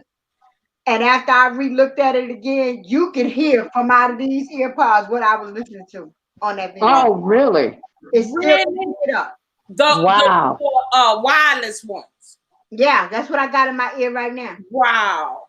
And not this time. I had some on earlier, but I didn't have it up too loud. I knew this time don't have it up too loud. Have it down further, but I done turned it off. I think just 5 cents say, yep, I almost said hi to Sandy and Chocolate.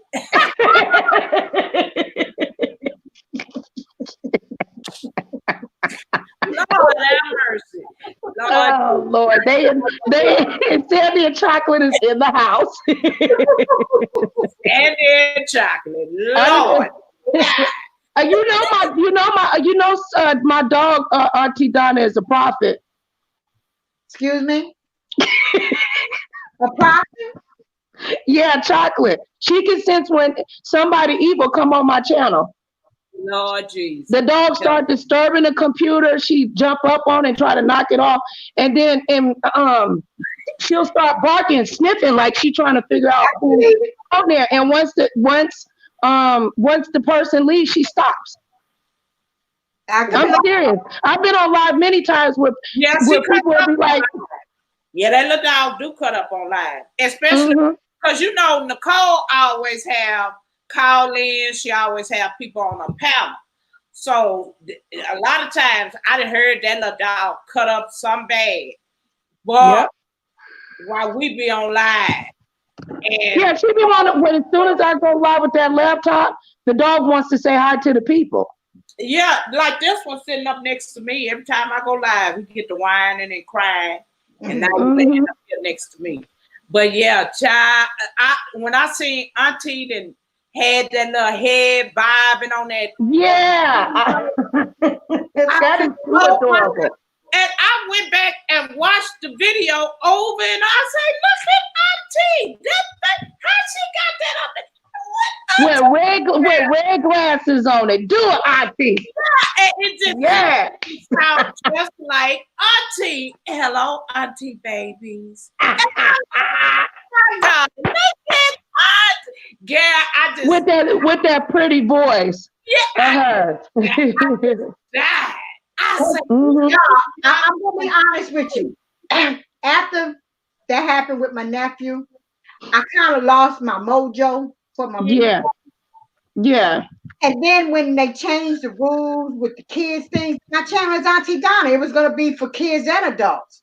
Right. And then like I said, that happened with my nephew. I lost my drive, Yeah, I wasn't putting out that many videos. I would put out every now and then a quote video or a prayer, something like that. Yeah. So I noticed that all I would do on my free time is look at other content creators.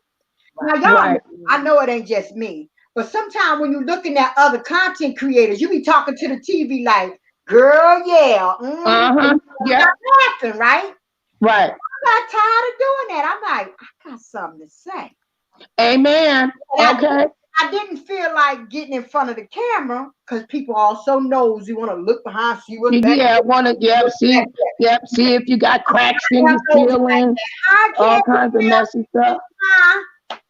And so I said, and I had my hair braided up and with a net on top of it. I'm like, I'm not getting in front of no camera looking like that. They will not have that, on me. So that's what made me go and do into I'm like, well, how could I get that emoji? And I thought it up, and I already told y'all how I do it. Right.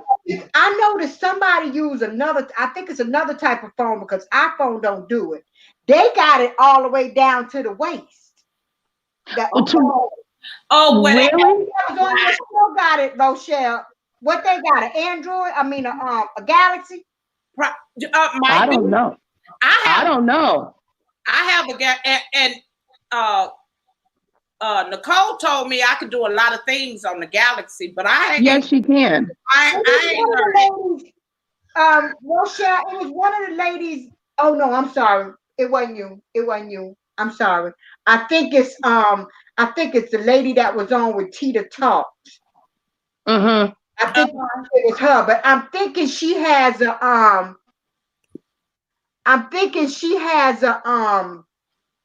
Galaxy.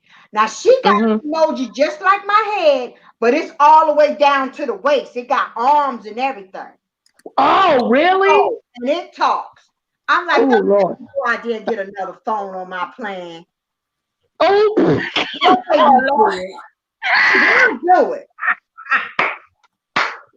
I want that. I'm like, I like that halfway down to the waist. But aren't there also apps that you can program on your phone? I mean, not maybe on your phone, but on your computer that you can get these. Cause you know, Mystery Van, his Mystery Van with that emoji with the popcorn, eating up, and had the people dancing and all that other stuff. I'm like, man, that's lit. You know what? I'm gonna look at my files because I'm thinking I might have screenshotted when he was telling Tube Talk how to do it. Because remember, she used to do the just emoji head like I do. Yeah, right. Yeah. Going on her channel, and she started having a more better like how the Mystery Van do. But I ain't gonna worry about it. One day I get it, and you'll see it up here. Boom. Just my 5 cents say it sounds like crazy talk. That's a computer software. Oh, okay. Well, Auntie talking about the lady that she had a whole body. I think that's what just my 5 cents. That's what Once I figure out how to do that, honey, you know, my video is gonna be a hot mess. Hey, please, Candace, I'm glad because now I'm gonna have to put my emoji with some hips, at least. Okay, right. What you gonna do, Auntie? You gonna put some hips on your emoji, child? Yeah, mine need to have the breast sitting up. Well, mine ain't gonna have the breast now. Don't be funny now. No, I'm talking about me. Ain't got no boobs. I'm talking about me, Auntie Donna. Yeah, my emoji. Don't get mad at me, Auntie. I was talking about me. I'm not mad. She don't beat me up. They got an emoji like this. Yeah. Hey, Auntie Rochelle, remember when I was live that one night and my titty knocked the computer off? Girl, she was up and down knocking it. I say, Lord, look at my knee. And then she put on that she make you go into intermission, and she play that little music, you know, and that's because the dog be cutting up so bad because it be other people on the panel, and whenever she do that, that little dog cut up some bad, and so he cut up that night, and she had to put the little dog up or away because he cut up so bad, you know, doing the live. It was a mess. Hardly hear. You know, I was in the chat and you couldn't hear because the people was on the live, you know, and Nicole always do call in. And so her guest was on the conference call, and that little dog cut up some ugly child. Yep, it was like 15 people. Yeah, and on the phone. You know what that remind me of? Remember how the old people used to have the shoe, the horseshoe hanging up over the doorway? Yeah. One day, one of my daddy's friends came through the house, and the horseshoe fell. What? My mom said, "He the devil. He the devil." Get it right, okay. Oh Lord. The devil. Yeah, well, it ain't no telling, child. I'll put that man in the devil, Ma, because my horseshoe fell off from above the doorway. It fell off. It ain't fell off in years. As soon as he brought his evil self up through here, it fell. I'm like, Lord, don't be having no superstitious thing. Okay. People be having spirits. He would have had to go. I would have been like, let's just go to Burger King or something. Yeah. My mother was no joke. What was the house shoe for? You know, because I hear people talk about, I've heard people talk about horseshoes. To my understanding, they bring you good luck. Yeah. Because people used to do it years ago. Mm-hmm. People used to have a horseshoe years ago. Mm-hmm. And they say that's supposed to bring you good luck, good energy. But I don't know how she got that good luck and then twisted it all around and beat it because it fell. The man was easy. I said, Mama, you just didn't like that man because Daddy. She said, oh Lord, now that he got something going on with him, my horseshoe told me that ain't right. That ain't right. One day the man came in our house, right? Same guy. And he went to my mother's stove and opened up the pot and said, this smells good. What you cooking? You know what my mama did? What? Threw that pot out? Threw it out the back door. She say nothing now. You ain't washed your hands and you ain't got no business standing and breathing all over my family food. Is your mama from Louisiana? Cause them No, my mother was from Georgia, Louisiana but raised down in Florida. But she was born in Georgia, but she was raised. She was a Florida girl. My grandmother, Louisiana, from Glencoe, Louisiana. Glencoe, Louisiana is just outside of Lafayette, Louisiana. Little small town. Only got 4 counties. My grandmother wouldn't allow nobody in her kitchen, in her pots. She didn't do that. No, you can't. And my aunt, my grandmother only daughter. Matter of fact, she the only one still living because my grandmother didn't have number 3 children. And my aunt married her husband, and they used to come visit. And Rudy was so friendly, he had a bad habit of standing over my grandmother while she cooking on the stove. And to keep my grandmother from being rude, my grandmother would tell him, can you not stand over me, over my pots while I'm cooking? Because I don't allow that. You got to wait till it's done. He would do it so regularly that my grandmother just got tired of him doing that, because she say, now you don't let nobody stand over your pots when you cooking your meal, because that could cause your meal to spoil. I say spoil. I say spoil. She say, yeah, that ain't something you do. Everybody, you don't let them dig in your pots when they want to eat. You fix that. That's true. Because they'll take the fork and put it in there and eat it and put it right back in there. My grandmother was a firm believer of that. She say, now you don't do that. You don't let nobody just come and start. I don't care who it is. You don't let nobody start in your pot. In your house, any of the females, the elderly females in my family, they're always the same with this. If they come up in your house and your house dirty, but especially your kitchen and your bathroom, they don't want nothing but to exit out that door. Okay. Don't ask them, do they want anything to eat? Don't ask them, do they want something to drink? Because then you're going to get a lashing. Because they're going to tell you, why would I want anything to eat and drink in this nasty house? Nasty house. Right. Right. Yeah, my mama used to say that don't go, go to sleep with a dirty kitchen. That's right. My grandmother used to get up on Saturdays and cook a full meal. And she used to always say, I don't care what's going on in your life, you make sure that your house is clean and you got something to eat in your house, because you'll never know who's going to come by your house on the weekend. Always keep you something clean, your house clean, and always keep some food in your house.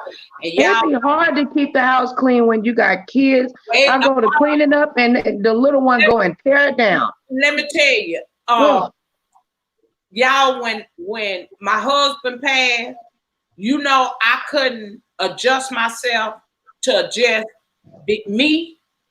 I still shop like it was a family of 4. I still cooked like it was a family of 4. And my boys would come in and say, Mom, why you got all this stuff up in here? What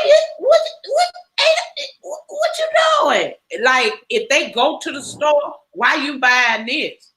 Why you buying all this? What you doing? By habit, because I did that when I got a divorce. I still cooked like I was cooking for. Yeah, it took me a long time to cut back and not think that it's for people in the house, And just so happened my husband was from, y'all know he was from Memphis, and he would do a lot of the cook. He could cook, period. Right. I mean, flat-footed and stand up there and cook a whole meal, and I cook any woman, because him and his mama used to exchange recipes. They would feed off each other. And so he could literally, Auntie Donna, y'all, he would make hamburgers, and the hamburger meat would be so bigger than the bun. I would say, quit feeding them children like that. Don't get them children that. That's called a water Oh, ain't nothing like a water burger, huh, Auntie Donna? Ooh, Auntie Donna ain't never gonna lose no weight. Auntie Donna be cracking up. I be working. I was small. Okay. Stop playing. I've been working out. I was small. I said, I ain't, girl. Auntie Donna said, I didn't realize Nicole had all that pushing when she was over there dancing with Shot. And she said, look at all of that she got over there. I said, Auntie, I've been eating, Auntie. I've been eating. She said, yeah, you've been eating a lot. When she uploaded that video in the right place. Yeah. Okay. Thank you, Auntie. She bad looking, you know. So I was small when I met my husband, but girl, eventually all that changed. Because I was eating food. And that's when you know you getting that good loving. Yeah, he cooked. Like, he believed in eating fast food. He just didn't believe in that, you know. Yeah. In cooking a meal and sitting down and eating. And so, you know, he had a lot of old ways, but girl, he was something else, child. And, old ways and a country boy. Yeah. Some pounds on you. That's what I want. I want me a country man. I really do. Now, this is the thing. The one I'm talking about, I had this country boy up here. A country man, whatever. Up here. And I'm like, healthy eat, don't want all that junk. Don't want all that grease. I was like,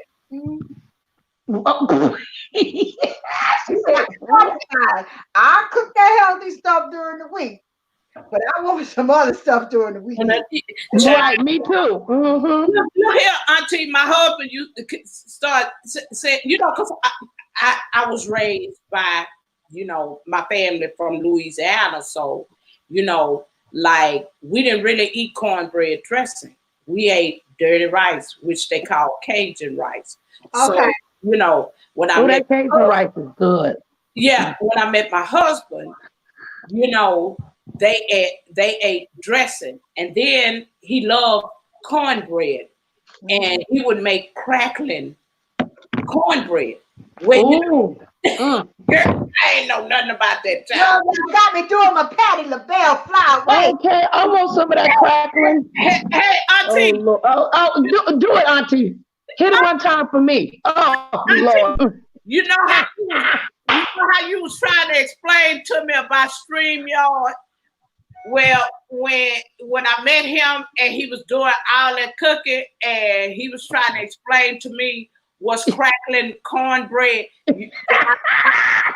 I'm done. I'm out. I'm on the floor. I can't breathe. How long did it take you to get the recipe? How long did it take you to get it? Was it a year more? Was it on the 18th anniversary?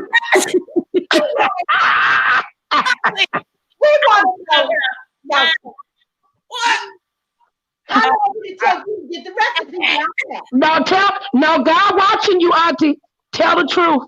We looking at you.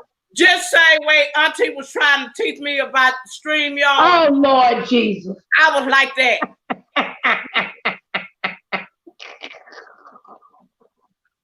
I lied to you not.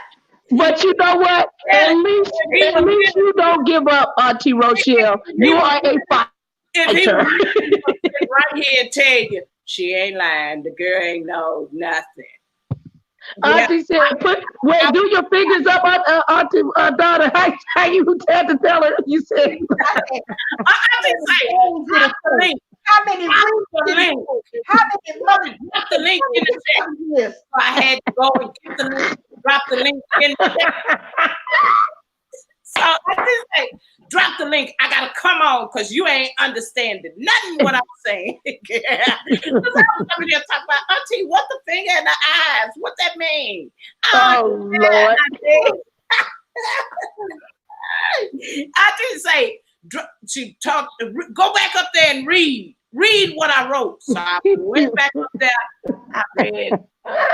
I only read the first sentence. Did not read the whole. Oh my God. This how I was doing. This how I was doing. I was reading. No, just like it. Oh, I was just like this reading. Reading. And the other lady right up there on street yard was telling her, yeah, that's what she talking about. I said, well, what's she talking about? I said, no, no, that ain't what I'm saying. It's two different things. It's two different. Drop the link. Drop the link. Auntie Donna, you gave it to her, didn't you? Because she'll get stuck. Auntie Rochelle get stubborn and get mad and be. You said right, Auntie going left. No, Auntie, stop. And then we'll get mad and get mad at, and then get mad at you and you trying to help her. Never mind. Hey, drop the link. Drop the link so I can come on. Drop the link. I didn't know how to get on the street yard because it kept telling me to program Chrome. Yeah. I go in the chat, I'm getting a headache. She told me to write it out. Don't try to paint it. I said, oh, I was right up there. I was then when I say, oh, your head hurting. Oh, I'm sorry, Auntie. Oh, you know she made your head hurt. my head hurt. My head, my eyes, my ears, all on this bobblehead. Might have Okay. hurt. I say, oh, I'm sorry, Auntie. Oh, well, you should have too. It was where I was telling the program that you are linking to download on them apps. She like, I don't want to do all of that. Like, what do I need to do that for? I said, oh, Auntie, She kept saying, I just want to go live. I'm like, I'm trying to tell you how to go live. You got to do it. But I want to go live like right now, not later. Yeah, I couldn't go live because it had changed, you know. And The rules. you was, you know, they changed that new rule, say you had to be 1,000. And you remember, Nicole, I was going live a lot because Candy Shell and Nicole and Shay Marshall was like the 3 first people that hit my live stream, you know. Okay, darling. Thank you, baby. Yeah, and so they were there. So I would depend on. Candy Shell hadn't really started her channel yet, but when she did start, you know, I could see she knew her editing and all that. And I used to tell Candy Shell, hey, you're going to have to come over here and help me. And then I went to Nicole page, and Nicole had her stuff going on. I said, hey, y'all going to come over here and help me. You know, I'm just a law. I don't know what to do, you know. And so I stayed with them, and then I just stayed. And then when I met Auntie Donna, and Auntie Donna started her page, Auntie Donna said, girl, I didn't taught myself how to edit. I told Auntie Donna like months ago, oh, Auntie Donna, your girl ain't learned that yet. I tell you, Auntie Donna just going. You think I start learning how to do it on a computer? That's just learning how to edit from my phone. Yeah, so press. It's still Auntie Donna similar. It's just a bigger screen. It's still the same icons and stuff like that. You know what I mean? It's still the same. It's still the same symbols. It's just bigger, and you're using your mouth. Say she gonna make her some wretched meals for cracking and cornbread, right? I say, girl, he would take, used to do her little crackling, and he would soak it in buttermilk for it to get soft before he would mix the cornbread. You have to soak the cracklings in the milk to get them soft to be able to bake them in the corn. And you know, we didn't eat cornbread when I was coming up as a child. My grandparents didn't do cornbread because they wasn't that part. You know, if you think about Louisiana and Cajun, they don't eat cornbread. You know, you know they don't eat it cornbread. The thing, and they biscuits. I wasn't raised on cornbread dressing. I said biscuits.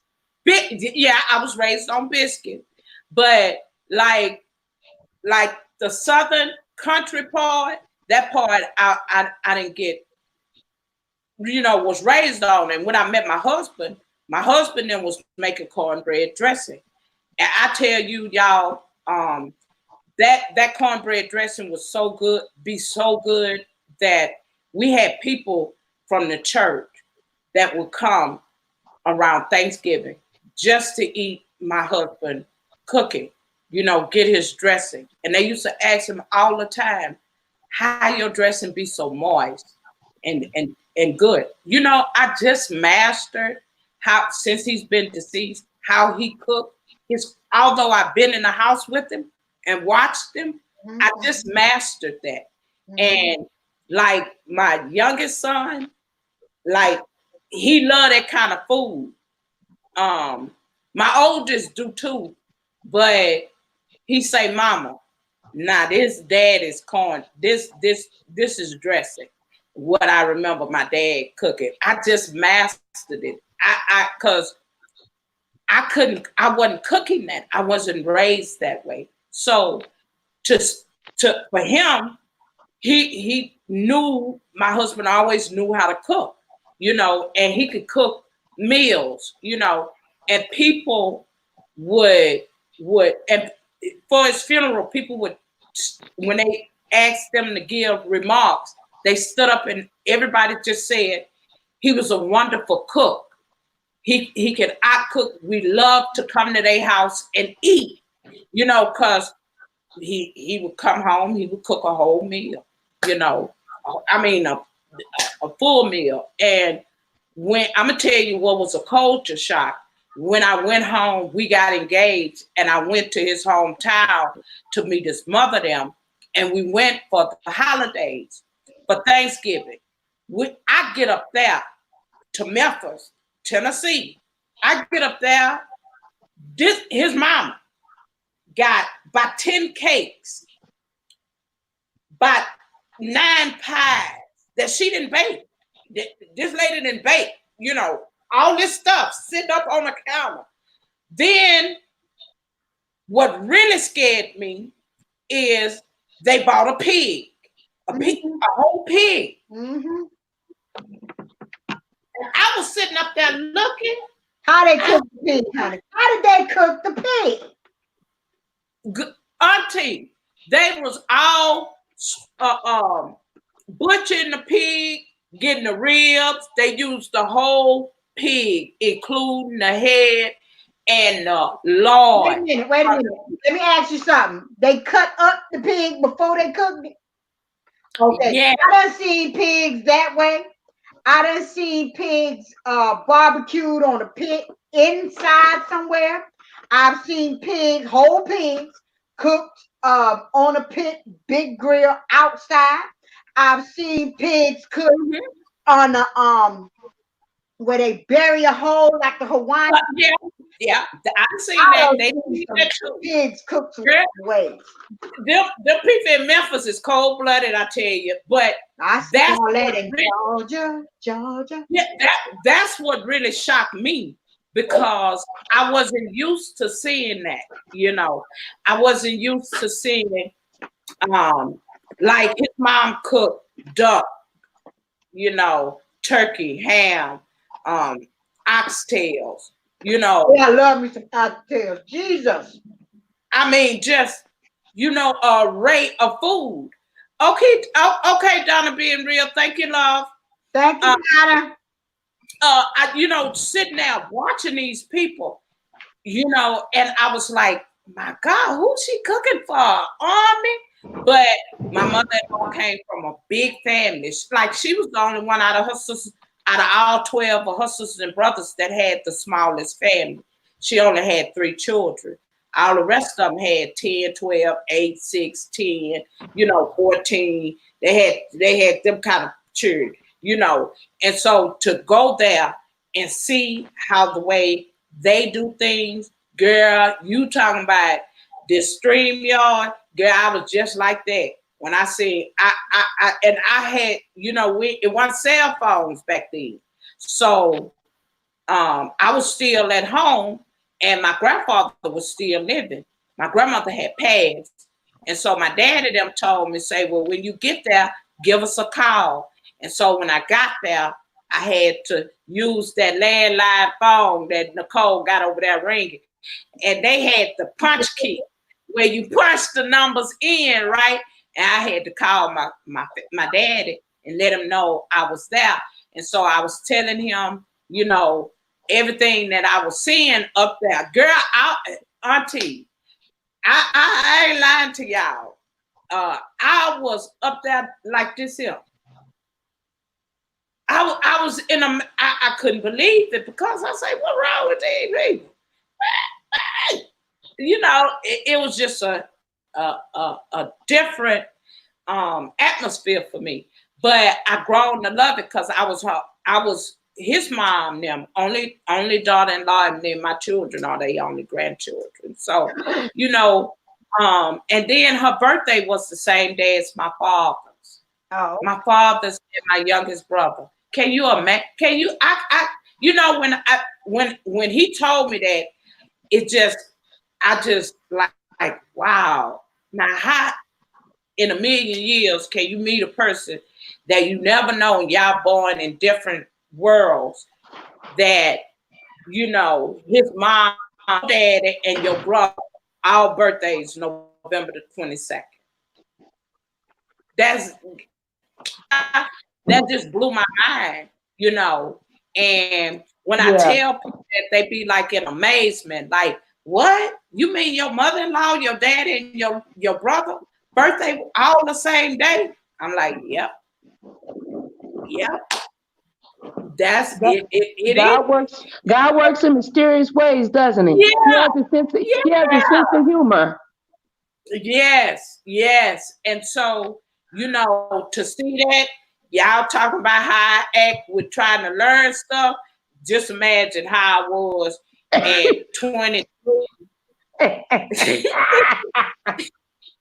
Auntie, stop roasting yourself. Okay, I want to ask you all a question real quick. Being that this video kind of went a different way, but it's all beautiful. Yes, Lord. So we enjoyed our I have a tendency to grieve for people because some of the dishes that they made. Now, God, give me, like I said, I'm gonna keep it real. Mm-hmm. One of my older cousins passed away, and I went by the family house, which was another one of her sister's houses. I went up in there. I was so emotional. I was like, you know, I sat there for a minute, but I was boo-hoo crying out because, you know, that's one of my older cousins. Right. Yeah. She taught me a lot. I was like, oh. Then all of a sudden, I'm sitting in the kitchen and I look over at the pots and pans. And I said, oh, Lord, have mercy. Nobody make that doggone cornbread dressing like my cousin. Not if my mama can go, oh, Lord.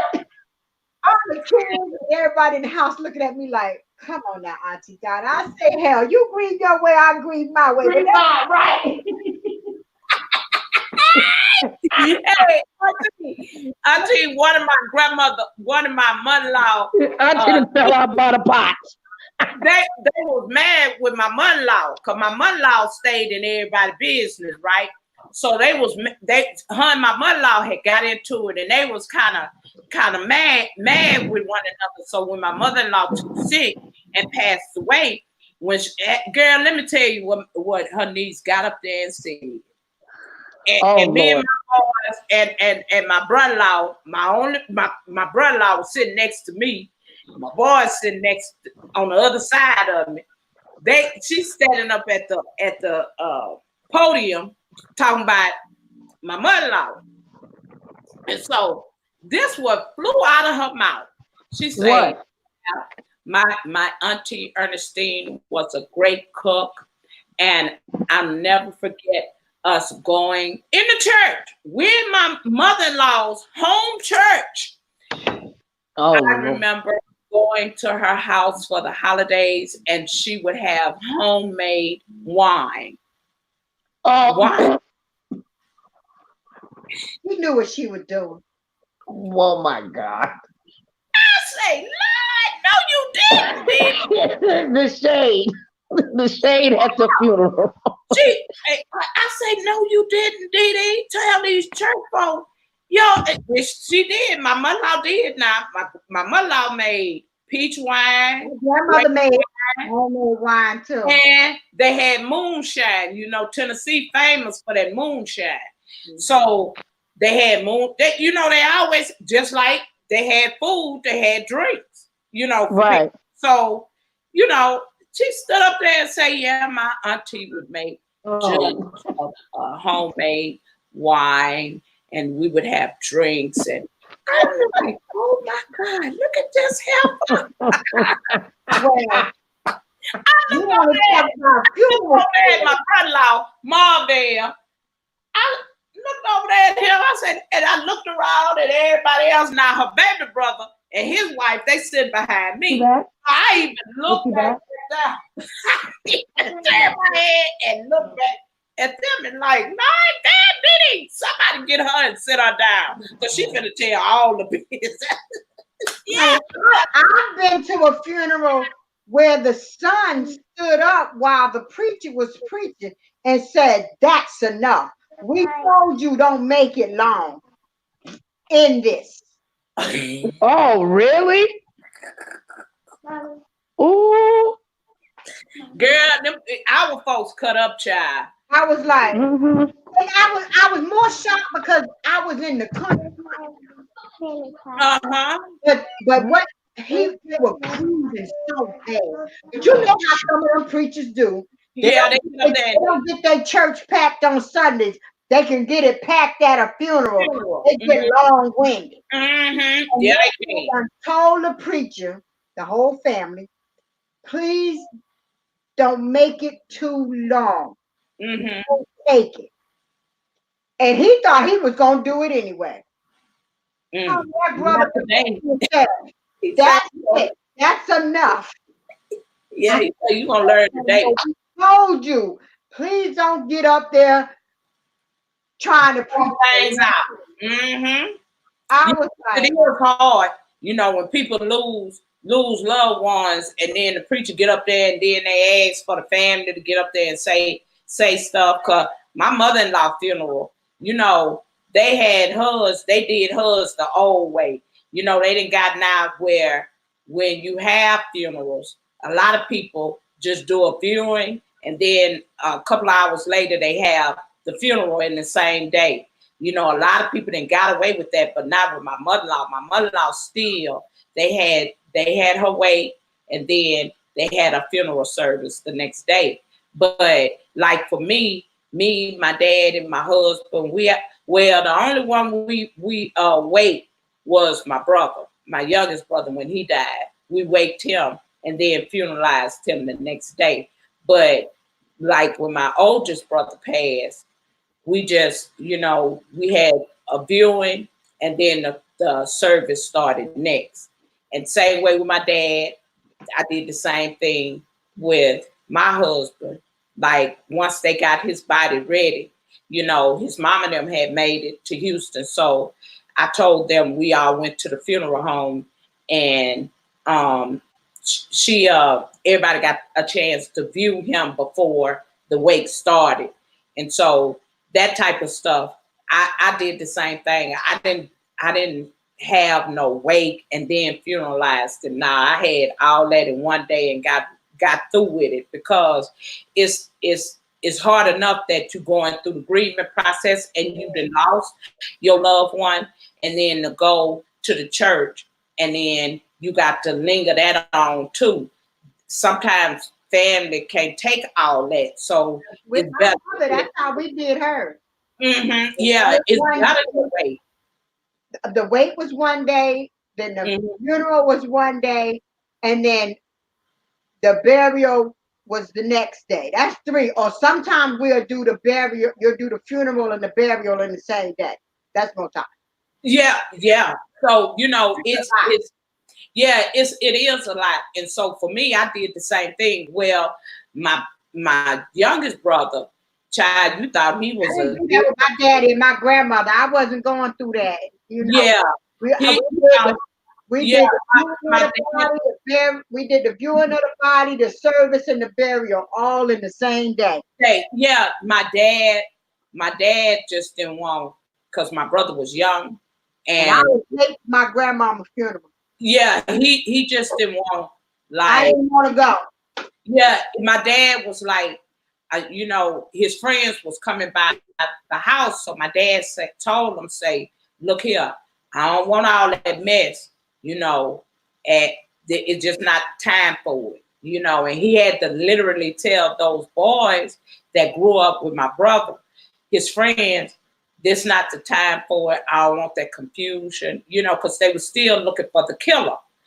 The guy, the young man that shot my brother. You spread it out. Yeah, so my dad, you know, my dad said, look here, I don't want all that. Y'all come here, y'all do, you know, say your goodbyes, do what you have to do.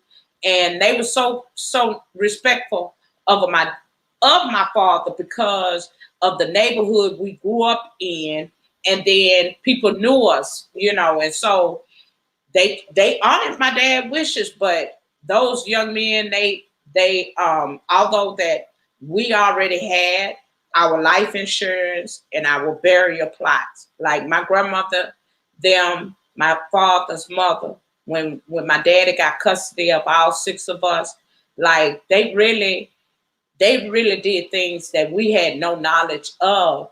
And so I never forget that when my brother died, that's when we found out we had life insurance, you know, and we actually had burial plots. Now, my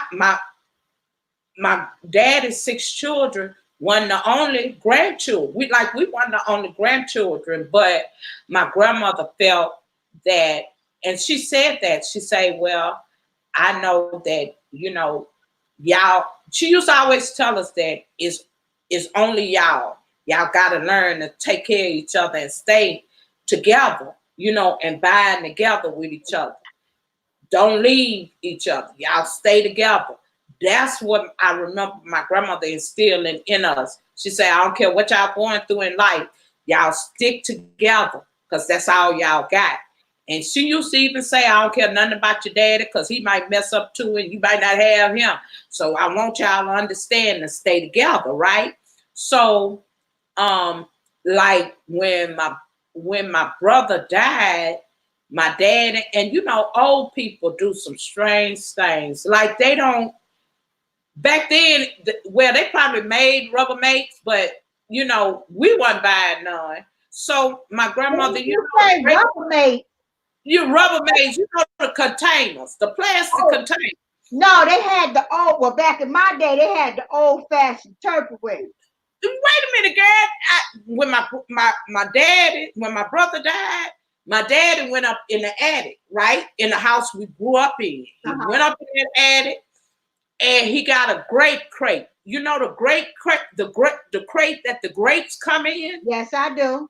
Do you know my grandmother them had all them important papers, including our birth certificates, report cards, and them insurance policies in that grape crate? Any important papers was all in that grape crate. So I looked at my daddy.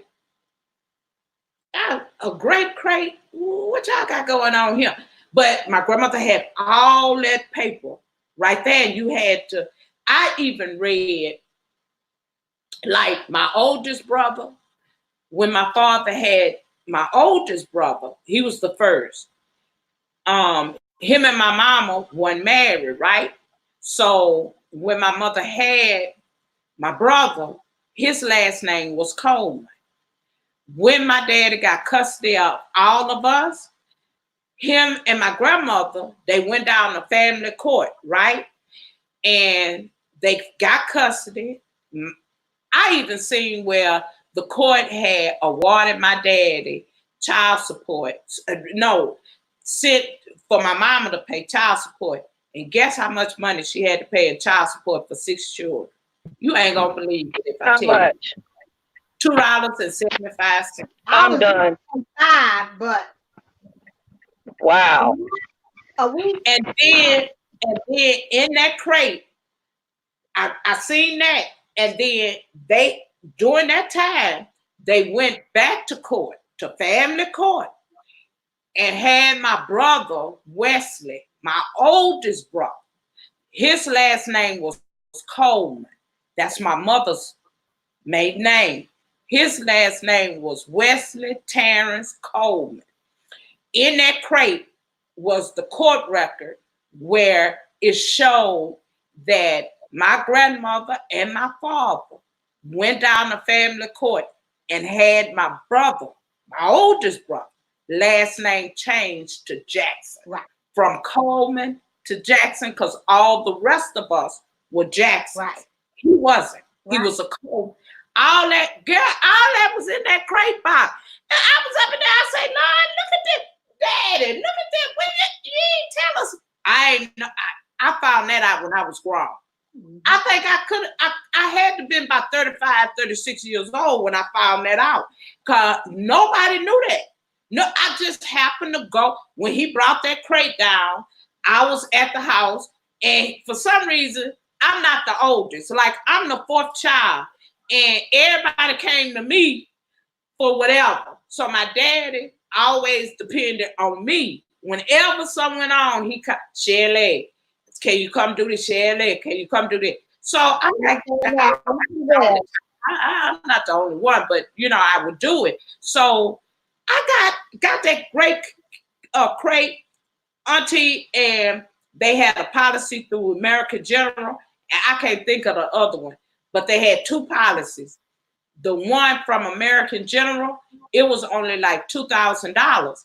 Well, that happened in 2000, right? So, funerals was much more than that back then when they got their policy. Like, one was $2,000 and the other one was $1,000. But since my brother had got killed, it tripled. So it took care of everything. And then I found the papers of the plots that my grandparents had bought to Houston Memorial Gardens. They had 9 plots. My grandfather, my grandmother, my daddy, my uncle, and then the 6 children. Can you just imagine? I'm like, golly, my grandmother then was doing this type of thing. I mean, they was really, really looking out for my father's children, which my father had a good job. Like, he always kept a good job. And whatever my mom did to him, my dad had never remarried to nobody. Even my grandmother would tell him to find him a good woman and children, and my grandmother would tell him, we still will help you, but you need to raise your children. But my dad had never remarried. He never remarried. He just worked and brought his money home to my grandparents for them to raise us. And so when I looked in that crate box and I seen all them papers and old report cards and all birth certificates, and back then birth certificates, like, they not like the way they are now, like, come on, colored paper.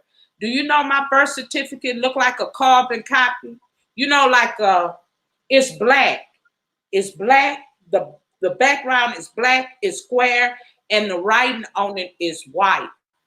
That's how old my birth certificates was, back then. And when I looked in that crate box and seeing all this stuff, I'm like, golly, Mama really held on to a lot of stuff. At some point, I guess she knew that they gonna need this, and I sit up and I think about all that stuff and my grandparents were already old. They had already retired. They were enjoying their life. They would have fish fries on Friday, and they would drink, smoke, and play cards. Because my grandmama and my grandfather smoked cigarettes. My grandfather smoked Marlboro, and my grandmother smoked Benson and Hedges. And they used to have card games and, have family get-togethers on Friday. When we got there, my grandmother them, like, they stopped having their card games. They stopped drinking, and they stopped smoking, they started taking us to church and just doing a lot of different things. Not only that, my grandmother was a seamstress. Like she could make clothes. And I never forget, y'all gonna this really gonna blow y'all mind. My grandmother, they got a cosmetology black owned here in Houston called Franklin Beauty School, Wow. owned by black people. And it Hmm. was very prominent back in the 60s and 70s. Matter of fact, they still stand today. My grandmother went to Franklin Beauty School and got her cosmetology license to do our. Wow. Can you believe that? That Wow, that's amazing. It's and beautiful. she was already old. She had already retired. She went back and got her so she could do. And she used to do our hair. My hair was long. I mean, she pressed our hair because back then you ain't had no perm. No. So Right, right. Hot comb. yeah, that blue magic thick grease. Yeah, that blue. Yeah, ain't nothing I like blue got the magic. white one in my hair right now. That blue. Oh, Yeah. magic. I got Remember the what? Wait, blue oil to my root of my hair, and I got the white blue magic grease on this part, and I twisted it up and braided it up. And yeah, Remember, I they love used to take the paper sack and twist it around your hair. rollers. People my don't. mama used to do that to my hair. Do y'all remember? You remember the hair grease called Royal Crown? Oh yes, Yeah, yeah. Yeah, yeah. with the With the tin top. Come on yeah now. with the tin top. Yeah, I'm with y'all. I'm Be- driving, so I got it on mute, y'all. I'm still here. I'm driving, but I got it on mute, so Okay, we don't have no When distortion. I get up and tell people that, people be like, "Girl, really? What? Yeah." I even remember the first perm was called a pressing comb in a jar. And it came in a little bitty jar.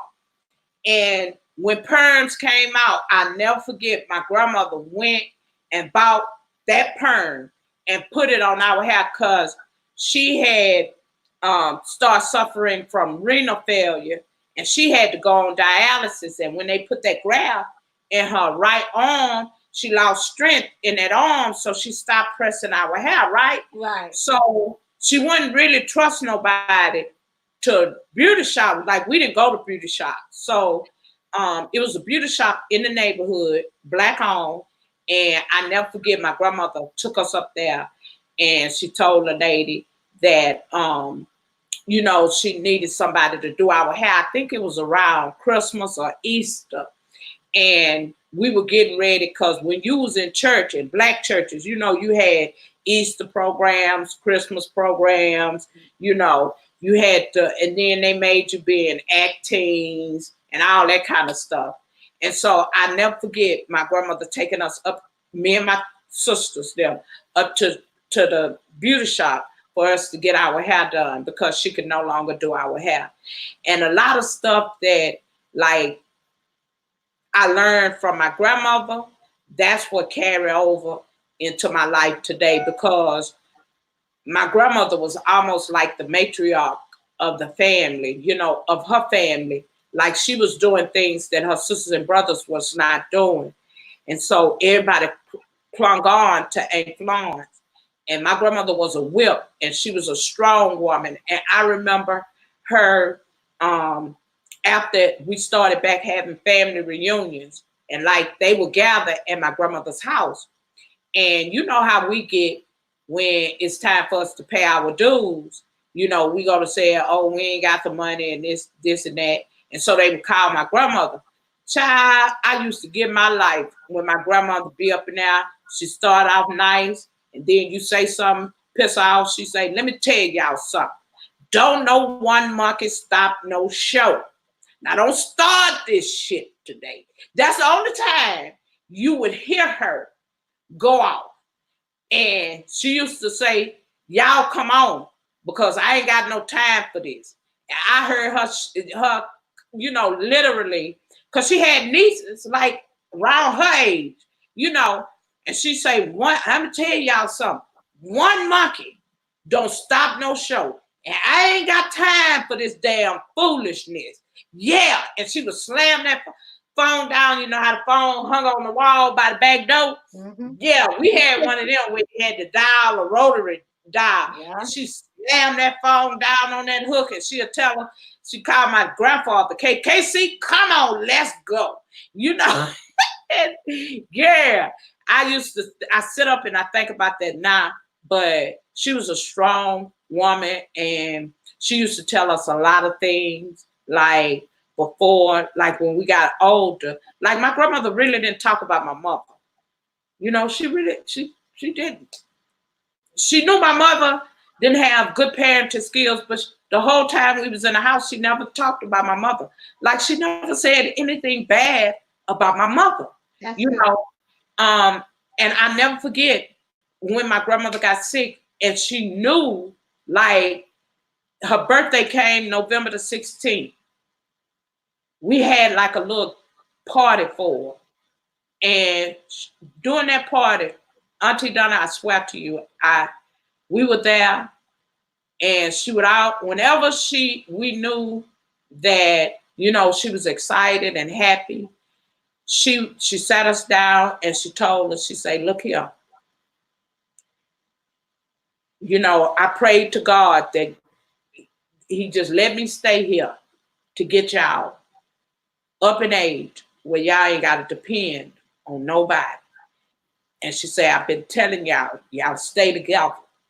I don't care what y'all got going on in y'all life. Y'all stay together and help each other, right? So we sitting down looking at her saying, okay, yeah, because she had been telling us that all our life. So we sitting there looking at her saying, yeah, okay, yeah, we're going to do that. We're going to do just exactly what you told us. Come on, eat your cake and stuff. By then, she had been on dialysis. And I never forget, Auntie Donna, she looked at us. She looked at all of us. She told us, she said, well, y'all know I'm going in the hospital Monday. We say, uh-huh. She said, well, I want to let y'all know I ain't coming back here. We all looked around. I looked at her. I said, okay, what you mean? We all say, what you talking about? She said, I'm not coming back here. This is the last time y'all gonna see me in this house. She said, I'm not coming back. And y'all grown. Y'all older. We was teenagers. She said, y'all old enough now. And she says, I've been telling y'all to stay together. I want y'all to stay together. And she had been telling us, when I leave here, don't you allow your mama to come look me in my dead face, because I'm going to come back and I'm going to hunt every last one of y'all. That's what she used to tell us. Yeah, that's what she used to tell us. And so she said, my mama came that day. She turned 78. My grandmother did. My mama came that day for my grandmother's birthday. And my grandmother sat up in there and talked to my mother just like my mama hadn't did anything. But the whole time, like when my mama used to try to come to my grandparents' house and get us, I never forget, my grandmother had a little Pearl 22 with a little pearl handle, and the nozzle of it was black. And when my mama used to come now, she used to go in that room, grab that gun, and stick it in her little house pocket. And she told you, Elaine, I told you, don't bring your ass to this house. You ain't getting these children. You left them. They here now. You ain't finna take these children. You don't get out my yard, I'm gonna blow your damn brains out. That's how she used to talk to my mom. Yeah. She wasn't no person that you would pick on, and we be sitting there looking out the window. Yeah, we be sitting there peeking. And she go back in her room, make sure we was okay, and move on. But she never talked about my mother. Never. To us. Never. But I never forget that birthday. That was her last birthday. That was the last time she was in our presence. And she talked to my mama. And she, just like my mama had never did nothing. And she sat there, she told her, she said, well, I'm glad you came. And then right after my mama left, we looked at my grandmama and I say, well, we all say, well, Mama, does that mean if something happens, you still gonna come back and hunt all of us if she come to your funeral? That's what we said. And she said, no, y'all, I was just telling y'all that. But she said, I want y'all to understand about life. She said, and I know y'all gonna miss me. You know, she told us that. She said, I know y'all gonna miss me. This what she said. She said, y'all gonna be looking for me in broad daylight with a camera, with a kerosene lamp, and you ain't gonna be able to find me. That's what my grandmother said. And we just sat there listening to her, because whenever she talked, she always made us come in her room and listen to her. And so when she told us that, you know, at first, I just thought she was just talking. You know, I didn't think she was really saying she knew she wanted. I don't know how my grandmother knew that, but my grandmother told her. And Auntie, y'all, my grandmother never did come back. My grandmother went into the hospital that Monday. She passed. She ain't come back to that house, just like she told us. I'll never forget that. Never in life. And when me and my sisters them get together, we always talk about that. And I always sit up and say, I wonder how she knew all that. You know, and I say, well, you know, that tell you how good God is. Because he do things in some mysterious way. And that was so mysterious. Because she would sit up and tell us these stories. And sometimes it'll frighten you. Because you ain't got that understanding. Like, what? You know. And she used to tell us that. And when she passed, it's a many days, I'll be looking for my grandmother, you know, to hear, for her to tell us, you know, which way to go, how we going to get over this, what we're going to do here, you know. And just like she said, you're going to be looking for her in broad daylight with a kerosene lamp, and you ain't going to be able to find her. Girl, when I think about that now, you know, that was powerful, because she was preparing us for her leaving, you know, and for us not to be sad. But when you don't have like your birth mother in your life, and you have somebody like her, you know, that came through and really taught us, you know, how to live and how to stick together and how to love on each other in spite of. And I always say, a lot of times you got to meet people where they are in life, because a lot of times people not where you are, and to get them to understand how to get past certain things, you have to go into their space and really hear them, really understand them, in order to be able to encourage them and to get them, or to help them pass where they are, you know. And man, y'all, I could sit here and tell y'all stories all night, you know. And when I think about my grandparents and how they raised us and what they instilled in us, I never forget that. And a lot of times people turn away from their morals, and we see a lot of that going on. And when people ask me, you know, Miss Rochelle, how you raised them two boys? And I always tell them, well, it's by the grace of God and how my grandparents and my father raised me. And I never forget my father standing up in my kitchen right after we had found out my youngest brother was deceased. He was standing up in my kitchen because my father came to my house, so he stayed with me for a while. And I was fussing at both of them, my boys. And my daddy say, Rochelle, why you so hard on them? I say, Dad. And I say, Daddy, you remember what you used to tell us? How you raised us? I say, hey, that's what I'm telling them. And he laughed. He said, I didn't even think y'all was paying attention. Okay. And say it again. That just gave me chills. Yeah, my father said, I say, Daddy, what you talking about? You wouldn't let us do that. So I say, I got that from you. That's just what I told him. He say, God, girl, I didn't even know y'all was paying attention. I say, yeah, I was paying attention. Yeah, yeah. So Yeah. I said, what you instilled in me, I'm trying to instill in And them. stolen into them. And Mm-hmm. that's what I do with the little ones that come after me. I try, and I tell them, I say, I know some of y'all get it. And I know some of y'all not trying to get it. But y'all Right. that's not trying to get it, just still know that one day when you get older, you're going to remember this, what I'm saying. So please remember what Yeah. I'm telling you what to do to get over whatever you're going through. Amen. That's right. Mm-hmm. That's so true. And when Auntie told me that she really see after a lot of her nieces and nephews, I kind of seen myself because, like, my youngest sister, she had my niece when she was 16. So, you know, for me and my oldest sister and my oldest brother, we had to help her. That's why when y'all see Snooty Cass come up through here and Snooty Cass be in the comment section talking about, ain't it? I ain't know you went out. Ain't it when you had a drink? Ain't it high?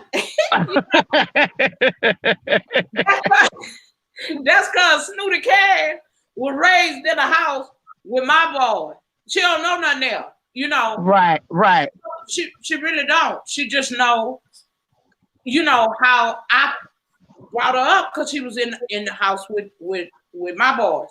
And then my oldest sister would come and get her and, take her shopping or whatever. Then my oldest brother, he spoiled them around their birthdays and Christmas. So she really didn't know anything else but being in the house with my boys. And she always, I'm surprised she ain't come through here tonight because she always in the comment section, always talking noise. Ain't it when you went to a club? Ain't it when you had a drink? Ain't it? Wait a minute. When you say that happened? Well, guess what? My nieces and nephews are up talking about, ooh, Auntie, when you stop going. Yeah. Be like, I can't stop. Every time you catch me up in a club, somebody having an activity. A party. A birthday. Something like that. I say, I did it already. I said, when I did it, you was able to go out and have fun. Y'all kids now, y'all got a doggone put on a whole armor suit to go out and party. So sure, huh? And then she be up in y'all don't be paying attention to it, but I be seeing her. She be saying, "Ain't it? What? How you know what? Ain't it? Child, please. I would love to see you take a drink, ain't it? You had something to drink when that happened. When that happened in my life. Cause I ain't never seen you go out to no club. I ain't never seen you drink. I ain't never seen you do this. I say, well, child, they think, yes, my 5 cents, so they think we were never their age. I'll tell you in a minute, come on. I used to be young, and I'm a big kid at heart, so I still, look at cartoon movies. I still listen to music that come out today, and not because I like it, because I want to know what you listening to. Yeah. I want to know what's influencing you. Yeah, like my children, they tell me, say, oh, Mama God, now you don't know nothing about that. I bet you I say, okay. All right now. I bet all right now. Don't mean I'm gonna do it, but I know it. Yeah, I told him, I say, wait a minute now. Okay, y'all keep thinking that. Okay. But all right. Auntie Rochelle and Nicole, y'all, I got to go. I've been on here 5 hours and 20-something. You see that? And I'm sitting up here looking at the same thing. And we got like 6, 8 people coming in to the live stream, listening to our stories, girl. Don't you know that this was a This was a powerful I'm getting evening. ready to go because I bet you they're gonna keep replaying the part with the man with no shirt on instead of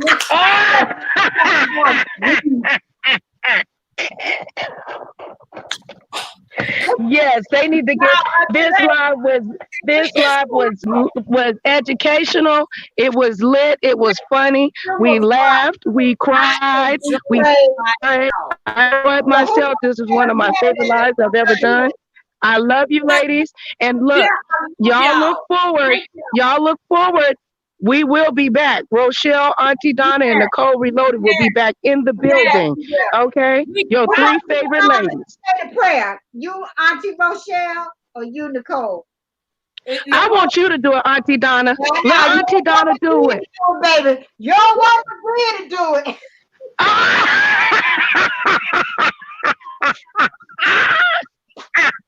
Y'all ain't right. Save us, Jesus. Lord. She trying to see, she thinks she's slick. She trying to get to that video. Okay? You gonna email it to me now, right? Yeah, well, let's look at that. We done went back up to 7 people, y'all. I mean, it was so powerful, and I thank you all for coming. Everybody. Hey, B&B Reviews. Hey, fam. Hey, niece and nephew. I thank you all much far. I love you, baby. Thank you for stopping in, checking in on me. Just 5 cents. 4KS, we love rain. Thank you, guys. Whoever else is in this chat, I can't. Yes, thank you. Still here, but all of you. I know Donna, just being real, she's gone out because she said good night. Thank y'all so much for coming over and hanging out. Yeah, and 4SK Rain, I love you, baby. I thank y'all all for coming and hanging out with us and really listening to what we had to say. And I hope and pray that each and every one of you were encouraged by our stories, by our testimony. And I thank you all. None of us could do this without you. And I thank you so much. Let's say a quick prayer. And we're going to end this live stream because we truly have enjoyed ourselves. I'm telling you, y'all, I wasn't feeling good. Today I was feeling down. Y'all, it was very, praise God, man. Thank you, Auntie Donna. Thank you, Rochelle. I needed this, y'all. I really did. Time just flew by. We've been on here over 5 hours. Y'all know that. Having a good time. And talking about something that's very serious that we all deal with in life. It's grief and loss of loved ones. So I hope that this live encouraged you all. I really do. Let's go into prayer and we're going to end this thing. Heavenly Father, we come to you as humble as we know how, thanking you for everyone that participated in this live stream. Lord, I thank you for Auntie Donna and my niece Nicole for being right here beside me, accepting me for who I am. And Lord, thank you for everyone that is sitting in this live stream, everyone that came in to hear our story, to hear the glory of you, your goodness, your mercy, your long suffering, that unconditional love that you give us each day, and that your mercies are new each day. So, Father God, we thank you, we glorify you, we honor you, because you have been better to us than we can be to ourselves. Now, Father God, I ask that you touch them, you meet them at their point of need, heal their minds, order their steps, and can continue to shower us with your love. I ask it all in the mighty name of Jesus. I pray, amen and amen. Thank you all. Amen. I love you. I love you too. God. Thank you so much, Auntie Donna and my niece Nicole. Y'all did this thing. And we ain't even cry, Auntie. I almost did, but she had a baby tear. I was the one that was crying. Yeah, I love each and every my guests that show my people. I thank you all for coming. Thank you. Good night, y'all. Good night. Bye-bye, Auntie. Bye-bye, love.